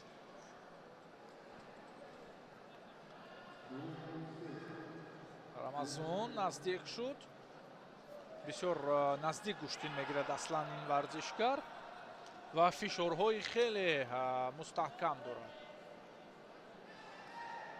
ما در رقابت یک هشت فینالیش البته شاهد شده بودیم که چگونه فشارآوری کرد و در آخرین لحظه ها همون فشارهایش باعث گشت که صرف نظر از اونی که رقیب پیش صف بود از لحاظ امتیاز او توانست که با فشارهایش وادار بسازد که رقیب زود به خطاگی راه بدهد یا اینکه حرکت‌های بیرون از قاعده کند و با یک به دست آوردن 3 مجازات ظفر یافته بود. خوب اکنون شراولی و ایساقوف پرتافت بسیار خوبش باعث گردید که موفق شد.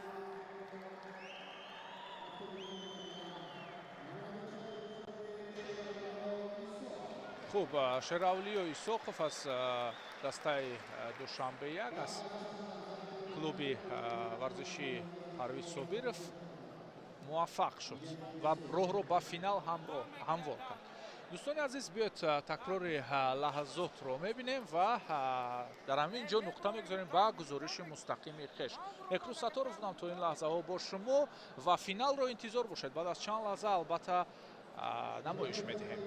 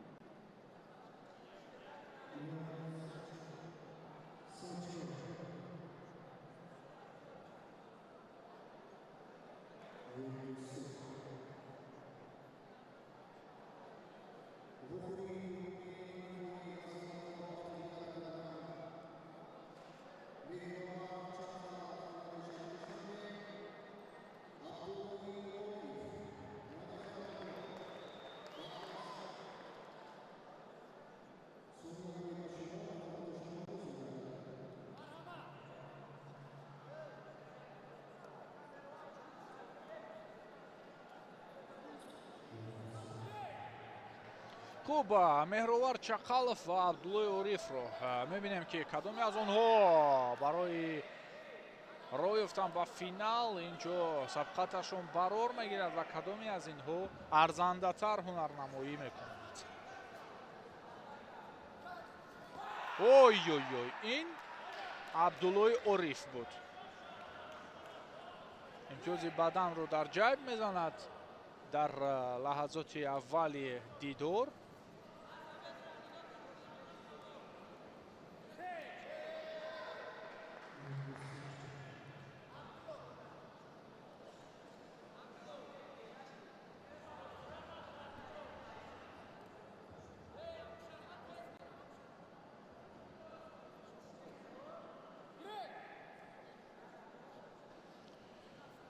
خوب،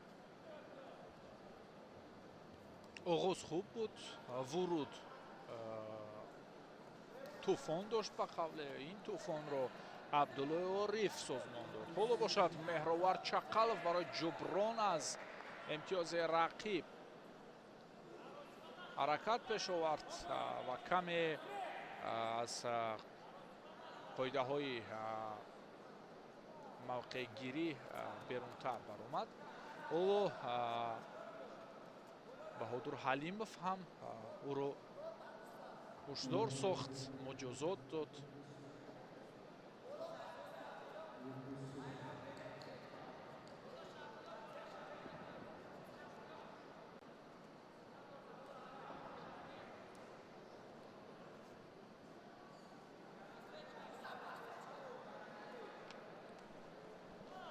Абдуллои Ориф дигар бора аз ҳалоки дохила хост корбарӣ кунад. Як маротиба барор гирифт кораш. Ин дафъа ҳам хост таваккал намояд.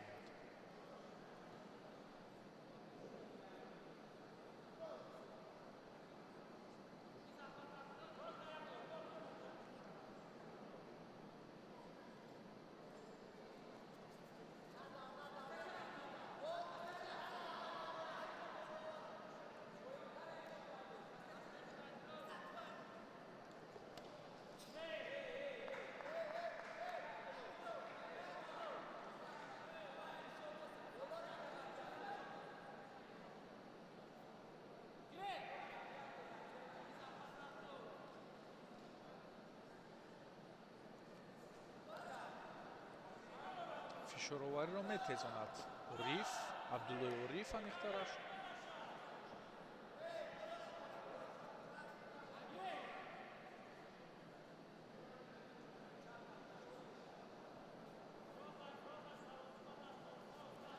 инҷо Меҳровар наздик омад ва дар аксуламал бубинед ки чӣ гуна аз худ маҳорати хуб нишон дод Абдулло ва як имтиёзи дигарро, ин дафъа имтиёзи арзишмандтар паҳлӯ ба ҷайб зад.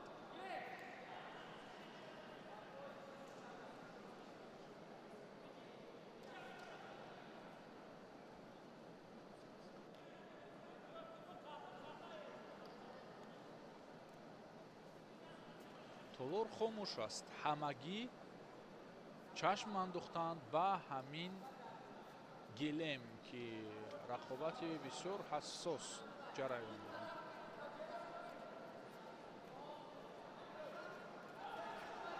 корбари Чақалов аз ҳалоки дохила буд ки Абдулло ҳоло эҳсоси хуб нишон медиҳад дар ин рақобат. Дар хеле фурсатҳои кӯтоҳ пои худро аз намун попечдиҳиҳои рақиб дур месозад. партофти хуб ва зуд дар фазо худро ба қавле тобиш дод.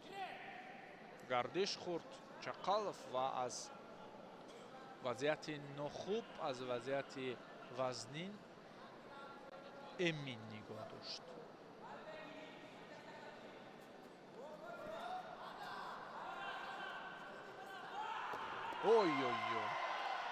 ин як паҳлӯи дигар буд аз ҷониби Абдуллои Ориф ва акнун баъд аз ду паҳлӯ ӯ набардро пурра ба нафъи худ собит сохт. ба финал роҳ меёбад Абдуллои Ориф. бисёр нерӯсанҷии шадид ва ҷаззобро якҷо тамошо кардем.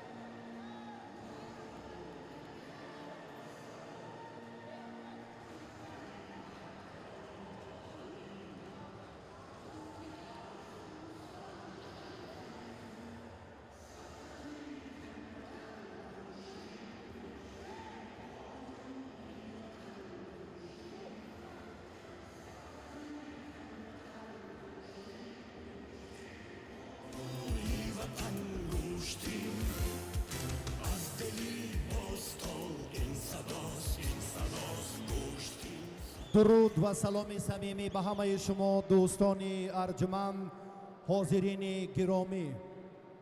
چمپیونات امساله مملکت آید به گشتینگیری میان بزرگسالان و نورسان که ما در مراسم افتتاح آن حضور داریم نفوذ و موقع علاهیده دارد. برای معین کردن منتخب یکچین تاجیکستان در رشته گشتینگیری و سفربری اینها به دو مسابقه سطحی با شکوه، هفتمین مسابقه جام رئیس شهر دوشنبه و قهرمانی جهان که تیر ماه سال روان در پایتخت وطن محبوب ما شهر دوشنبه برگزار می‌گردد نفوذ و موقع علاهیده دارند. در رسم افتتاح این چهاربین محتشم رئیس کمیته کار با جوانان و ورزش نزد حکومت جمهوری تاجیکستان گل احمد زاده ذوالفقار احمد با افتخارشان یک هفت‌کوبی تشریف دارند. همچنین معاون رئیس کمیته کار با جوانان و ورزشی نزد حکومت جمهوری تاجیکستان محمد طالب شاکرزاده تشریفشان خیر مقدم. کاتب گنرالی کمیته ملی المپی تاجیکستان رئیس فدراسیون گشتینگیری شهر دوشنبه عبدالله زاده محمد شاه حضورشان را خیر مقدم میگوییم. کاتب گنرالی فدراسیون گشتینگیری تاجیکستان داور درجه بین المللی عبدالله سعید خوجایف و همچنین بابا خان سعید عمرزاده مدیر شعبه ورزشی ریاست کار با جوانان و ورزشی شهر دوشنبه هم تشریفشان را خیر مقدم میگوییم. فضای متنتن ایتان بار دیگر ما و شما را وادار میسازد که توجه به ورزش اجدادی بیشتر داشته باشیم. محبت را، صمیمیت را، احترام را برای قدرشناسی و اکرام این ورزش اجدادی همیشه در مد اول گذاریم و برای رشد و رونق این ورزش پیوسته کمر همت بندیم. امیدواریم که این تنتنه انتخابی دسته یکچینی ما را در سطح بین المللی باز هم استوارتر می نماید. نهادی اداره کننده ساحه کمیته کار با جوانان و ورزش نزد حکومت جمهوری تاجیکستان در همکاری زیج با فدراسیون گشتینگیری تمام پهلوهای علاهیده را بهر آن روانه می سازند که این سمت باز هم در مناطق کشور رواج تازه پیدا نماید. با کمال احترام سخن اولین افتتاحی و تبریکاتی برای رئیس کمیته کار با جوانان و ورزش نزد حکومت جمهوری تاجیکستان گل احمد زاده ذوالفقار احمد داده می شود.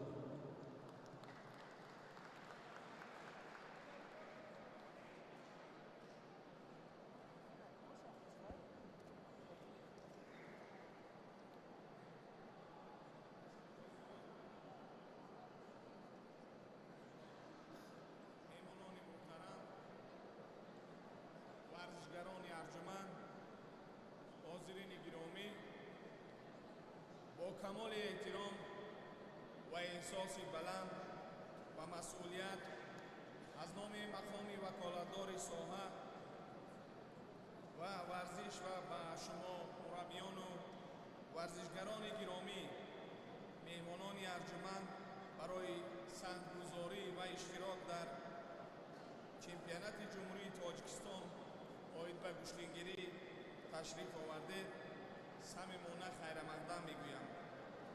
این چهاربینی پرشکوه که با تشبث و پشتیبانی اساسگذار صلح و وحدت ملی، پیشوای ملت، پرزیدنت جمهوری تاجیکستان، پرزیدنت کمیته ملی المپی تاجیکستان محترم امام علی رحمان و با مساعدت بی‌واسطه رئیس مجلس ملی مجلس عالی جمهوری تاجیکستان، رئیس شهر دوشنبه محترم رستم امام علی برگزار می‌گردد.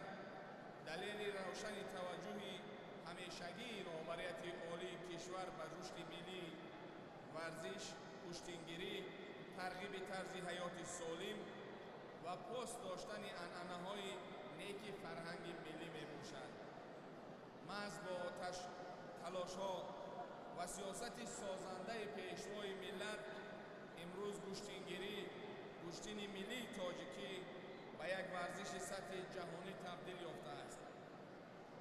ما شاهد آن هستیم که این نمودی ورزش در بین جوانان و نورسان روز به روز محبوبیت پیدا کرده با عنصر مهم تحکیم وحدت و افتخار ملی تبدیل یافته است.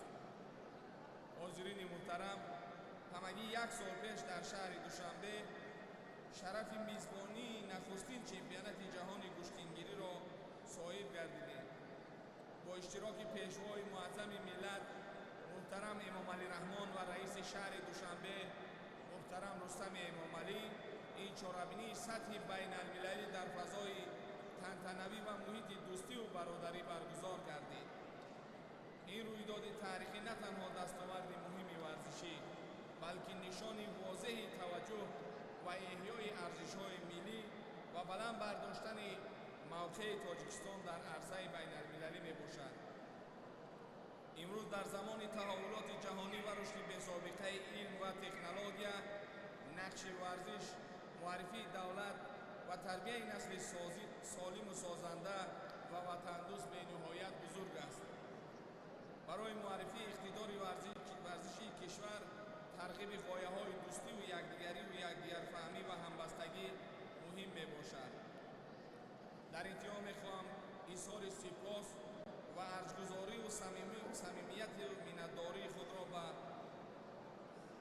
رهبریت مقام وکالتدار ساحه را، یعنی کمیته کار با جوانان و ورزش نزد حکومت جمهوری تاجیکستان را، با رئیس شهر دوشنبه محترم رستم امام علی و با رهبریت فدراسیون کشتیگیری تاجیکستان، تشبثکاران و همه آنهایی که در تشکیل این چهاربینی سهم مناسب و خاطرما و باسزا گذاشتند بیان نمایم.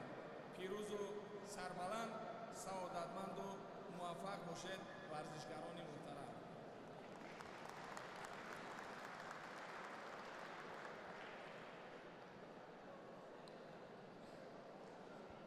دوستان گرامی، حاضرین ارجمند، در سمت پیشبرد ساحه توجه الهیده رهبریت والا مقام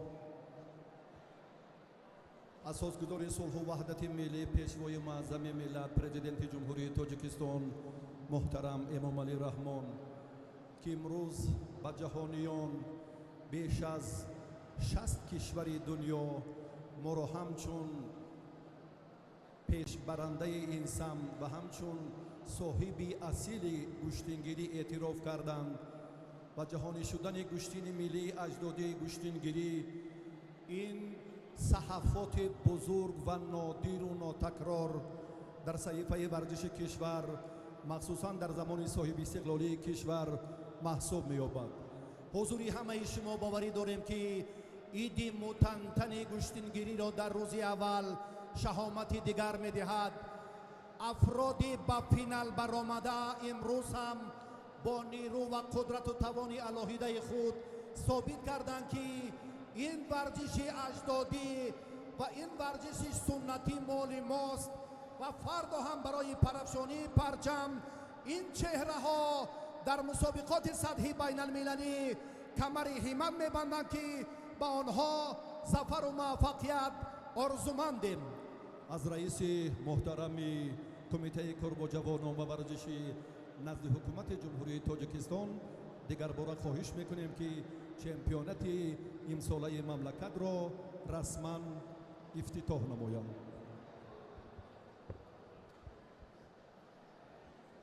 حاضرین گرامی، چمپیونات جمهوری تاجیکستان اوید و گشتینگیری را شده اعلام می‌نماید.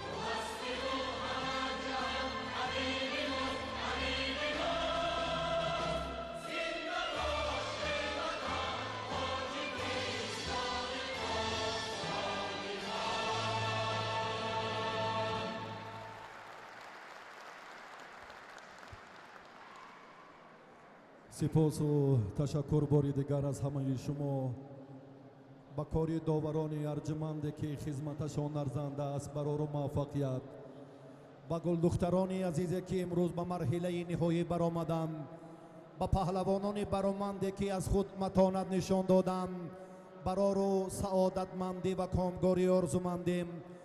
حالا در فضای متنتنی دانه و موسیقی جالب هیئت دسته ها را به جایهای خود گسیل میکنیم و توجه به سبقت های نهایی روز اول مسابقات میکنیم که امروز در 3 وزن میانی مردان در وزن 60, 65 و 71 کیلوگرم مردان نیروسنجی خود را در مرحله نهایی آغاز میکنند و در وزن های 57 و 63 کیلوگرم بانوان برای عنوان چمپیونی در این مسابقات تلاش خواهند کرد. به همه اینها ما ظفر و کامگاری آرزومندیم. حضور مخلصان گرامی قدر را بار دیگر به این کاخ محتشم ورزشی خیر مقدم میگوییم.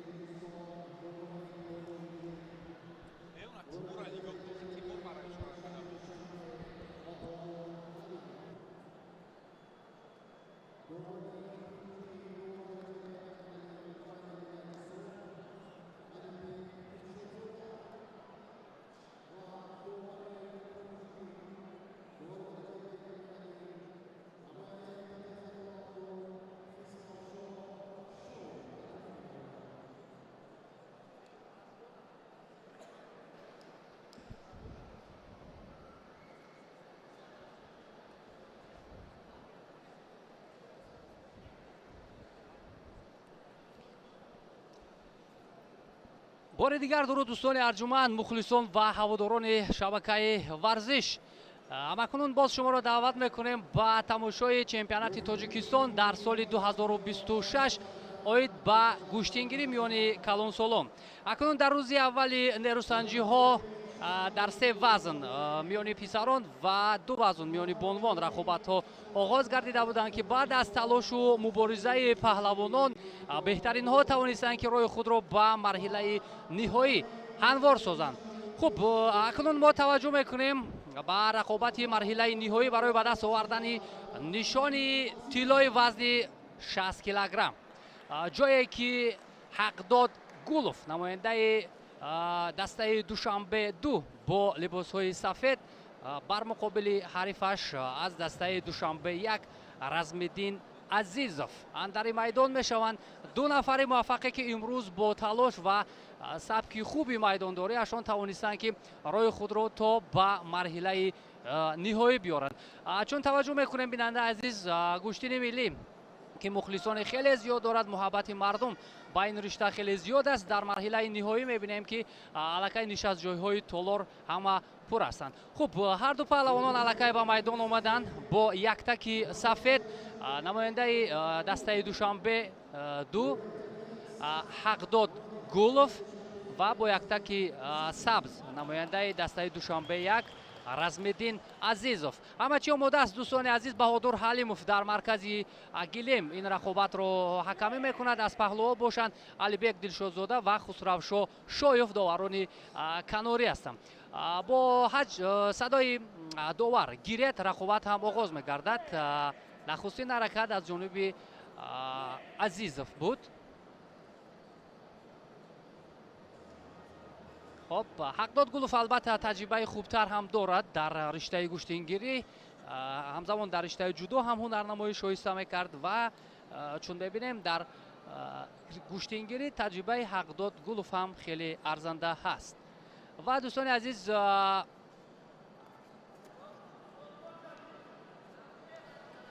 یادآور میشیم دوستان عزیز که رقابت ها رو هر دو هم از مرحله اول آغاز کردن. حقداد گولوف در دور اول پیرو علمزاده دسته شهر تابع کشور را شکست داد، روی خود را به مرحله دوم آورد که در آنجا توانست ساربان شریپوف را ناکام کند. بعدا در مرحله 4-1 نهایی مصطفی نوروف نماینده دوشنبه 2 را از صدر روی خود بیرون ساخت و در مرحله نیم نهایی باشد حقداد گولوف بر نماینده شهر دوشنبه نورالله احمدوف پیروز گردیده روی خود را به اینجا آورد. حالا توجه میکنیم که محض حقداد گولوف حریف را نزدیک میکند به خود.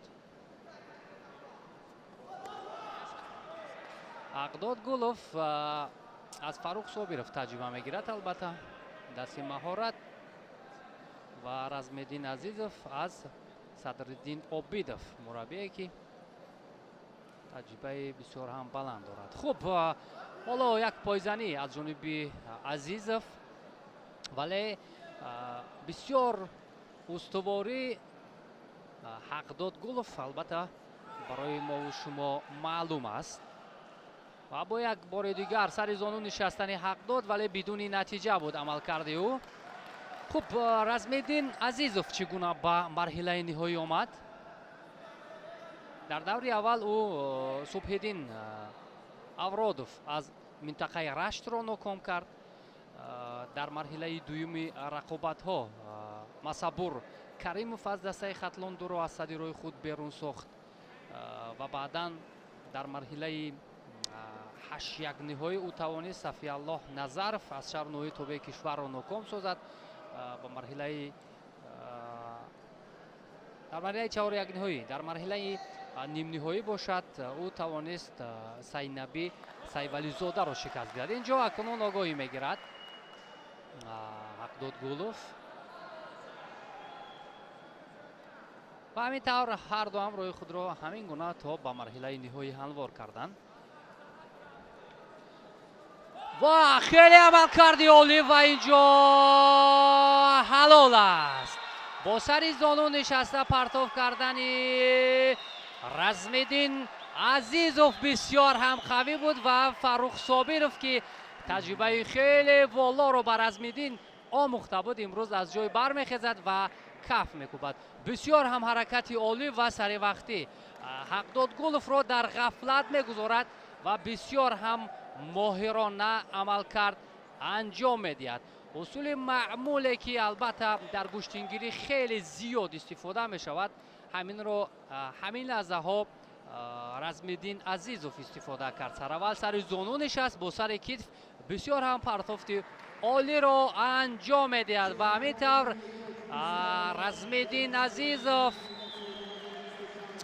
توانست با گرفتن مدال طلای چمپیونات تاجیکستان مشرف گردد. حقداد گلوف باشد و گرفتن مدال نقره این مسابقات دست یافت.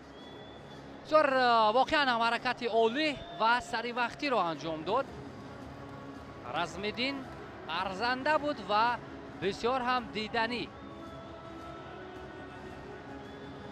بس از آنه که حقداد گلوف تجربهش خوب بود، میدانهای با نفوذتر رو زیاد دیده بود، ولی مثلا همین نفر با استعداد توانست که حقداد گلوف را از سر راه خود بیرون سازد.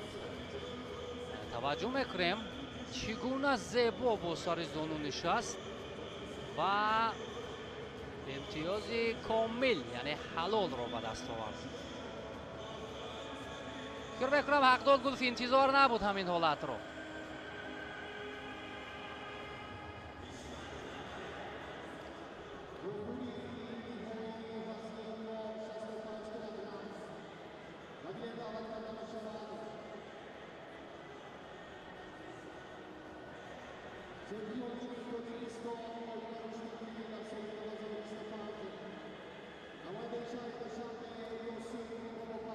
دوستان عزیز اکنون توجه میکنیم با رقابت مرحله نهایی وزن 65 کیلوگرم، جایی که یاسین بابوکالونوف از دسته دوشنبه یک و حریفیو از دسته شهرنوی توبه مرکز سرور عبدالشکوروف، دو چهره که واقعا هنر خیلی شایسته دارند، هنرنمایی خود را در مرحله نهایی اکنون انجام میدهند. یادآور میشویم که واقعا این رقابت میتواند یکی از رقابت های خیلی جالب و دیدنی برای مخلصان، برای نفرانی که از گوشه های گوناگون کشور برای تماشای رقابت آمدن باشد. خب با یک تک سفید نماینده شهر دوشنبه یاسین بابوکالونوف، با یک تک سبز نماینده شهر نوحی توبه مرکز سرور عبدالشکوروف. خب با ادای احترام به همدیگر نیروسنجی را آغاز میکنن. البته پیش از همه احترام است. خب خسروشاه شایف گیرد میگوید و رقابت آغاز می شود. نخستین حرکت ها از جانب یاسین از بالا داشتند، ولی سرور هم خوب میداند که با کدام روش بر مقابل یاسین بابوکالونوف هنرنمایی کند. نخستین عملکرد از جانب سرور یاسین بابوکالونوف در دور اول توانست نظرعلی خولف را شکست بدهد. در دور همینطور تا به مرحله نهایی راه خود را هموار ساخت و یک عملکرد دیگر از جانب یاسین بابوکالونوف، ولی او موفق شده نتوانست.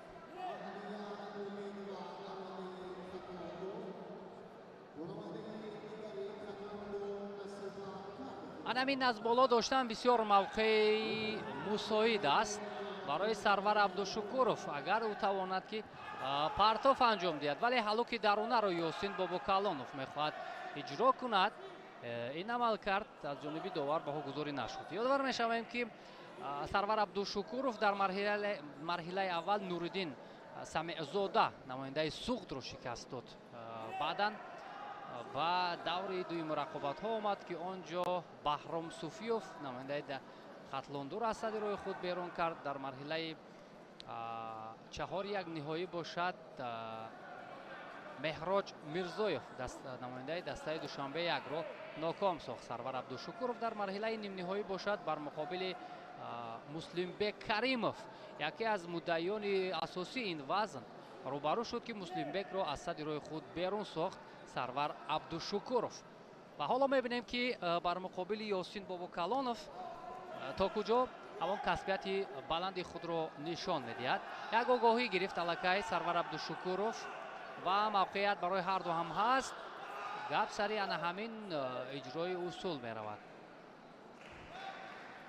тавре медонем дӯстони азиз, чун аз замоне ки гӯштини миллӣ мақоми ҷаҳонӣ гирифт, нуфузаш дар Тоҷикистон боз ҳам бештар шуд. мусобиқот дар сатҳи даркорӣ гузаронида мешавад ва бо оҳистагӣ мебинем ки албатта чеҳраҳои нав ҳам пайдо мешавад.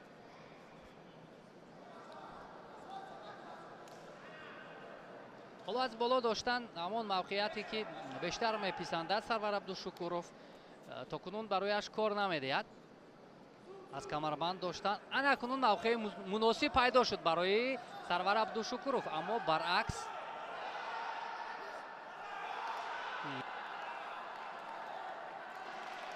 имтиёзи бадан барои Ёсин Бобокалонов.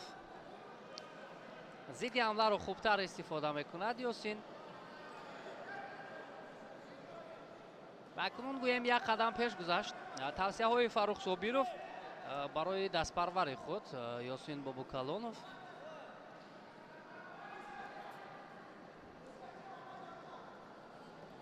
ҳоло вақт хеле зиёд аст ва барои ҳақдод барои Сарвар Абдушукуров имконият ба миён хоҳад омад то натиҷаро андак дигартар кунад.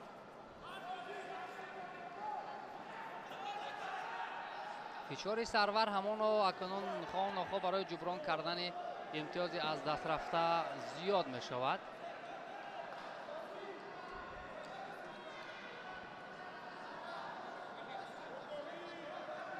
хоб Ёсин Бобокалонов гуфтем дар даври аввал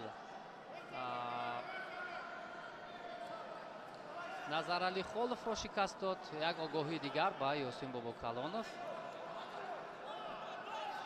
ва ҳалоки даруна ба самти қафо на. баъдан роҳи худро Ёсин ба марҳилаи дигар овард ки онҷо пуштабо Мирзо Маҳмадзодаро шикаст дод. баъдан ба марҳилаи дигар гузашт.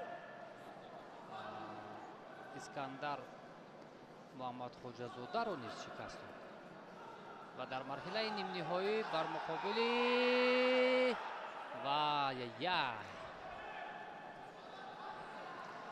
наздик буд барои гирифтани имтиёз. худи Сарвар дар марҳилаи нимниҳоӣ Ёсин Бобокалонов Муҳаммад Салимов аз дастаи хатлондуро ноком кард ва бояд бигӯем ки ду нафаре ки дар марҳилаи ниҳоӣ ин вазн қарор доранд, ҳарду ҳам воқеан истеъдод ва сабки хуби гӯштингирӣ доранд. акнун ҳалоки даруна бештар аз ҷониби Ёсин истифода мешавад ва фишори Сарвар Абдушукуров. довар ҳам албатта хомӯш аст. ин ҳолатро чӣ баҳогузорӣ мекунад ё на? эмомалӣ ҳам акнун барои бародари худ садо мекунад, тавсия медиҳад. ин ҳолат санҷида мешавад. фишоре ки аз ҷониби Сарвар буд ё ғайриқоида доштани Ёсин. инро албатта мо мунтазир мешавем ки довар чӣ баҳогузорӣ мекунад. ҳарду як зайл доштанд ва инҷо амалкард аз кӣ буд? ҳоло то ба охир мебинем.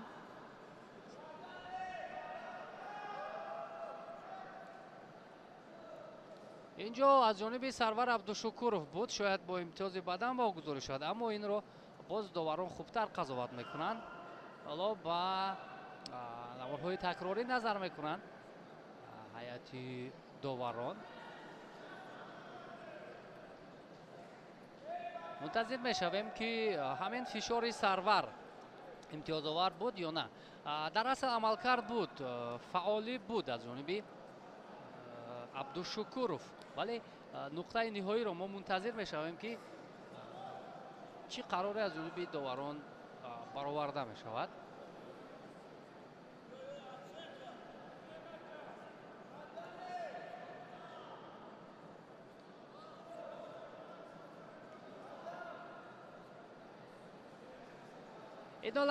این حالت اکنون اندک بیشتر سنجیده شد.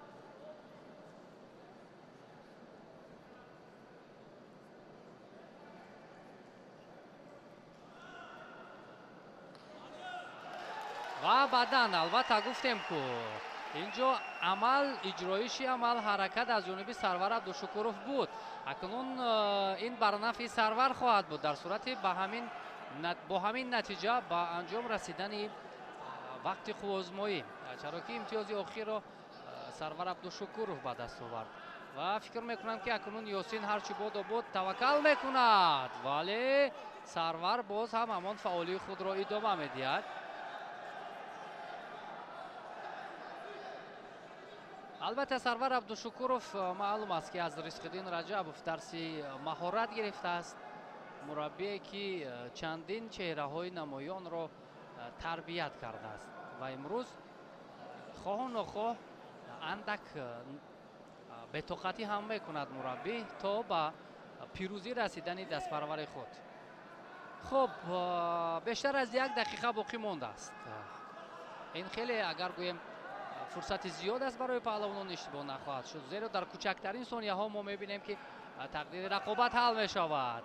سرور عبدالشکورov اکنون اگر همین عمل تا با آخر اینجا اجرا میشد برای سرور امتیاز، نه، هر دو هم با زمین افتادن اما اینجا امتیاز نیست.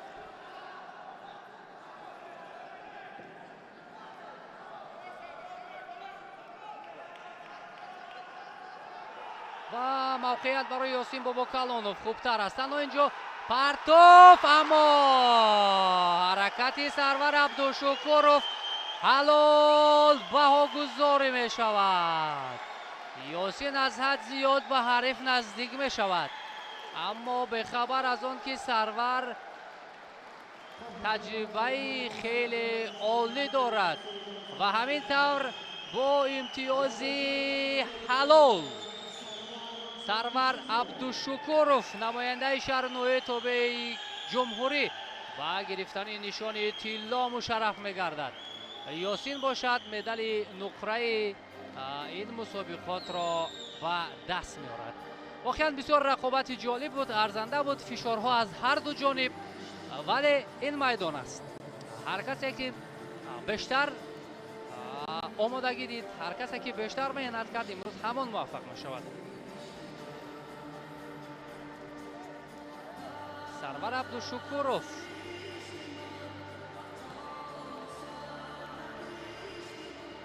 خیلی خوب واقعا اینجا عمل کرد، انجام داد و موفق هم گردید.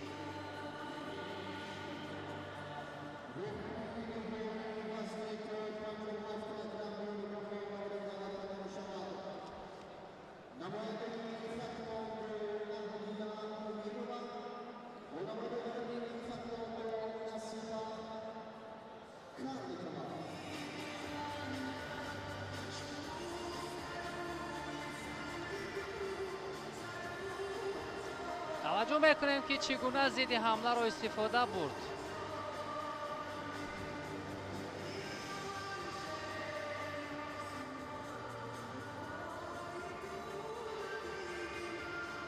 سرور تا با آخر اینجا فشار آورد و بالاخره نتیجه درکاری هم به دست آمد. در گوشتینگیری، مخصوصا در گوشتینگیری سرور عبدالشکورov نسبت به یاسین باباکلانov البته مهارت خوبتر داشت.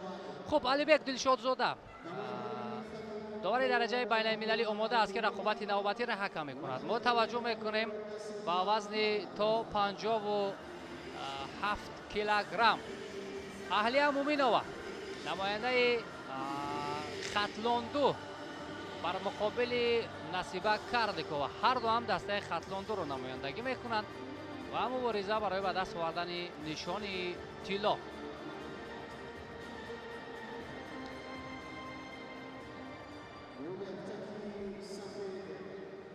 хуб, ҳамин тавр дӯстони азиз, бо яктаки сафед Аҳлия Муминова бо яктаки сабз намояндаи хатлонду Насиба Карликова, ҳар дом аз дастаи хатлонду ҳастанд. хуб, ҳама чиз омода аст, рақобат шурӯъ мегардад. хуб, таваҷҷӯҳ мекунем, Аҳлия Муминова албатта таҷрибаи хубтар дорад нисбат ба ҳариф ва ин ҷо як фишор буд маҳз аз ҷониби Аҳлия, аммо кӯшиши аввал бидуни натиҷа.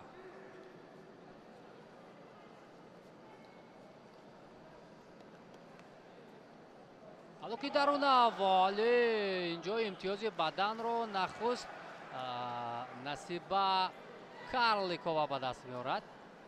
имтиёзи бадан барои амалкарде ки аз ҷониби Насиба Карликова инҷо иҷро шуд, акнун ӯ пешсаф мегардад.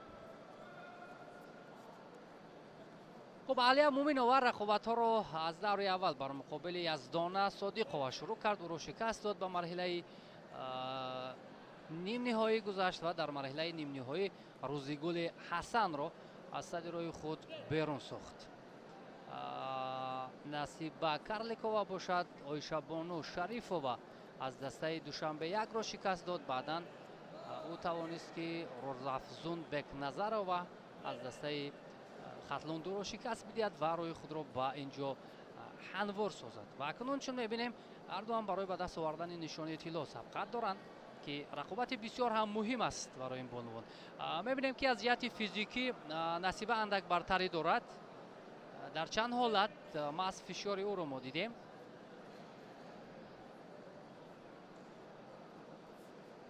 ва боз бубинем сари зону нишастани Карликова ва инҷо чӣ?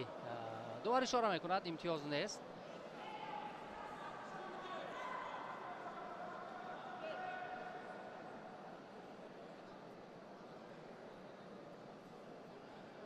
албатта хуб аст ки дар куштингирӣ ҳам тӯли чанд сол аст ки бонувон меафзоянд шумораашон ва чун дар мусобиқоти байналмилалии ин риштаи варзиш гулдухтарони мо иштироки фаъолона доранд ва ҳоло хеле мустаҳкам аз гиребони ҳариф доштааст Карликова. амалкарди анҷомдодаи Аҳлия бенатиҷа буд.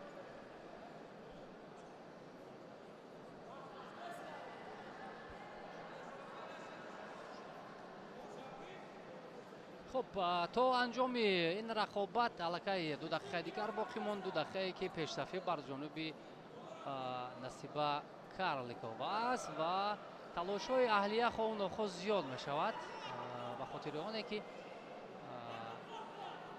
имтиёз аз даст додааст. камфаъолӣ дар ҳаракатҳои Карликова инҷо дида шуд ва довар ба ӯ огоҳӣ дод, вале то рафт сонияҳо кам боқӣ мемонанд. Шоида Қаландарова, ҳоло намедонам барои кадоме аз ин бонувон ба қабли дигар мухлисӣ мекунад.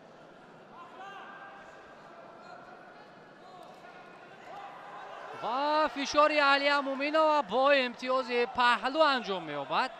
имтиёзе ки аз бадан дида болотар аст. белохира фишор ва талошҳои Аҳлия натиҷа дод ва баданро бо имтиёзи паҳлӯ ҷуброн мекунад. ва бори дигар ҳаракати худи Аҳлия буд, вале зидди ҳамла аз ҷониби Карликова ҳам истифода гардид. ва бори дигар аз ҳамон равише ки қаблан истифода карда буд Аҳлия ба кор мебарад. ҳоло вақт аст барои Карликова то натиҷаро дигар кунад. аллакай дар ин вазн Рӯзафзун Бекназарова ва Рӯзигули Ҳасан мақомҳои сеюмро ишғол карданд ва ҳоло мубориза барои медали тилло аст. ва як маротибаи дигар ва инҷо акнун имтиёзи ҳалол барои аҳлия муминова. хоҳонохоҳ таҷрибаи баланди аҳлия инҷо барояш кор дод ва ӯ тавонист ки ба гирифтани нишони тилло мушарраф гардад. ҳамин тавр аҳлия муминова номаяндаи хатлонду ба медали тиллои ин мусобиқот мерасад. Карликова бошад нишони нуқраро мегирад.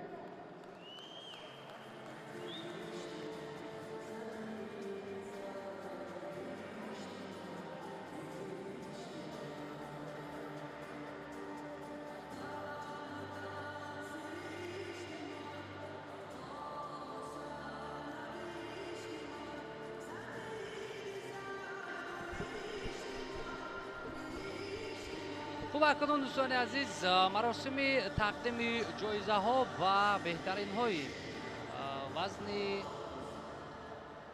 تا 60 کیلوگرم آغاز می‌گردد. خب رئیس کمیته کار با جوانان و ورزش نزد حکومت جمهوری تاجیکستان گلاحمدزاده زلفیقار جایزه ها را تقدیم می‌کند. سینبی سیدولی زاده از دسته خطلان 2 و نورالله احمدов از دسته شهر دوشنبه از دسته دوشنبه 1 دو نفره که با گرفتن مدال های برنجی مشرف گردیدند در وزن 60 کیلوگرم و حقداد گولوف پهلوان شناخته کشور یکی از موفق‌ترین پهلوانان در این وزن نتوانست که حریف را شکست بدهد و او نشان نقره وزن تا 60 کیلوگرم را به دست آورد. همینطور رزمالدین عزیزов امروز بسیار هم خوب درخشید از دسته دوشنبه 1 و با گرفتن مدال طلایی وزن تا 60 کیلوگرم مشرف گردید که بسیار واقعا هنر شایسته داشت. همین پهلوانی که امروز مقام اول را اشغال کرد.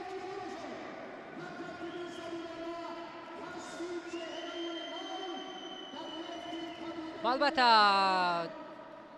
رزمالدین عزیزов این استعدادی نو چهره نو در این نمود در نظر داریم با ایستگی اکنون به یک چهره موفق به یک نفر ارزنده تبدیل می‌یابد و اکنون در چمپیونات تاجیکستان که مسابقات اولین درجه است او به گرفتن این نشان طلا مشرف شد.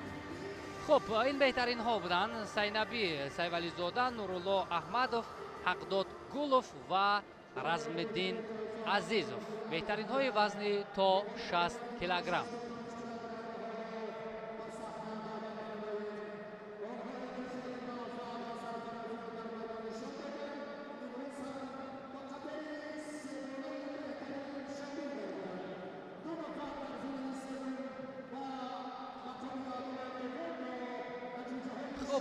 البته دوستان عزیز طور ما اشاره کردیم امروز مخلصان خیلی زیاد و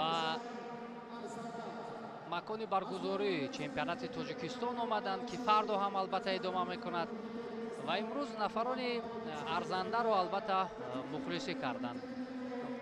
معلوم است که گوشتنگیری در تاجیکستان خواه نخواه مخلصان بسیار هم ارزنده دارد.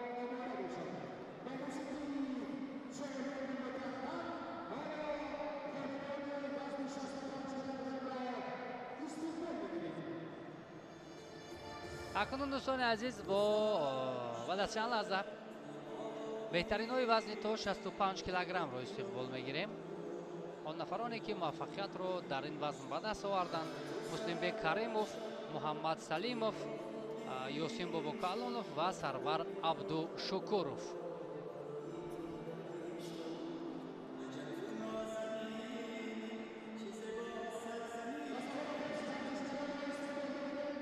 خب همین طور ورزشکاران هم روی منبر فخری می آیند و نشان و جایزه های خود را می گیرند.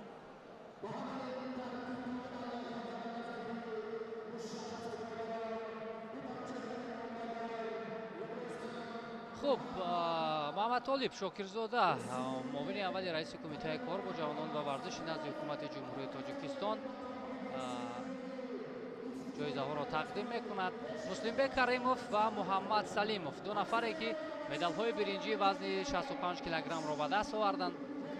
یاسین بابوکالونov از دسته دوشنبه 1 صاحب نشان نقره گردید و همینطور نفر ارزنده این وزن چمپیون تاجیکستان در سال 2026 این سرور عبدوشکورov است که امروز بهترین بودن خود را اثبات کرد و بر همه رقیبانش پیروزی و دست آورد. سرور عبدوشکورov چهره است که در مسابقات کشتیگیری البته هنر فوق‌العاده دارد و کاتب گنرالی کمیته ملی المپی تاجیکستان محمدشاه عبدالله زاده نیز این بهترین های این وزن را با سپاسنامه ها قدر شناسی کرد.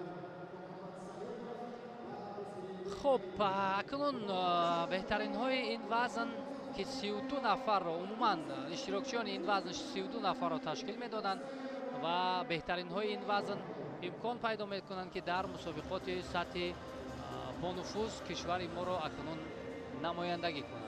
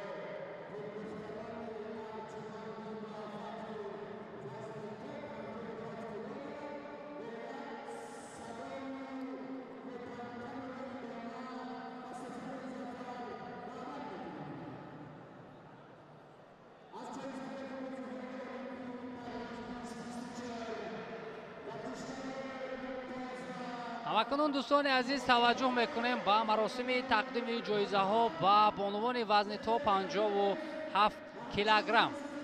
آن نفرانی که امروز درخشش خوب داشتند، آن بانوانی که امروز در قطار پسران کسبیت بلند خود را نشان دادند و توانستند که بالای منبر فخری برآیند. روزافزون بگنظر و روزگل حسن، اهلیه مومینова و نصیبه کارلیکова آن نفرانی که امروز توانستند تا جای توان اونا رو کسبیت خود را نشان دهند. اکنون جایزه‌دار بازی‌های المپی پاریس پهلوان شناخته کشور تیمور رحیموف با این بانوان موفق جایزه ها را تقدیم میکند. روزگل حسن و روزافزون بگنظر و دو نفری که زینه های سیوم را اشغال کردند با نشان های برنجی قدر شناسی گردیدند و نصیبه کارلیکова باشد با گرفتن مدال نقره مشرف شد. در وزن تا 57 کیلوگرم اهلیه مومینова که در رشته جودو هم خیلی هنرنمای شایسته داشت، در چمپیونات آسیای نورسان نشان نقره را گرفته بود و امروز جای اول را گرفت. خب اکنون محمد صفا لایقов رئیس فدراسیون گوشتنگیری منطقه رشت هم با این نفران موفق سپاسنامه ها را تقدیم میکند. خب ما البته بالاتر قید کردیم که بسیار خوب است، بسیار خوب است که اکنون بانوان با کسبیت بالای خود در نمود اجدادی ما، یعنی گوشتینگیری که تاریخی خیلی زیاد دارد، الکی هنر و مهارت خود را نشان میدهند و در عموم محبوبیت خیلی زیاد دارند. و این هم عملکردی که از جانب اهلیه مومینова بود برای ما و شما نشان داده می شود.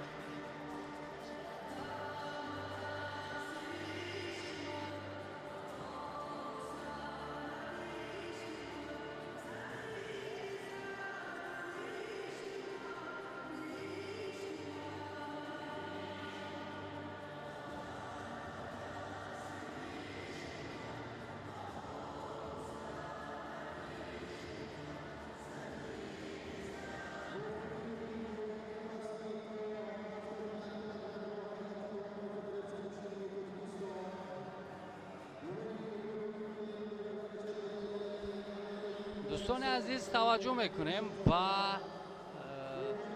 رقابت مرحله نهایی وزن 71 کیلوگرم میان مردان.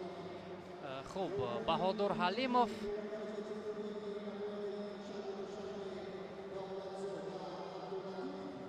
رمزاده عبداللطیف و علیبек دلشودزاده داورانی که رقابت مرحله نهایی وزن تا 71 کیلوگرم را حالا حکمی میکنند. خوب در این وزن دو نفر ارزنده، یکی از دسته دوشنبه یک، دیگری از دسته خطلان دو، عبدالله عارف و شیراولیا اسحاقов مدعیان اساسی وزن تا 71 کیلوگرم برای به دست آوردن نشان طلا به میدان میبرند.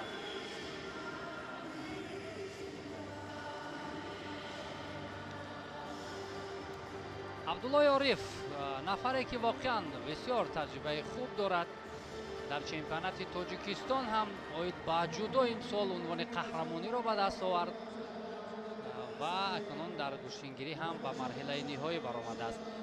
با لباس های سفید شیراولیا اسحاقов نماینده دوشنبه یک، با یک تک سبز نماینده خطلان دو عبدالله عارف.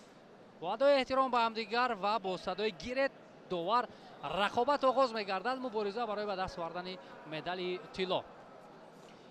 و نخستین حرکت می‌بینیم از جانب اسحاقов برای از بالا داشتن یک توجه کرد و در حال فشار محض از جانب شیراولیا اسحاقов بسیار خوب و با سرعت خیلی بلند رقابت را هر دو هم شروع میکنند. اما باید یک چیز را بگویم که عبدالله عارف بسیار آرامانه و سبک خیلی عالی هنرنمایی دارد. حریف را به خود نزدیک میکند. عبدالله عارف از بالا میدارد. فکنون یک پایزنی هم داشت، اینجا امتیاز نیست. علیبек دلشودزاده اشاره میکند امتیاز نیست. خب عبدالله عارف چگونه تا به مرحله نهایی راه خود را هموار کرد؟ او نخست در دور اول نماینده شورنامه توبه مرکز کریم حیدرов را شکست داد. بعدا عمر شیرов از دسته دوشنبه یک را هم ناکام ساخت. در مرحله 4-1 نهایی باشد سید احتم علی مردانov را ناکام کرد. اینجا داور الکی استید گفته بود. بعدا عبدالله عارف در مرحله نیم نهایی توانست مهراور چقلov از دسته دوشنبه یک را شکست بدهد و روی خود را به همین مرحله هموار کند.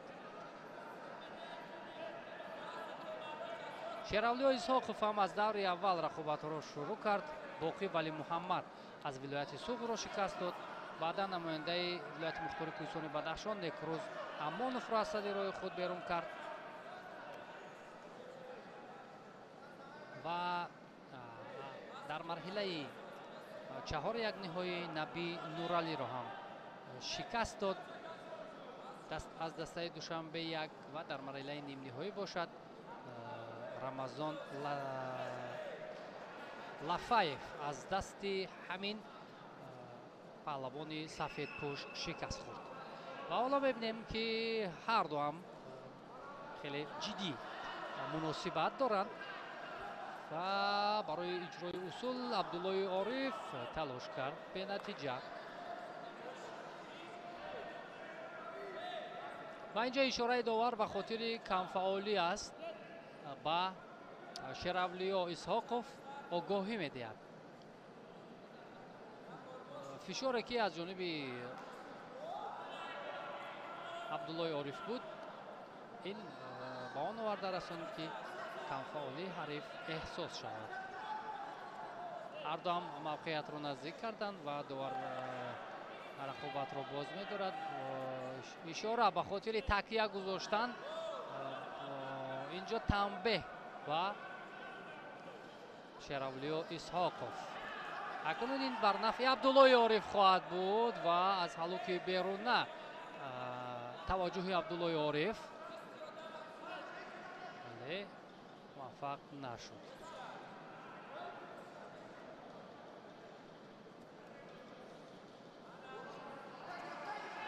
хоб ин навбат сари зону менишинад. шеравлиё андак дасташ раҳо шуд, вагарна имкони хуби партов кардан ҳам шояд ба миён меомад.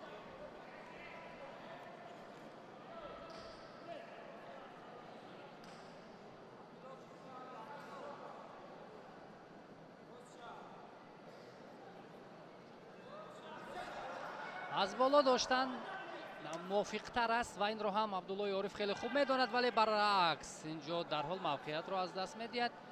абдуллои ориф ва шеравлиё ҳам як таваҷҷӯҳ дошт барои маҳз ҳамин усулро иҷод кардан. на инҷо аллакай ҳариф бо ду зону дар замин буд, ба ҳамин хотир довар нерӯсанҷиро боз дошт. маълум аст ки аз миёни 32 иштирокчӣ то ба марҳилаи ниҳоӣ омадан ин кори саҳлу сода нест ва маҳорати баландро тақозо мекунад ва маҳз ҳарду ҳамин паҳлавонон буданд ки бо шикаст додани ҳарифонашон роҳи худро то ба инҷо анвор сохтанд. андак камфаъолтар аст шеравлиё исҳоқов ва абдуллои ориф бошад бештар дар ҳуҷум аст.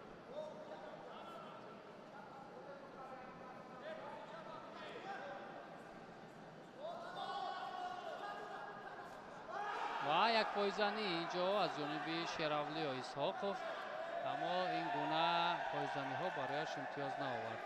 худро ба замин мепартояд ва андак камфаъол аст ва инро ҳам довари марказ доварони кунҷиро назди худ мехонад ба хотири машварат кардан. маълум аст ки ин ба хотири камфаъолӣ муҷозот кардани шеравлиё исҳоқов хоҳад буд ва машварат шуд. доварон бо ҳам машварат кардан шояд як шонси дигар диҳанд ба шеравлиё ва ё дар ҳамин ҷо ӯро аз рӯи гилем хориҷ кунанд.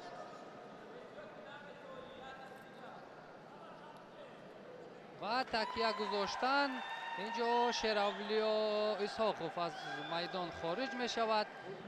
абдуллои ориф дар вазни 71 килограмм қаҳрамони тоҷикистон дар соли 2026 мегардад.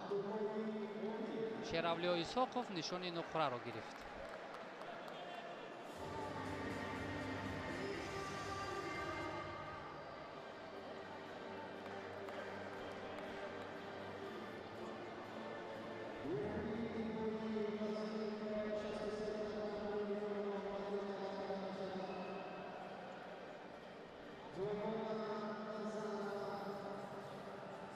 خب البته رقابت مشکل‌تر بود برای عبدالله عارف، اما فشارهای پیوسته‌اش توانست که حریف را به تنگ بیارد و аз майдон хорид шавад ана ҳамин паҳлавон.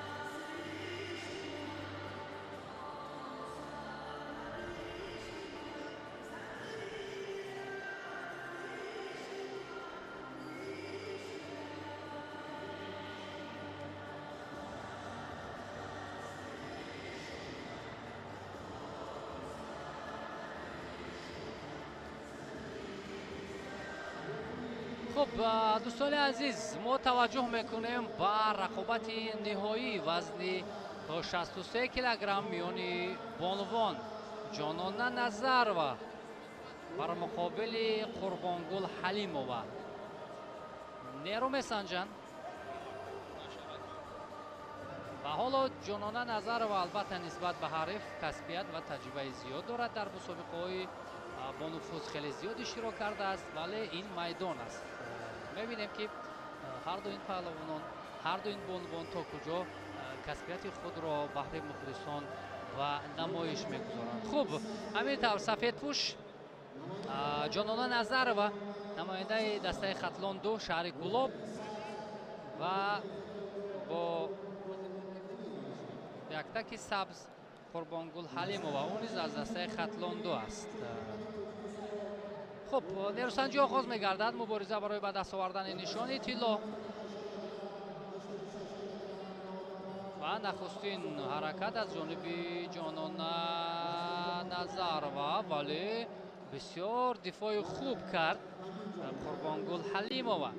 جانانه نظرова در دور اول صبرینه کریمова را شکست داد. در مرحله نیم نهایی باشد سروینوز پیرova و روی خود رو به این جهانوار ساخت و حلوک بیرونه خیلی ضروری استفاده می شود از جانب جانانه نظرова و این بانو اکنون بدون مشکلی توانست که حریفش را ناکام کند و صاحب نشانی طلای وزن تا 63 کیلوگرمی بانوان گردد.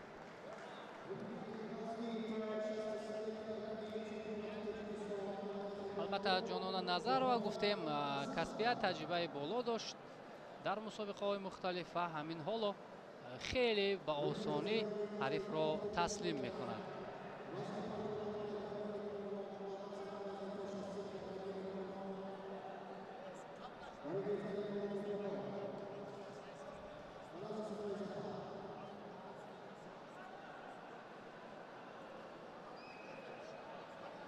توجه میکنه اکنون به همین حالت که چگونه موفق شد جانانه حریف را نزدیک کرد.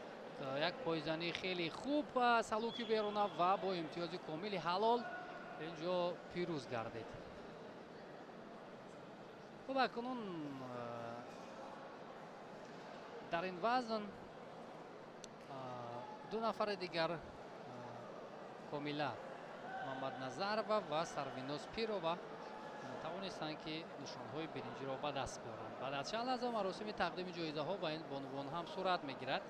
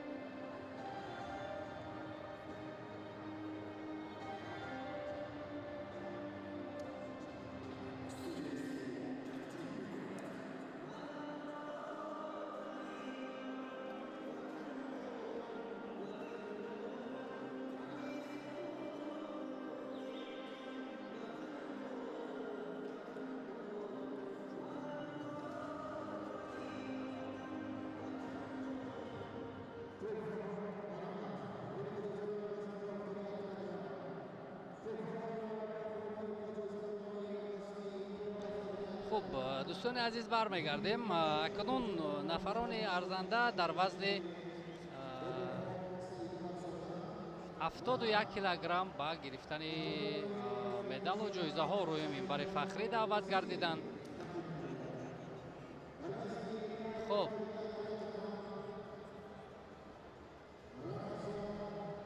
مهراور چخالов، рамазон латипов، шеравли исҳоқов ва абдуллои ориф. خب مدیر بخش ورزش ریاست کار با جوانان و ورزش شهر دوشنبه باباخان سید عمرزاده با همراهی پهلوان شناخته در رشته گشتینگیری شریف جان نظریف مدال ها را تقدیم میکنند. خب مهراور چخالов و рамазон латипов هر دو مدال های برنجی این وزن را به دست آوردند. شیراولی اسحاقов از دسته دوشنبه یک صاحب نشانی نقره گردید و عبدالله عارف نفر موفق در سال 2026 عنوان چمپیونی را در وزن 71 کیلوگرم به دست آورد.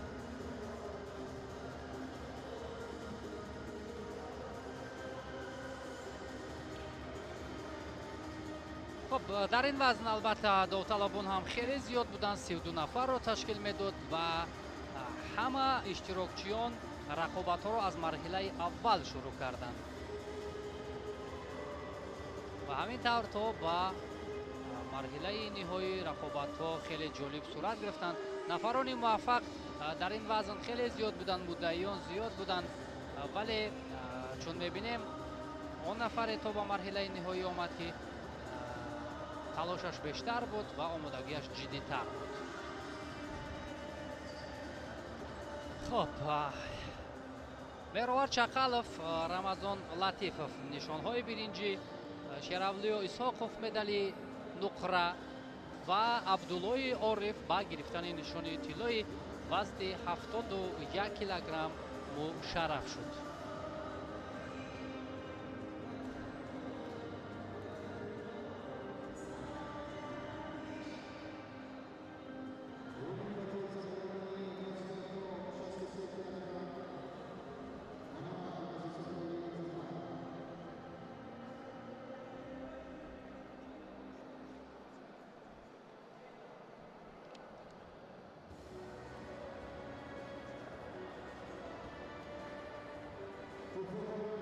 خب اکنون توجه میکنیم با غالبان وزن 63 کیلوگرم آنگل دخترانی که با کسبیت و مهارت بالای خود تا با روی منبر افتخاری آمدند.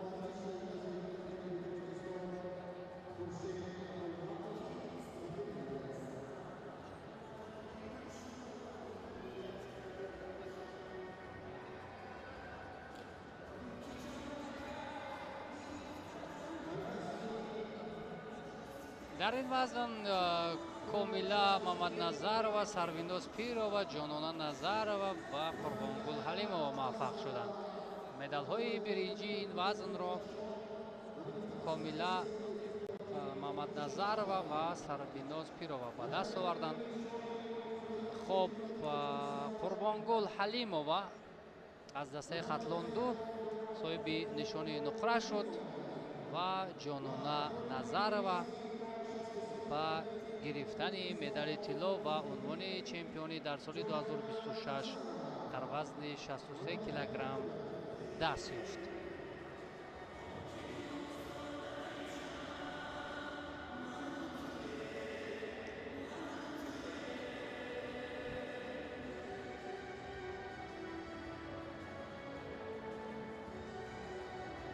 خب اکنون دوستان عزیز در روز اول چمپیونات تاجیکستان همه آن نفرانی که موفقیت به دست آوردند قدرشناسی گردیدند و فردا هم این مسابقات البته تنطنه میکند و در وزنهای دیگر فردا نفران موفق پهلوانان شناخته رقابت میکنند.